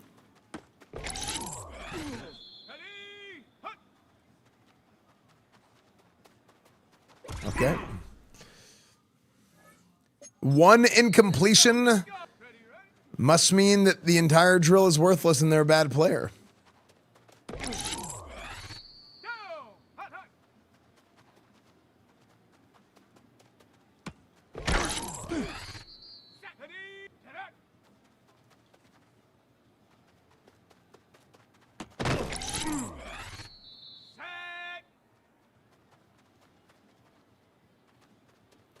Oh, chat, by the way, if you don't have Conquest Dark yet, Conquest Dark is on sale right now.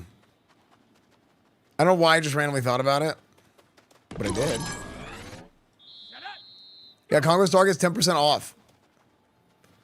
Conquest Dark is, It's one of our newest games from Mad Mushroom. So those of you guys who don't know, I'm an owner of a games publishing company. And we just released 2 new games, Conquest Dark and Hellclock. And right now, Conquest Dark is on sale. It's 10% off. If you guys hadn't gotten it yet.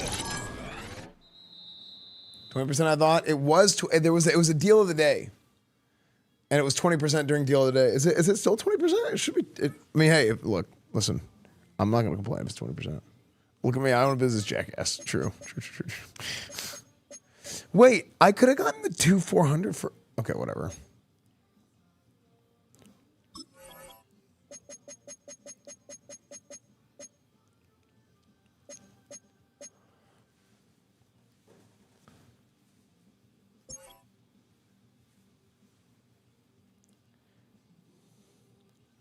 Is it currently 20%? Okay, chat.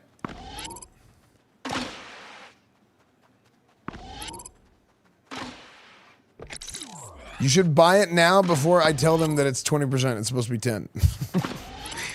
You should buy it before I tell them that it's supposed to be 10.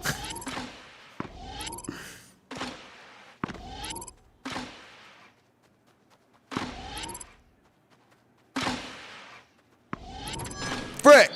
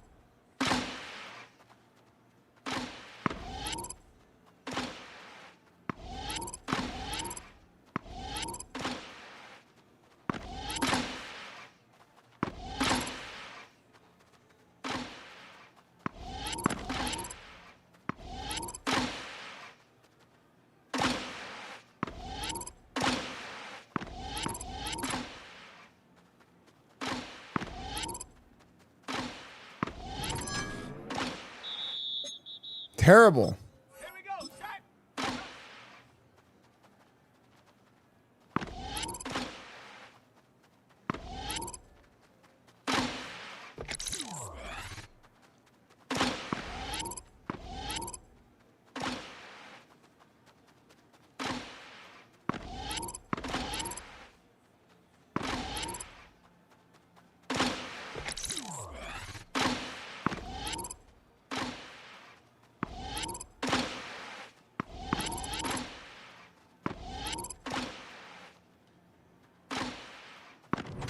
Brick!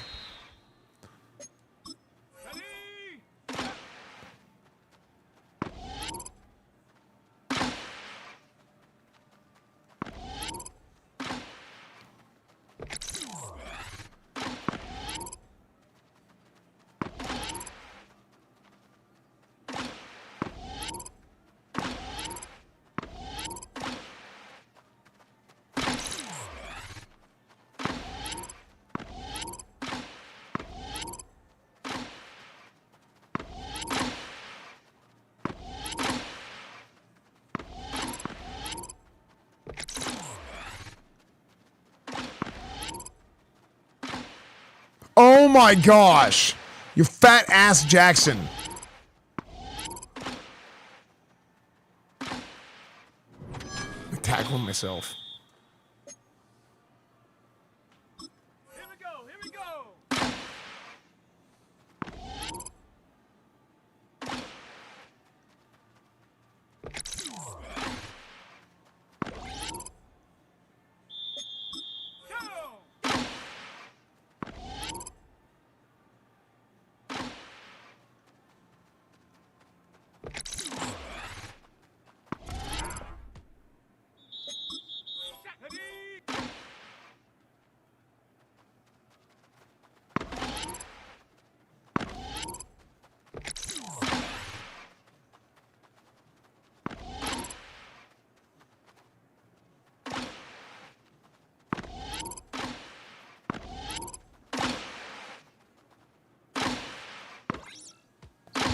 Dude, this guy cannot move.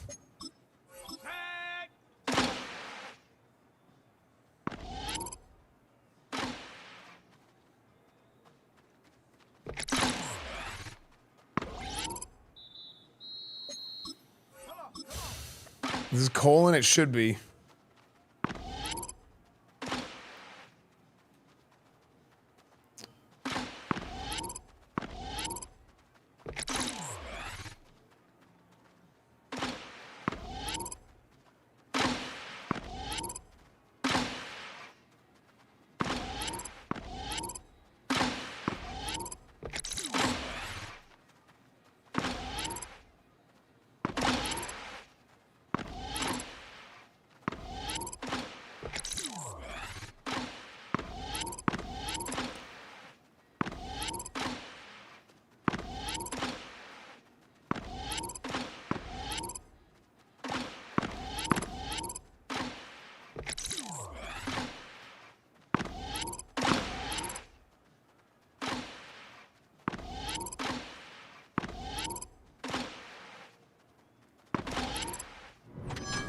Oh my gosh, that was sick. How do I put on this crap back? It's so annoying. Well, here's the thing. They wanted it back because it used to be good. The way that they did the point scoring system for this is terrible. It's actually like one of the worst design things I've ever seen in any video game ever. It's really, really frustrating that they did it this way.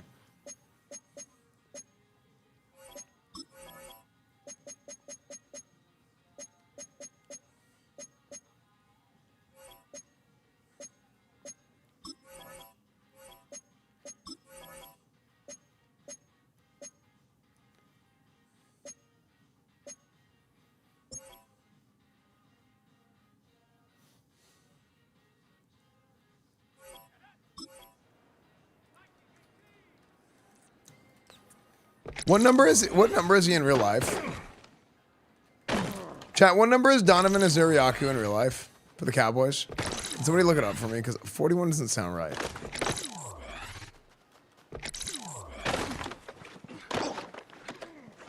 Bro. Frick! Just randomly start getting held.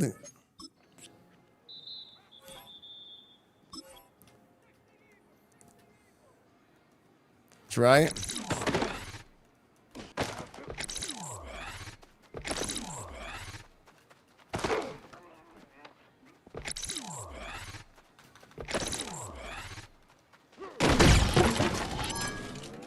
There's our outcome.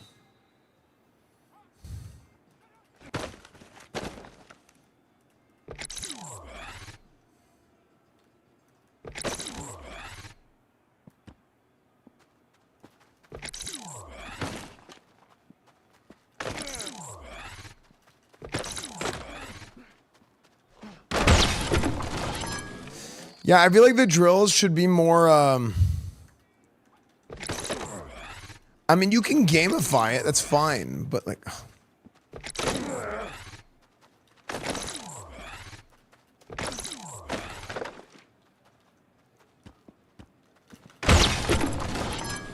Yeah, you can gamify it, that's fine.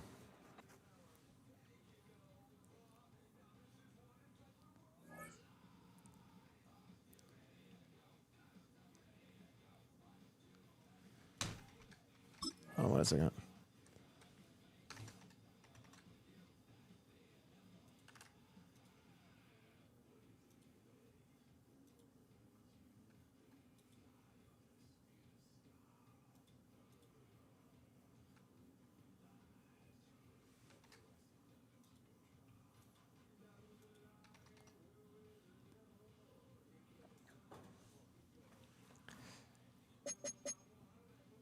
Well, they just, I mean, honestly, even this would be fine if the way that they did the point system wasn't so unbelievably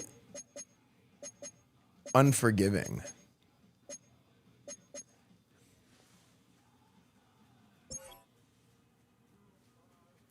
Like it's so unforgiving, and it's so valuable to get gold if you have a rookie. Okay. Just remember this one.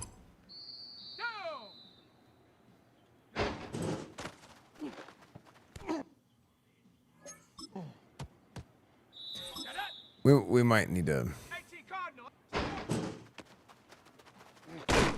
I might skip this one.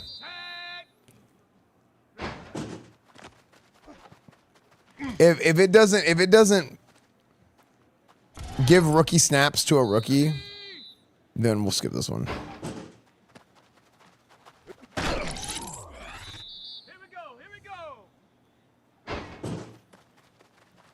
Because I mean, I could literally bump their stats up on my own if I want to.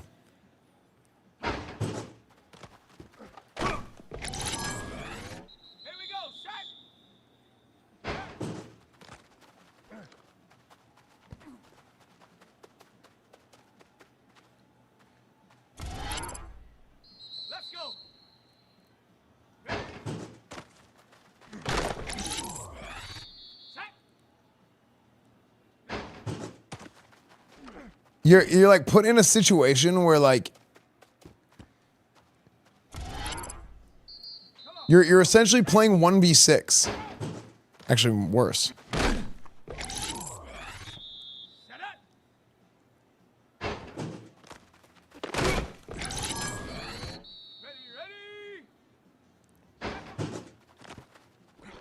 Now, channel points TTS isn't the problem with it is it overlaps with the other TTS and it turns into a disaster. Like whenever I'm playing Madden, then there's like 2 TTS playing and I can't keep up and it's so bad.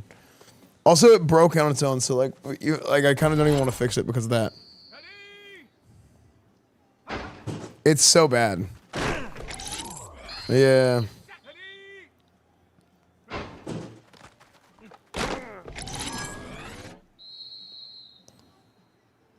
Just continue. What am I gonna do somewhere?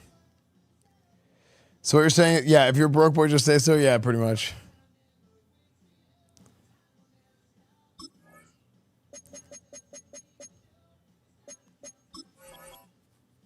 Because if I make TTS 100 bits, it's just I'm gonna end up with like the L spam.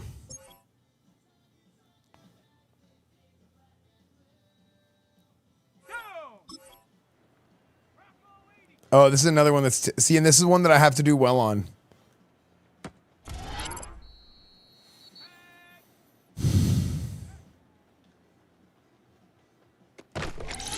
Okay, Bass Knight.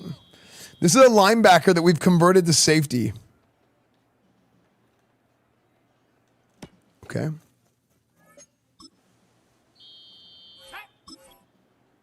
You get L spam looking at season schedule. Okay, that's unnecessary, but thank you. Like, why can I not bat that down?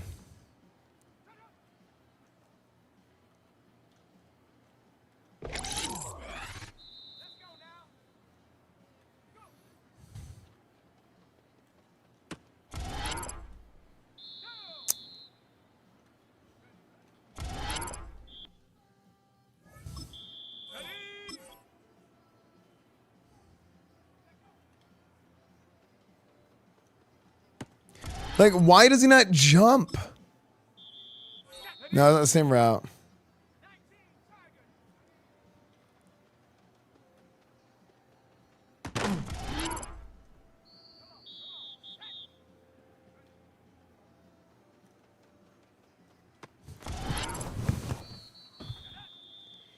Can you just skip training camp? It's like really bad if you do. Cause like, basically, like, if I get a gold on this, it's 300 or something rookie snaps. What does that mean? That means, like, if it's a hidden potential player, then it's like he played 400 or 300 or whatever amount of plays to find his development trait. Wait, hold on. I might actually get it.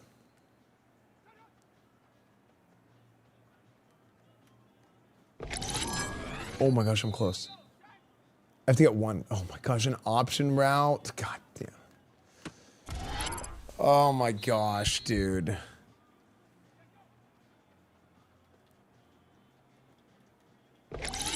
Thank God.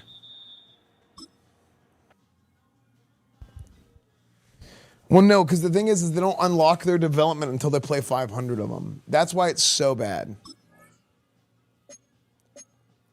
One day Esfand said he would come back to World of Warcraft. But Esfand has evolved. He has become one with the world. How does he do it?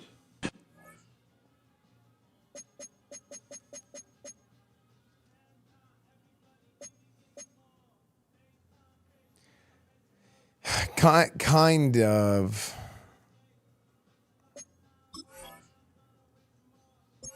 It kind of is like that in a small way.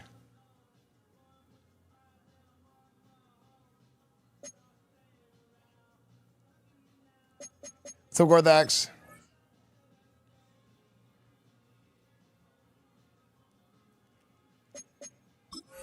Manage.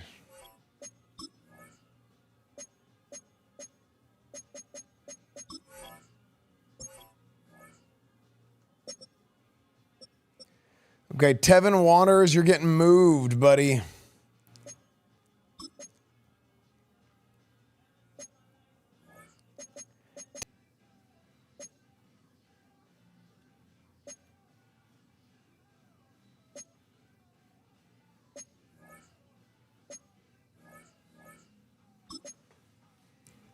Yeah, I was looking for the Justin Tuck face mask. Yeah, people seem to like the fellowship game. Ezekiel Elliott, Rashad Best.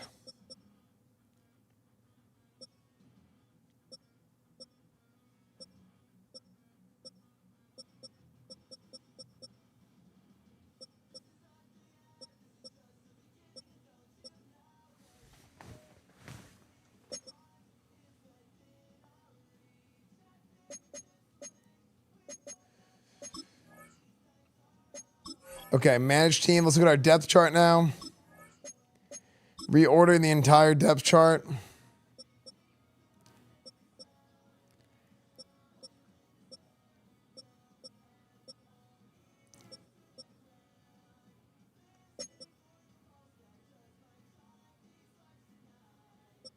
Do I make Rashad Best the starting running back right off the rip?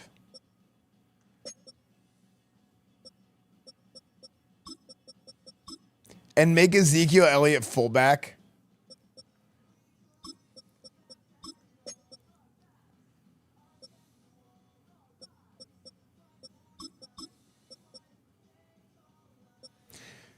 Tevin Waters is immediately going to be our number 2 receiver. Zeke's supposed to be a center.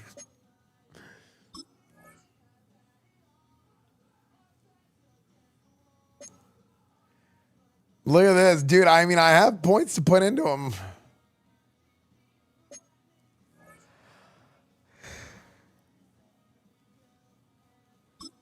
Wait a second.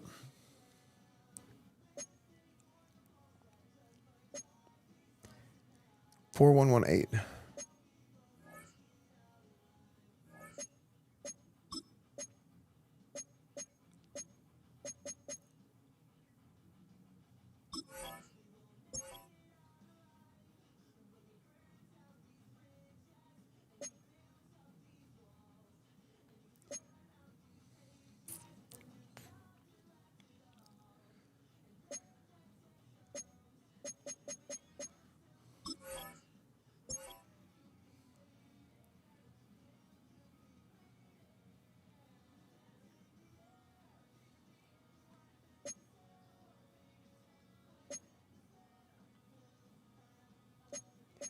Okay, we need to cut 6 players.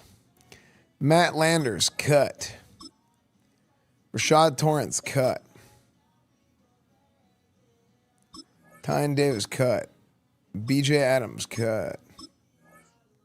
Tamarcus? Tamarcus Davis.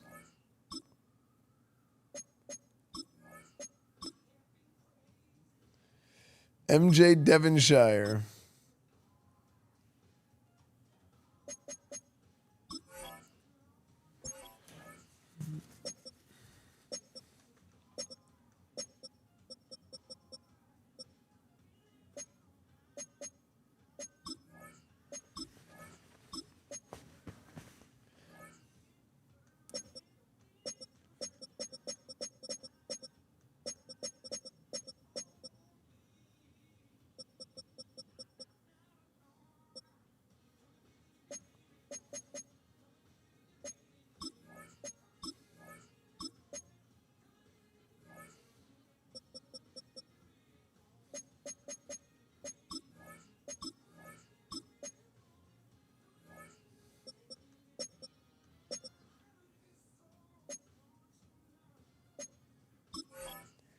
Free agents. Yeah, Cam Bill's goes a classic. Do you run any huge cap holes from like cap penalties? Yeah, I clear the cap space in the settings. I just think you have to.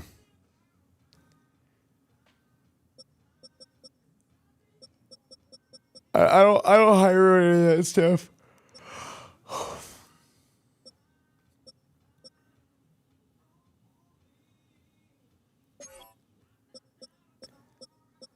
Reg.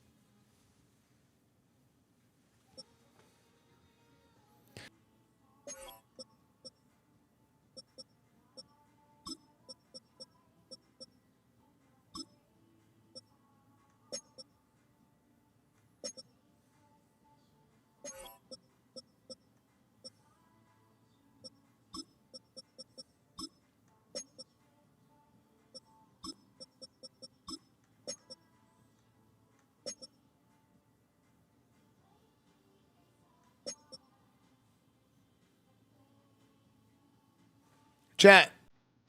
The tables are open.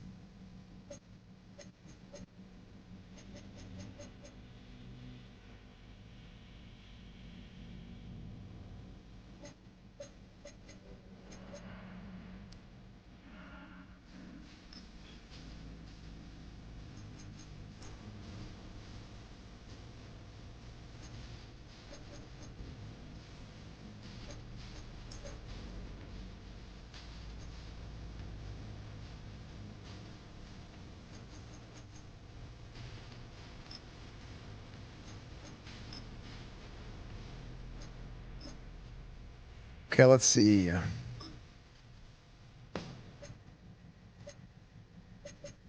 Workhorse, Dashing Dots, Dr. Dots.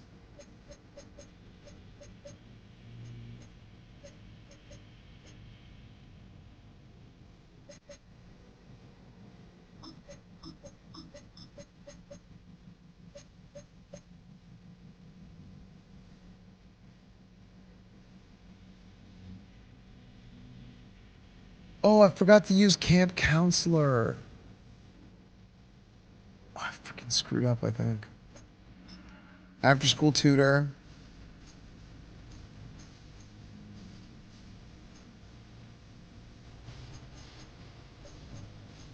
Dr. Dots.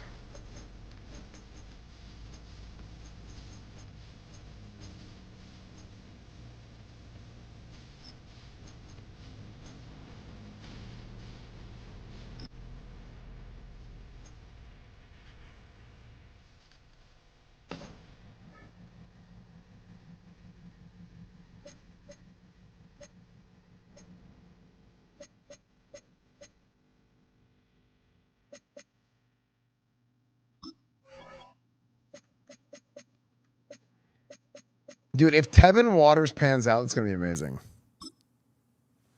If we can take Tevin Waters and turn him from a quarterback to a receiver successfully, it's going to be incredible.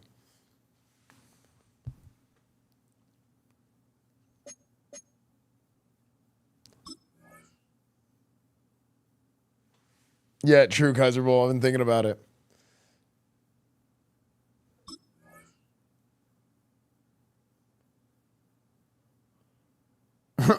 True Ninja Mad Max. What's up, dude?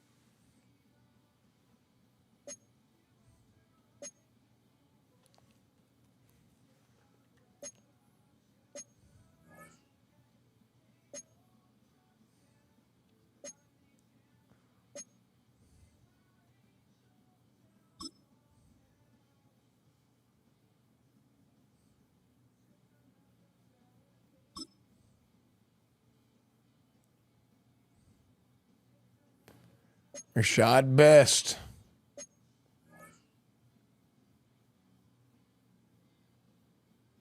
Across the pond for what? Oh, yeah. FIFA? Yeah, I do want to do FIFA franchise.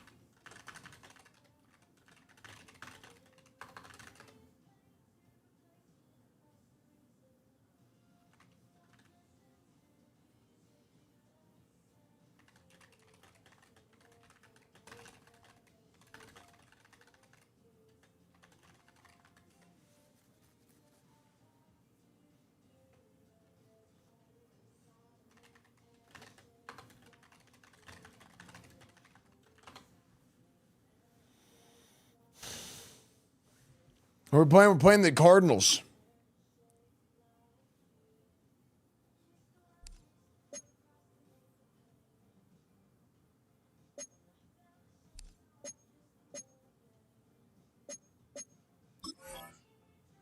Wait, 3 injuries? Trayvon Diggs is out, DeMarion Overshown is out, and Tyler Booker. Wait, I have 3 starters out for this game?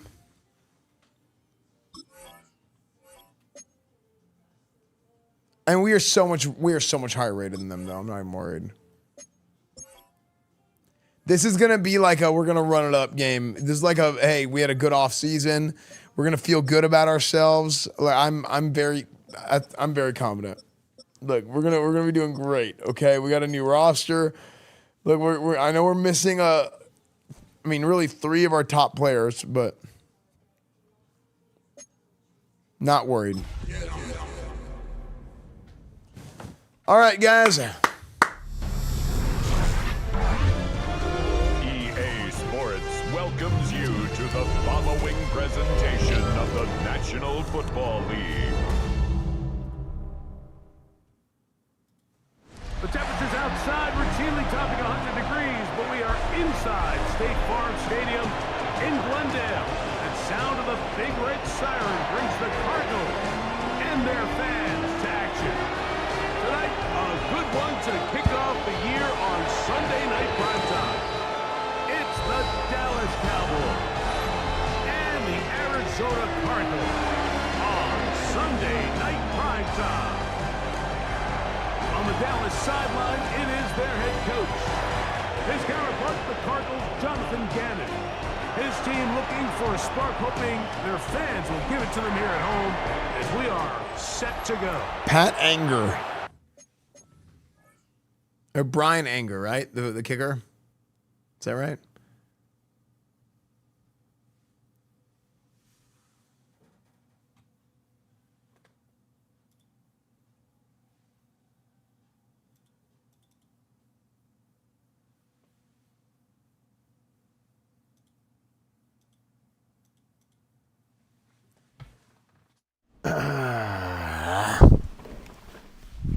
All right, gentlemen, listen up.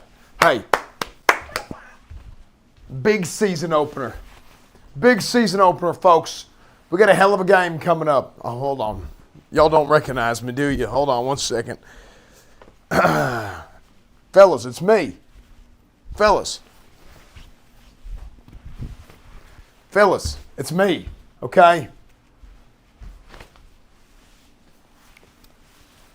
Your head football coach, okay? Now I know we got some new folks in here. We got some new bodies in here, okay? There's some new guys in here that y'all may not be familiar with, okay? But hey, it's a new season, okay? It's a new season, and we're going to work our ass off to get this shit done right, all right? Last season, we had a little bit of a weak start. We had to find a way to win. We came back. We made it to the playoffs, squeaked into the wild card game against all odds. The whole damn world was against us. Nobody believed. Nobody believed in us last year. And then we got blown out in the wild card. Okay, so we got absolutely shit on. But I want to come out here with a damn vengeance. I snuck into your locker room, and I just wanted to let you know Why the are you bird lady here? spiked all your drinks. Good luck, Cooch. Why are you here? I wish you the best in this new season. Just kidding, Cooch. What's wrong with you, Pat Mahomes? Get the hell out of here. You got your own game to play. Okay, we're going to do what you can't do, and we're going to beat these damn Eagles. Okay? J.J. McCarthy, break him out. Let's go win this damn ball game.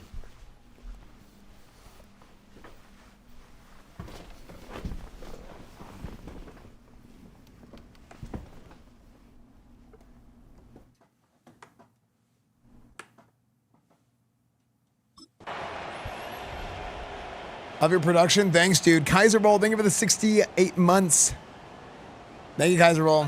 Mike Tirico and Greg Olson. It is for real. Season begins here. For realsies. Off we go on Sunday Night Football. Oh my gosh. Oh, he's got room. The rookie Everett. And he'll be set up well as he is past the 35-yard line. For Everett, thanks, dude. Thanks, Kaiser Bowl. Cowboy offense takes the field, ready to go to work for the first time. They are led by the man who led Michigan to the national championship in 2023, quarterback J.J. McCarthy. Mike, isn't there just something different about week one of the NFL That's season? right. I mean, There is after something months of different. anticipation, Different is that we're about to win. speculation, Wait. It all gets settled on Rashard new Best, coaches, new team, first career carry, 10 yards. Man, it's just an exciting time of year, and I'm pumped to be calling it alongside you. They get 11 and quickly pick up the first down. Where's Dak? We ended up trading him because we got offered J.J. McCarthy and 2 first-round picks, so we decided to take it. Right back to him on first down. And this time they are ready for it. Thrown for a loss. Turned out lies. Second down. So they go with the first down run, hoping to just get them some positive yards and get themselves into a good second down situation, but now they find themselves in second and long. So the more you give Chat, last defenses call on the opportunity, table. Mike, to defend you one-dimensionally. So in this case, we're only playing you in the pass. It stresses your protection, it stresses your play caller, and ultimately, it stresses your quarterback. He was trying to get it to C.D. Lamb. Third down coming up.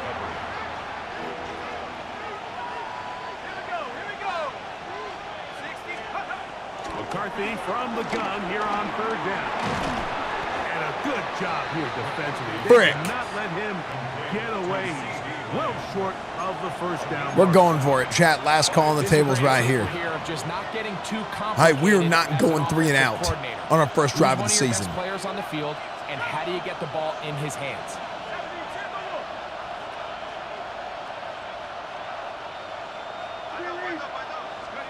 They'll go. Here's McCarthy. Tevin Waters, the converted quarterback. Down the field, he's got it. He caught it. Have a Cowboys first down. He caught it. Up with a big one there to keep the drive moving, and then some.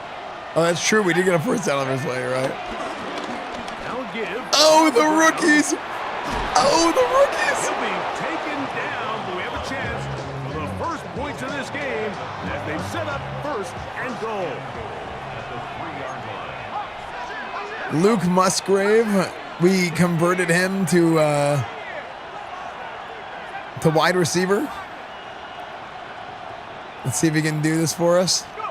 From the shotgun, it's a throw from McCarthy. That one broken up in the end zone. It's incomplete by the coverage. Excellent there. It'll bring up second and goal. Dude. Change Waters' gear so he doesn't look like QB. True, actually, we do need to do that. Do you think Waters can climb the ladder here in the back shoulder? From the gun, here's McCarthy. For the end zone, Nope. batted away. Incomplete. He was open for a moment moves quickly, and now it's 3rd and goal. Dude, Tevin Waters is the man, dude. Tevin Waters, dude. And that's a football to hold on to forever. His first NFL touchdown in his very first NFL game. There you go. A terrific way to start this one. Not only a touchdown, but a nice long march down the field. Makes it a long walk back to the bench for the defense. Dude, I love the storyline of a quarterback converting to receiver and it being successful, because it never really happens, but people try to do it all the time. And we'll see if it's successful. For this offense. So out comes the Arizona offense for the first time.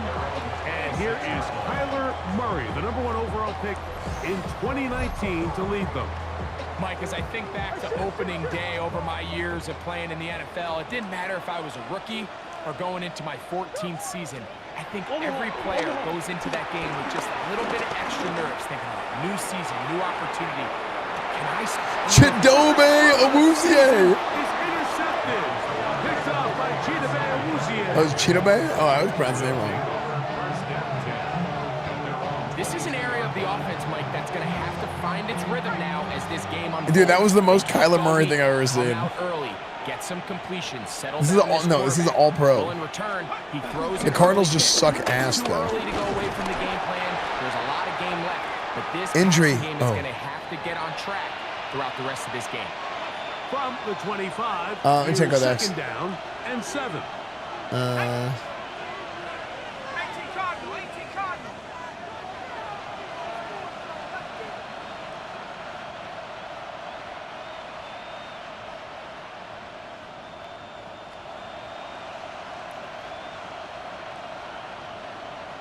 Nah. Let me think about it. Off the play fake, it's McCarthy. That's going to be incomplete. Coverage Dude, very freaking good there. whiff. Contact jarring the ball. Antoine Randall L. Oh, And yeah. 3rd down. Yeah, let me just think about it a little bit.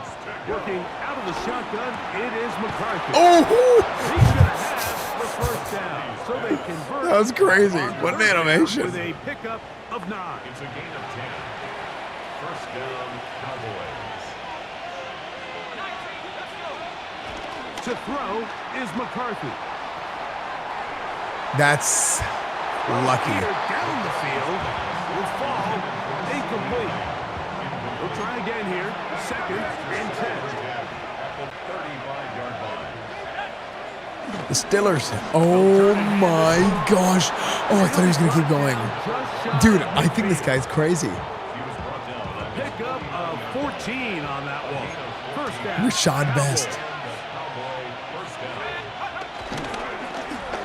They'll stay on the ground. And they'll take this down. Dude. Inside the 35. I think I should just keep on pounding this thing. For 1st down and 10. Back to the ground. He'll get it again. And he'll get forward for about a yard. They cannot stop the run to save their life. Rookie running back's first game. They'll stick with him again. Okay, that was weird. It's a 3 tight end look as they have it 1st and 10. 8-yard pickup. 1st down, Cowboys. Here's a toss, right side. And that'll be good for about a half dozen. It will set up 2nd down. Mac Wilson on the tackle. A 6-yard pickup brings up 2nd and 4 at the 18-yard line. Liberal play action here with McCarthy. This is intercepted. That's the safety, Jalen Thompson, accelerating toward midfield to the 20. And he's going to bring this one back the distance. Oh my gosh, bro. And McPherson now to kick the extra point. The kick is good. And the Cardinals will tie things up. The ball sailed so hard. Here in the opening quarter. We're all tied. I was running backwards. And the kick's away. This taken at the 5. Now an opening past the 30. Oh my gosh, he almost scored.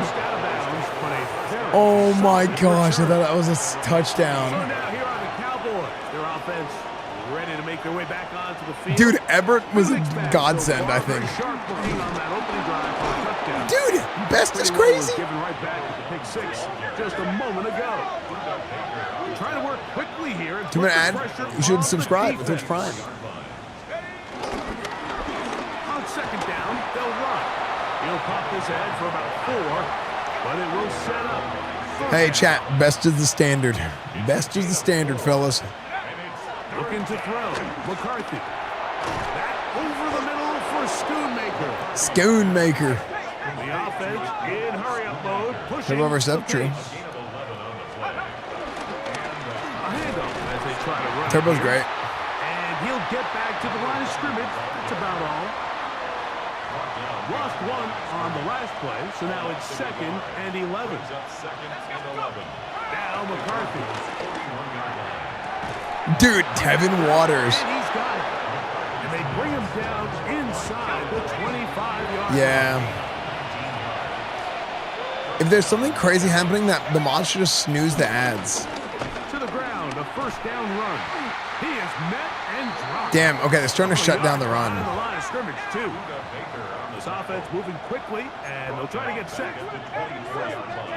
Throwing on second down is McCarthy. Moving to his right. Escaping the danger, throwing and completing. That's a good game there. These riggers are cooking? Yeah, they kind of are, dude. Yard shy of that first down.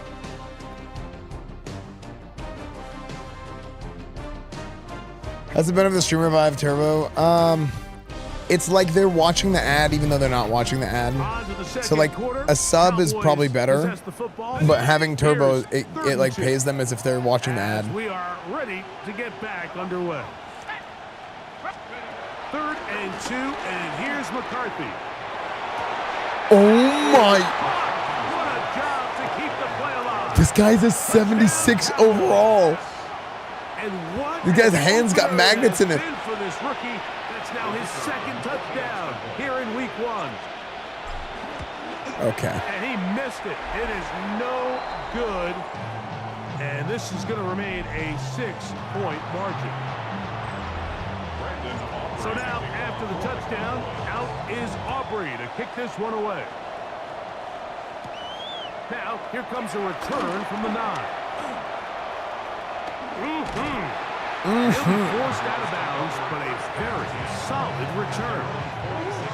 Out comes the Arizona offense. They get Coach, McCarthy's buns. What do you have to say about this? begin with terrific starting field position. It gets going. I think y'all are buns. He'll work his way ahead for a gain of about 4. From just across the midfield stripe. Actually, it's pretty good, isn't it, Shrewsbury? Out of the gun, it's Murray. Oh. They go sideline, and he stays in bounds. Deron Blanchard called that. Down in time. It's a first down. That's good. Cardinals. Murray with a gift to Connor. And he'll get back to the line of scrimmage. That's about all. 2nd and 11. It's a loss of a yard. What's up, Mr. RZ? 2nd and 11 at the 32-yard. From the gun, it's Murray. Oh my. Get it into the hands of Zay Jones. And They're randomly like gashing us because of the injuries, I think. it is 1st and goal. Like Trayvon Diggs being hurt is pretty bad. Take this one in. James Conner. Touchdown. Okay.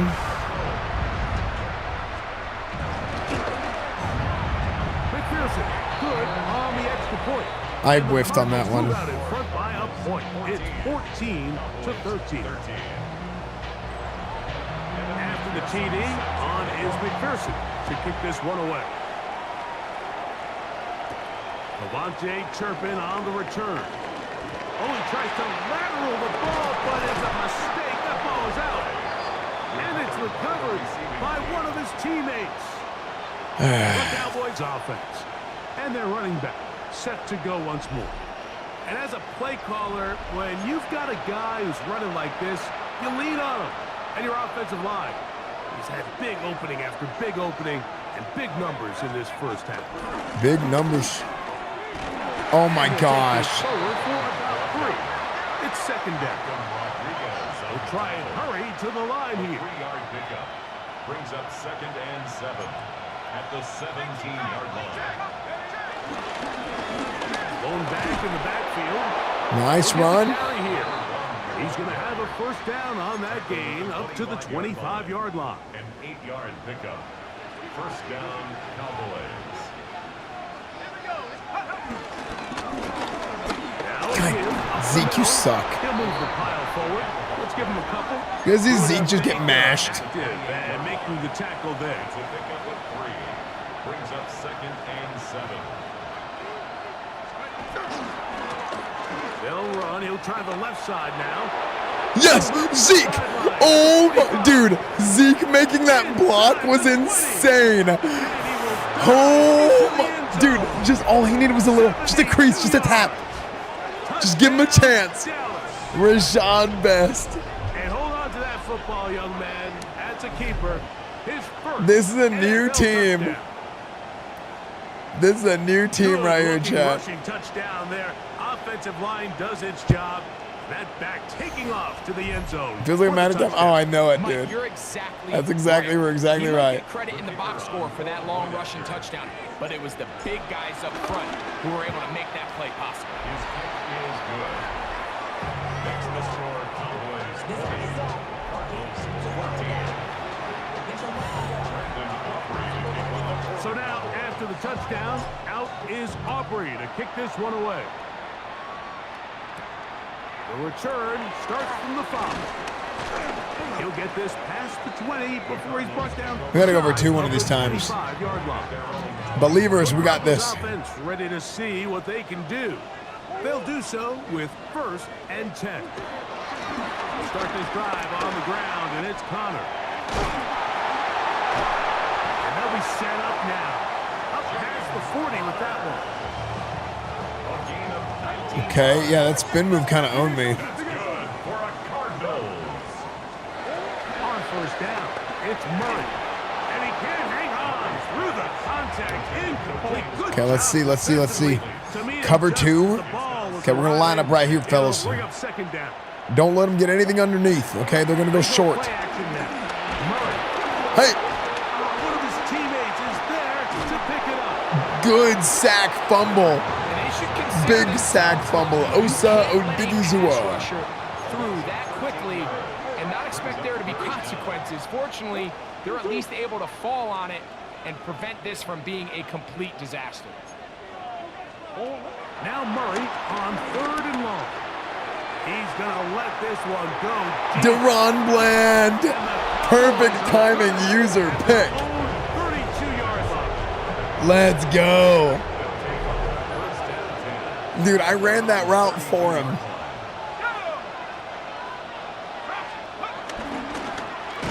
Okay.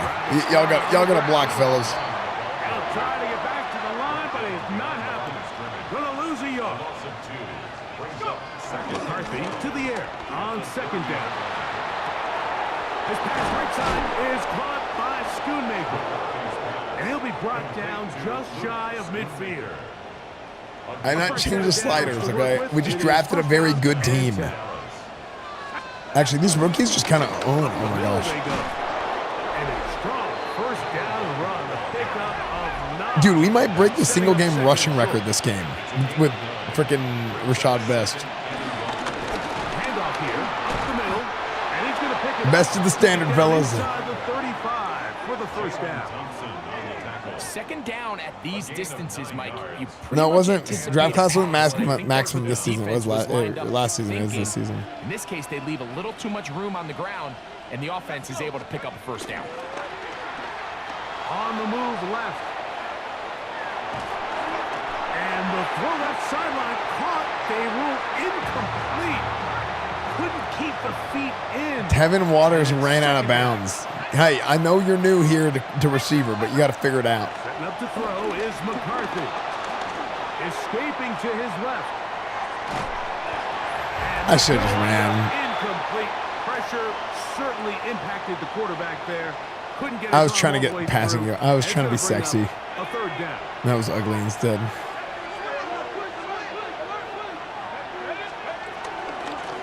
Straight ahead, it's Elliott. Ooh, Zeke. On the pickup. Zeke still got it too, fellas. First down. First down, Cowboys. Here's the toss as they look to run. And he'll get back to the line of scrimmage. That's about all. Time a factor as McCarthy hustles them to the line. Brings up 2nd and 9. So second down, and they'll run it. He's going nowhere. Losing yardage on that play. To the air on third down is McCarthy. And that is incomplete.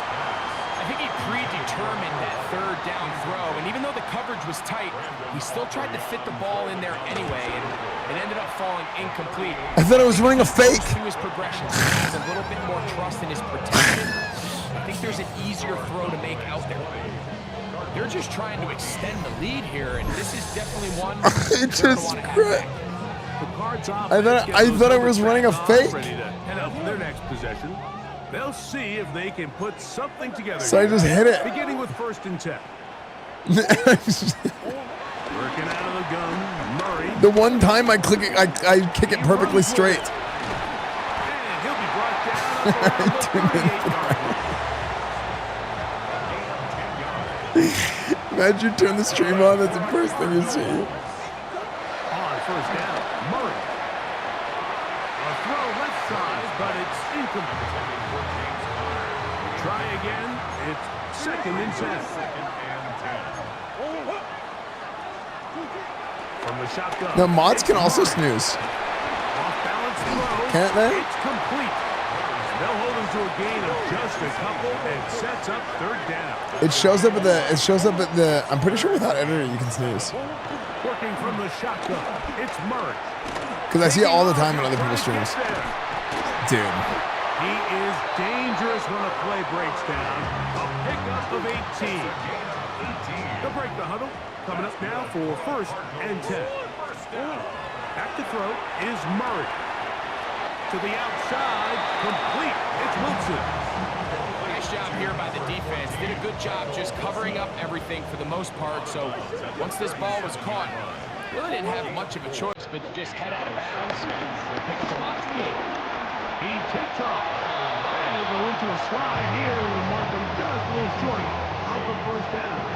Chat, should we go to the Apple store and stream in the morning the pickups? He's able to escape the pressure and get away. Picks up a little bit of yardage, but at least he avoids taking that shot. He's got his man. It's Harrison.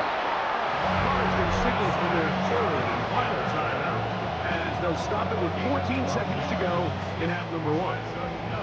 Third downs, Mike, those are quarterback downs. Those are the downs where you tend to find yourself in a must-pass situation, and that's where the top guys in the league are still capable of overcoming it. So throw the ball downfield, be accurate with the ball. Winning on third downs, that is a recipe for success. What the score on the SMU TCU game is this weekend? Now the Cowboys going to take a timeout, and they'll get together prior to I'm an idiot. second down play. So now they'll send out Evan McPherson for this field goal try. This a 31-yard attempt. McPherson's kick I don't know what I was is saying. good. And the Cardinals will cut the lead from 6 down to 3. I didn't get one. I wanted I mean, one. let's not forget, Mike, they get the ball after the Katsuba, thank you for the new Twitch Prime. back-to-back. They call it doubling up possessions. Last one of the first half, first one of the second half. But it'll come in 2 weeks. It'll be a 256-17 Pro. That's a timeout for Dallas. It's their 2nd, and they'll get a chance to catch their breath over on the sideline. From the 35, it's 1st and 10.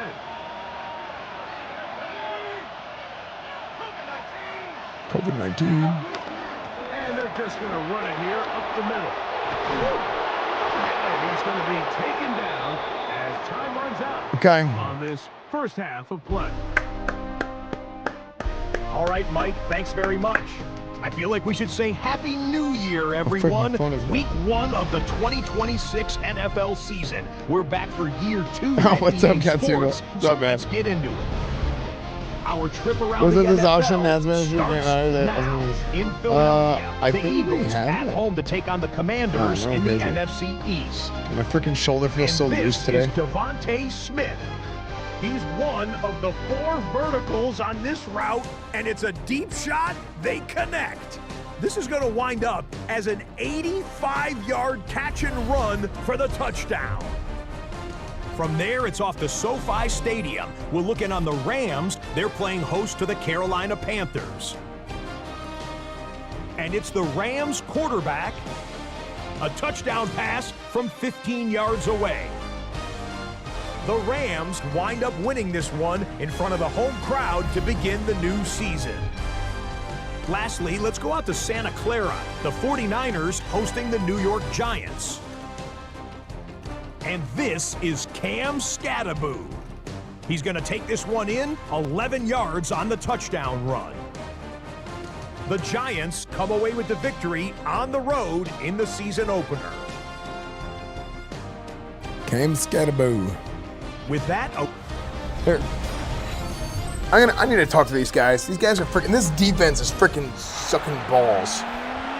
We don't got time to suck no balls. Fellas, hey, offense, good job.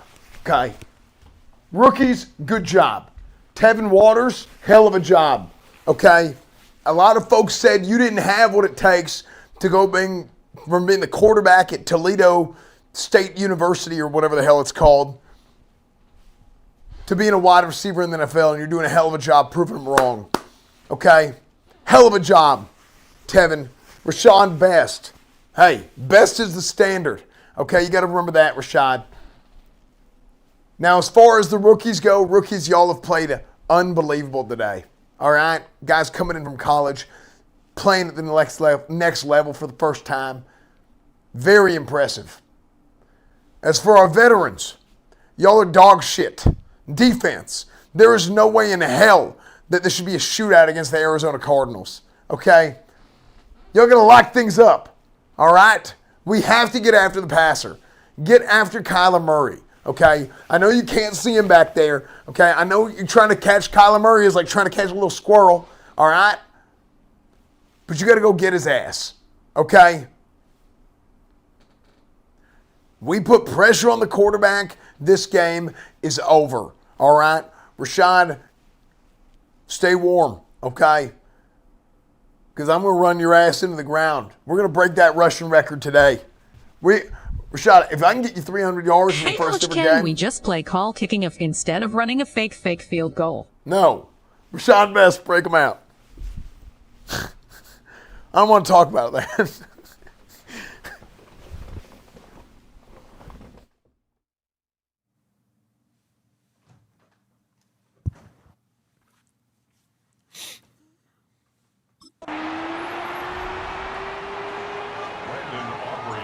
Points. All that separates these two sides as half number 2. Kicks off.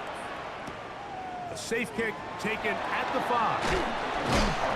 Across the 20, they'll mark him down before the 25-yard line. That's where the offense will take over.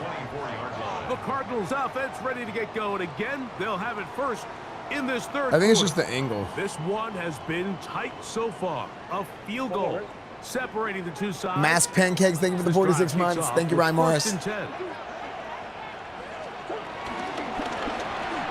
zone read, and Murray hanging on to it. And he'll slide to it. Zone read. Taking out about 6. Ball on the 30 now. Here's 2nd and 4. Here's a give up the middle. Connor. I'm not going to lose to Arizona. Get the first down. Past the 35-yard line.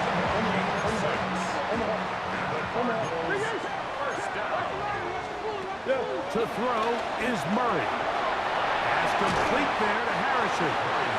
After the catch, he gets that forward for a gain of 9. Bass Knight coming in hot. No, Bass Knight. And that'll give him the first down. Tackle made after the pickup of 3. possible they could have tried to be a little bit more aggressive on second down, knowing they had 3rd and inches in their back pocket. But I don't think anyone's going to complain. Pick up the first down, extend the drive, see if you can go score. Oh my, Bass Knight, the rookie. Pick 6 for the rookie. Pick 6 for the rookie. Frick. First-round pick. And his offense is going to be all set up with a short field. Dude, all the big rookies are on fire. It's first down, and they'll run. This defense all over this one. They get him down behind the line. It's a loss of a Just couple. Kyler things. It's a loss of 2. Brings up 2nd and 12. On second down, here's McCarthy. There's a short one that's caught by Ferguson. They'll get maybe 3 out of that one, and it's going to set up 3rd down. And it's 3rd down. They'll try to get this one on the ground. He's looking for room on the edge, but could not find any. They track him down behind the line, and it's 4th down. By the time the defensive backs had come downhill to get involved, we knew there was just no way he was going to get himself out of this. It just shows, Mike, how long he was flailing around back there, that by the time he actually went down, everyone was behind the line of scrimmage chasing him. On 4th down, here's McCarthy. He's got his tight end. Nice. Duke of Carolina, thank you for the new Tier 1. Cowboys first down. The new sub, thank you. In style, huge play on 4th and long. Let's go. 19. A handoff as they try to run it here. And a good run there. It'll get him 5 yards. Dude, he's running slow. He probably, did they do wear and tear? With every single carry. Probably wear and tear. You can tear. see here with the numbers, Mike, for as strong as he was in the first half, it almost looks like he's got even stronger now here in the second. Off the play fake, it's McCarthy. And that's going to wind up incomplete. The pressure certainly impacted the quarterback there. Couldn't get his arm all the way through. And it's going to bring up a 3rd down.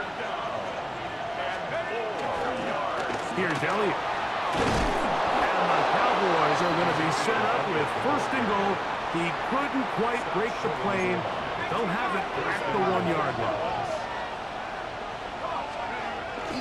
Little play action here with McCarthy. Oh my gosh. CD Lamb wide open. Touchdown, Dallas. Wide PAT open. is Aubrey. Dude, I think He's got it. our team's looking good, man. We didn't have a great draft, but the pieces that we got were crucial, I think. After the touchdown, out is Aubrey to kick this one away. This one taken at the 7. Oh my. And it'll be brought down to 25. Did he just break 4 tackles? To start this drive.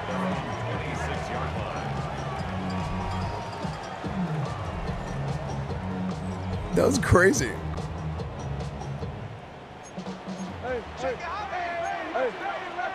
Hey.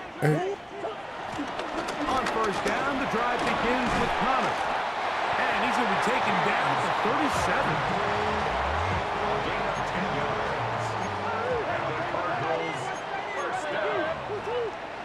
First and 10 at the 37. Murray now to throw on first down. And Nice. the ball incomplete. 2nd and 10. It leads to 2nd and 10. Running here is Connor. And he'll take Nice. it past the 40. Pick up the 5. Here now, 3rd and 5. It's a gain of 5. Brings up 3rd and 5.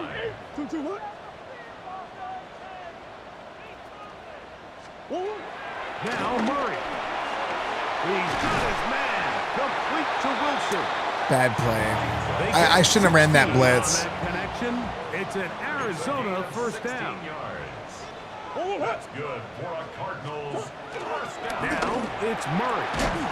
Damn. He gets that to his big target. That looked like a brutal hit. That looked like a brutal hit. This down inside the 35. Cardinals first down. First and 10 at the First down throw for Murray. Big sack. He is taken down. Donovan.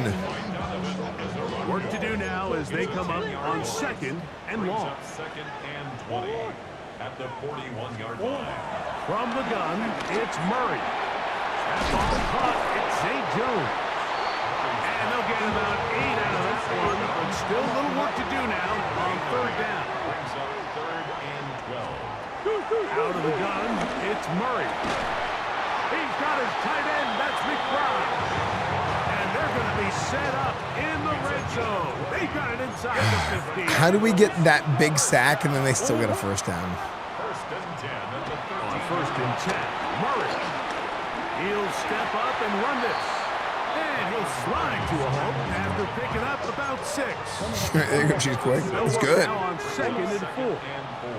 At the 6-yard Power run inside. Here's Connor.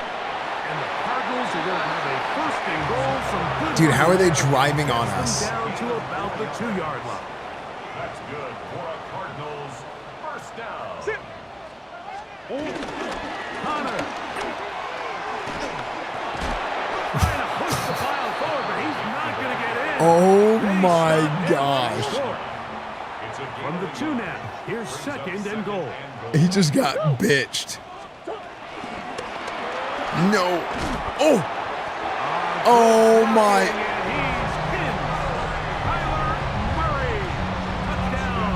He was not. McPherson now. I can't challenge. For the PAT.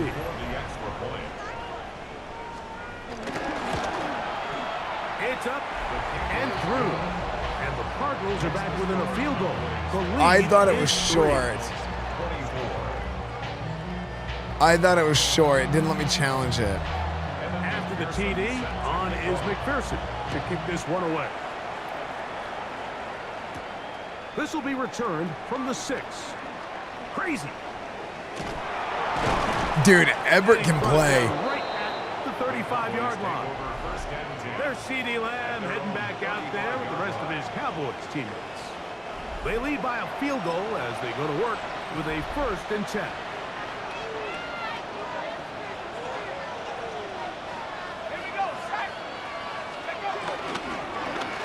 They'll begin here on the ground. He'll work his way forward for about 3 yards. Will Johnson up for the stop. Brings up second and 7.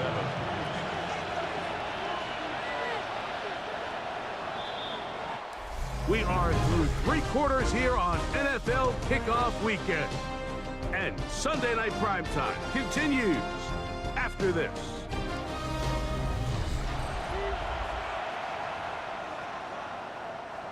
Ball on the 39. Here's second down and 7.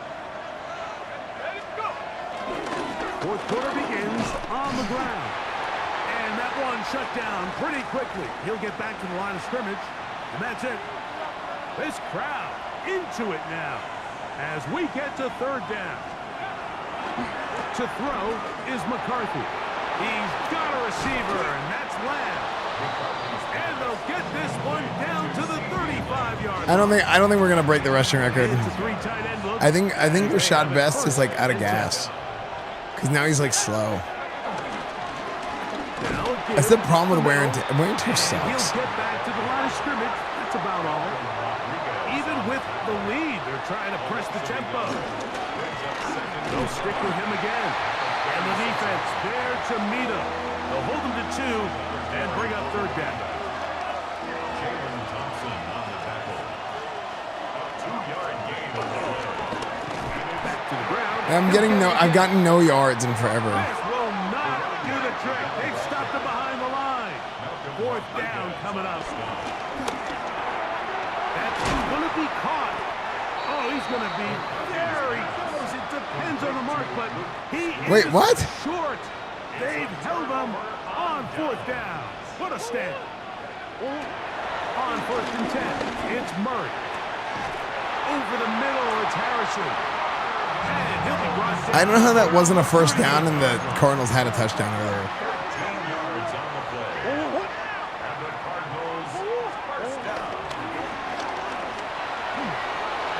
side. That's the tight end, McBride. Nice gain on first down, but the penalty flags come in. Thank you, ref. They've been doing it all game. Thank you, ref. Play stand. True, they got home field Only advantage. gets a 1-yard buffer from the line of scrimmage for these old linemen. That time he strayed a little too far, and it draws the flag. He is Nice sack. rid of it, and down he goes. It's a loss of 10. Leads to second down at the 23-yard line. Murray now on second down. Oh my gosh. Throw left side, taken in by Wilson. That will make third down a little more manageable. Good yardage gained on that one. Brings up third and 13. Working from the shotgun, it's Murray.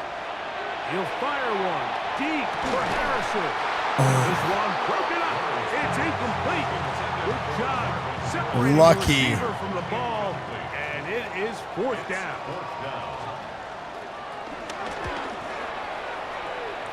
Lucky.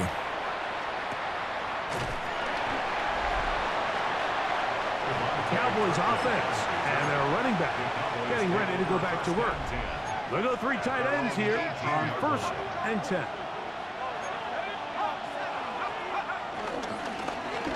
Drive will start on the ground, and he'll get back to the line of scrimmage. Bro, what happened? I was running all over them.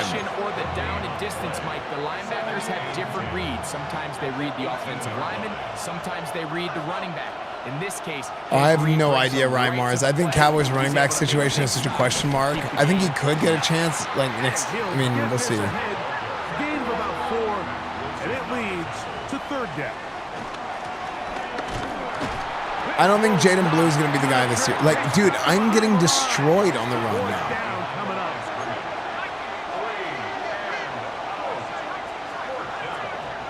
They'll go. Here's McCarthy. This one incomplete. The defense up to the challenge there. They force the incompletion, and they'll take the ball over on down. On first down, Murray.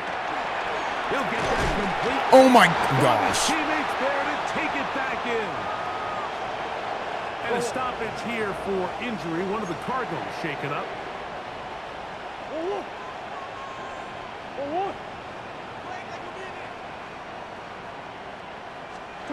Now a second down throw for Murray.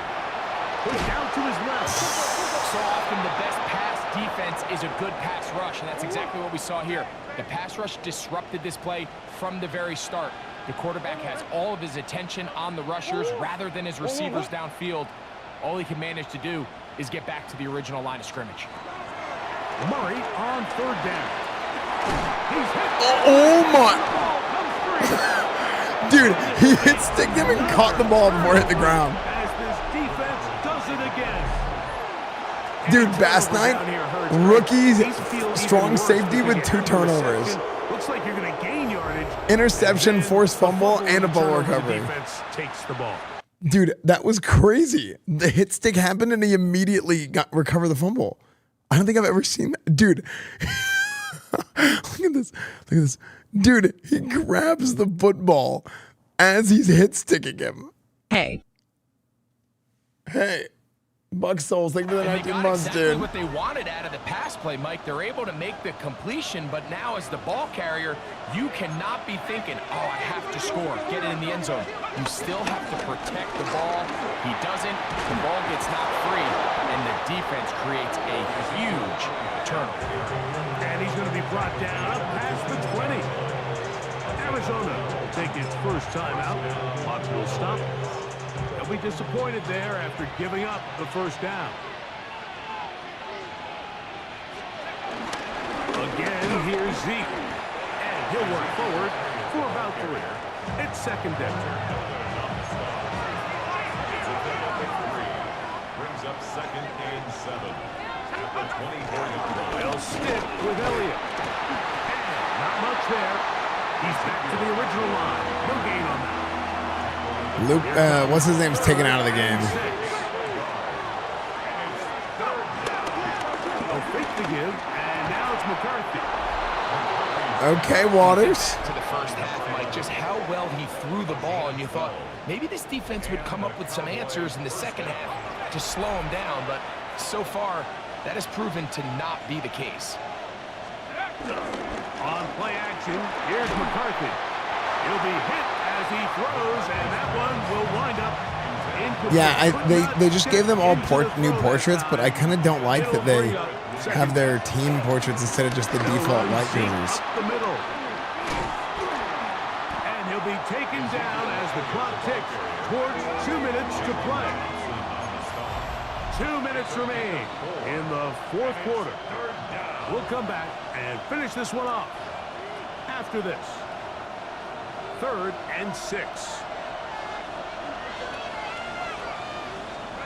They'll drop to throw. And that is incomplete. A little miscommunication there. That brings up 3rd down. It just doesn't appear that the quarterback and the wide receiver are on the same page on that last pass.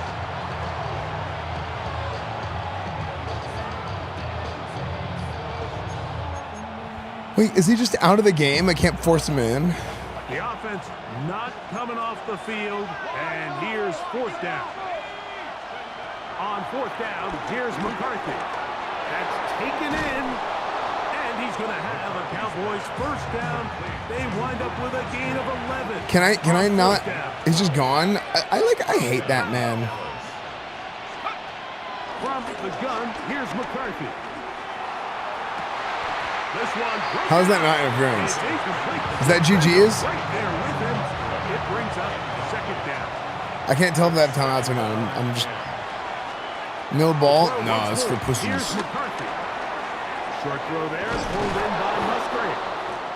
And he'll be hauled down at about the 35-yard line. 1st and 10. To the air once more is McCarthy.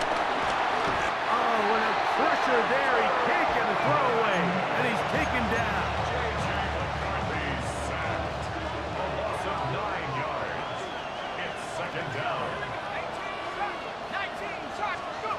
Throwing on 2nd down is McCarthy. Exiting the pocket right. And he'll just bite the bullet and throw this one away. That was a good idea. Didn't force anything there. But now it's going to bring up 3rd down.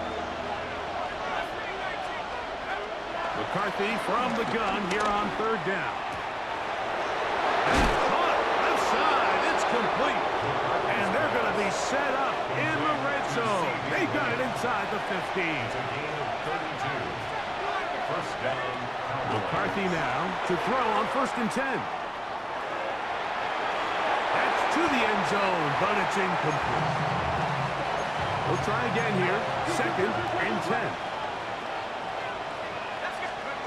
Throwing again is McCarthy. To the tight end, Musgrave. He's got it. Wait, it's funny they called him a tight end even though I moved him to receiver. No timeouts left for the defense. That should do it.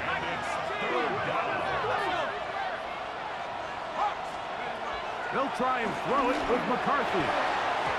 Ref, thank you. Thank you, ref. Thank you, ref. All game they've been doing it. Thank you.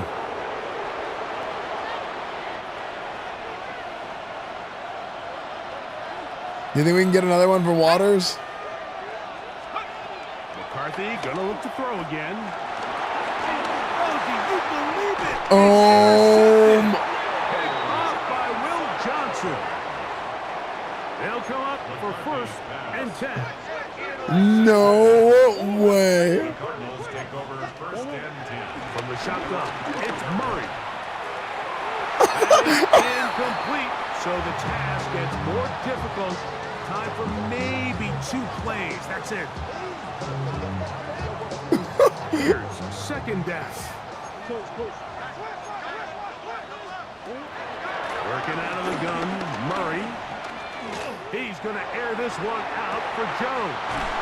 And he'll be taken down, and that is going to do That's it. game. Oh my God. Short time runs out.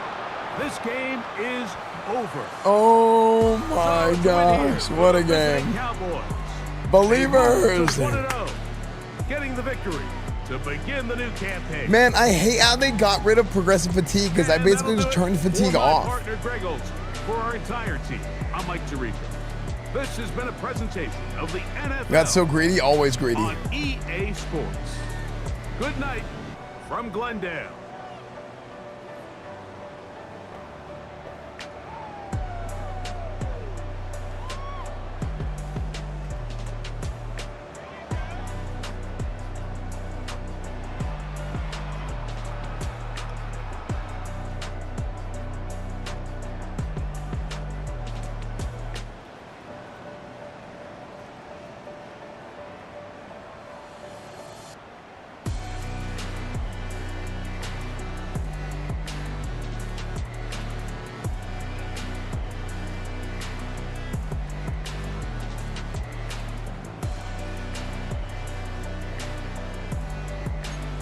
Look at the stats.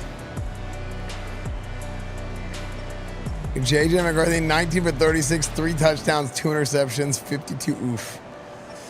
Rashard Best. See, dude, he popped off and then he kind of lost it. Ezekiel Elliott, 6 for 41. I mean, Ezekiel Elliott still got it, man. In my franchise, at least.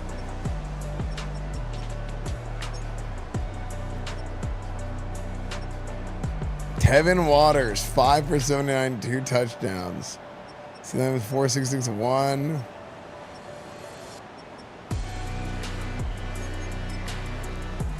Okay, believers. Congratulations. I have to go talk to the I gotta talk to the press about this one, chat. Give me 1 second.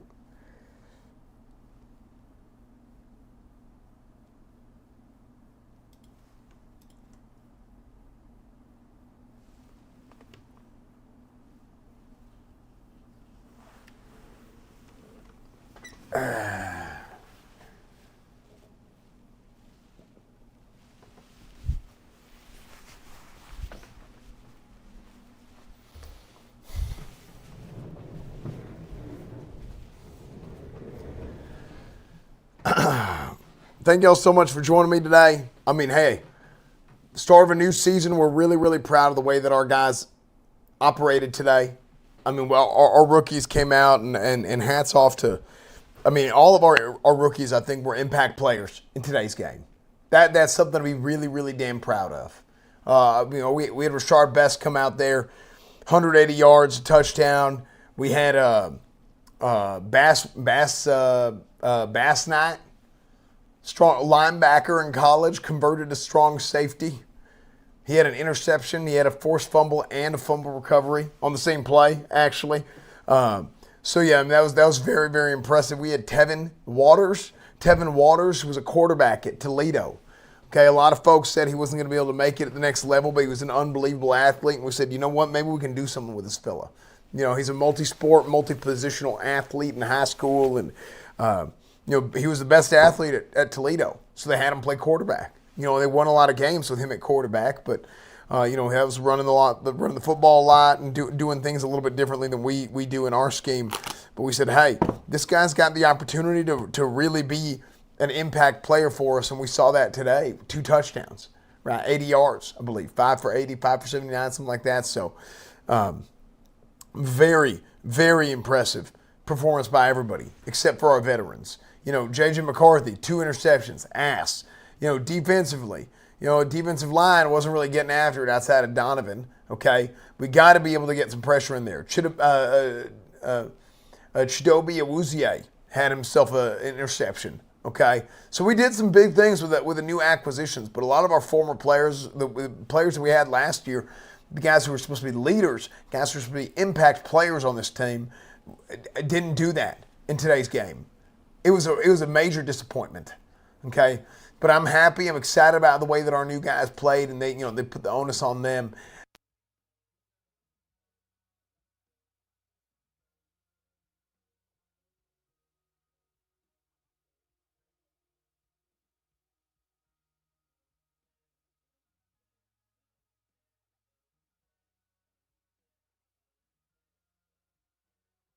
These mics suck. 0 battery life.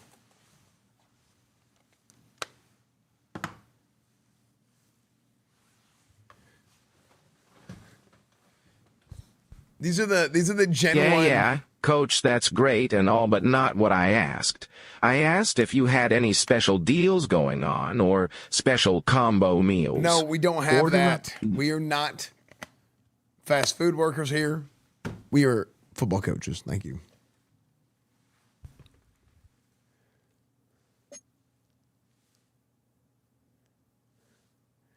Guys, the heck, Zook? What is this?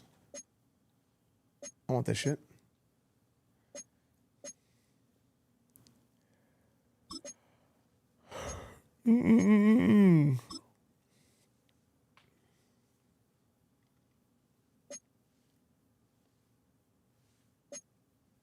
Guys, thank you so much for watching today. Again, sorry I had to start the stream kind of late. I mean, there's a lot going on, right? So I wasn't able to start streaming a little bit earlier today. But yeah, thank you guys so much for watching. So here's what East is saying we should go to the Apple Store tomorrow morning for the iPhone launch, and we should just stream the iPhone launch and see what happens. I mean, it might be a nothing burger, but we might go and stream the iPhone launch, and then before we go to jet skis. Like, I mean, it happens once a year, right? So maybe we just do it and just see what happens. I think I actually do think it'd be fun to go talk to people online and just see what happens. I don't know. Yeah, I think it'd be fun to see.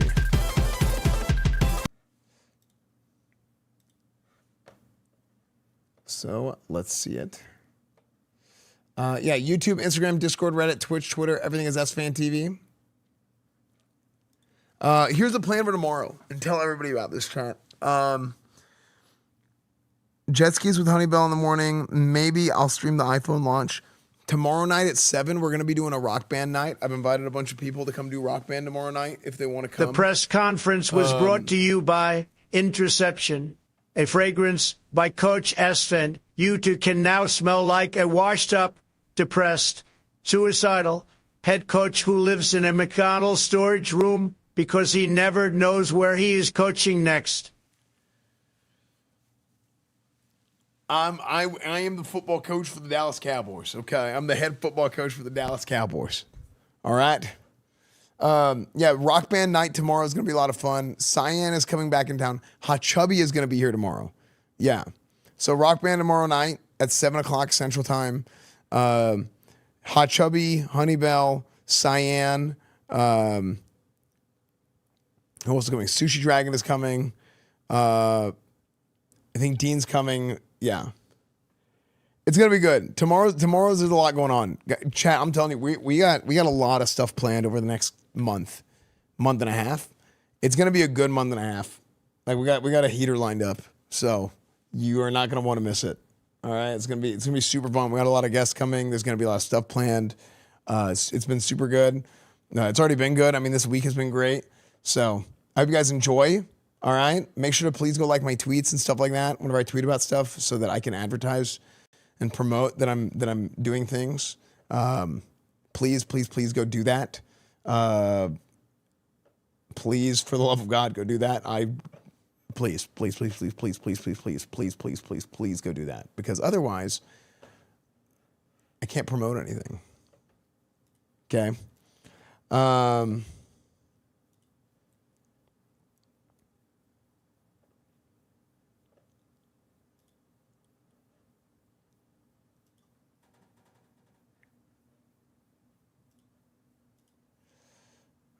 Jesus, Kyler Murray, your dog shit.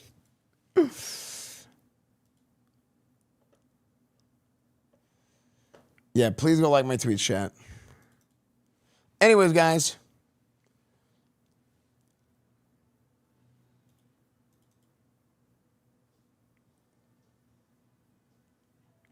Is someone on your socials? I need someone to like my socials. Okay, that's it. That's all. I just need someone to like my socials. That's all I ask. Please, just interact. Okay. I don't know what I got to do to get people to do it, but turn on notifications, all that. Please interact with stuff. So, thank you guys so much. I'll see you guys tomorrow. A lot of fun stuff coming, and I will see you guys later. Don't worry, Esfand, I'll send the bots. Thank you. Yeah. Yeah, dead internet theory. It's all bots anyway. All right, guys. I'll see you guys later.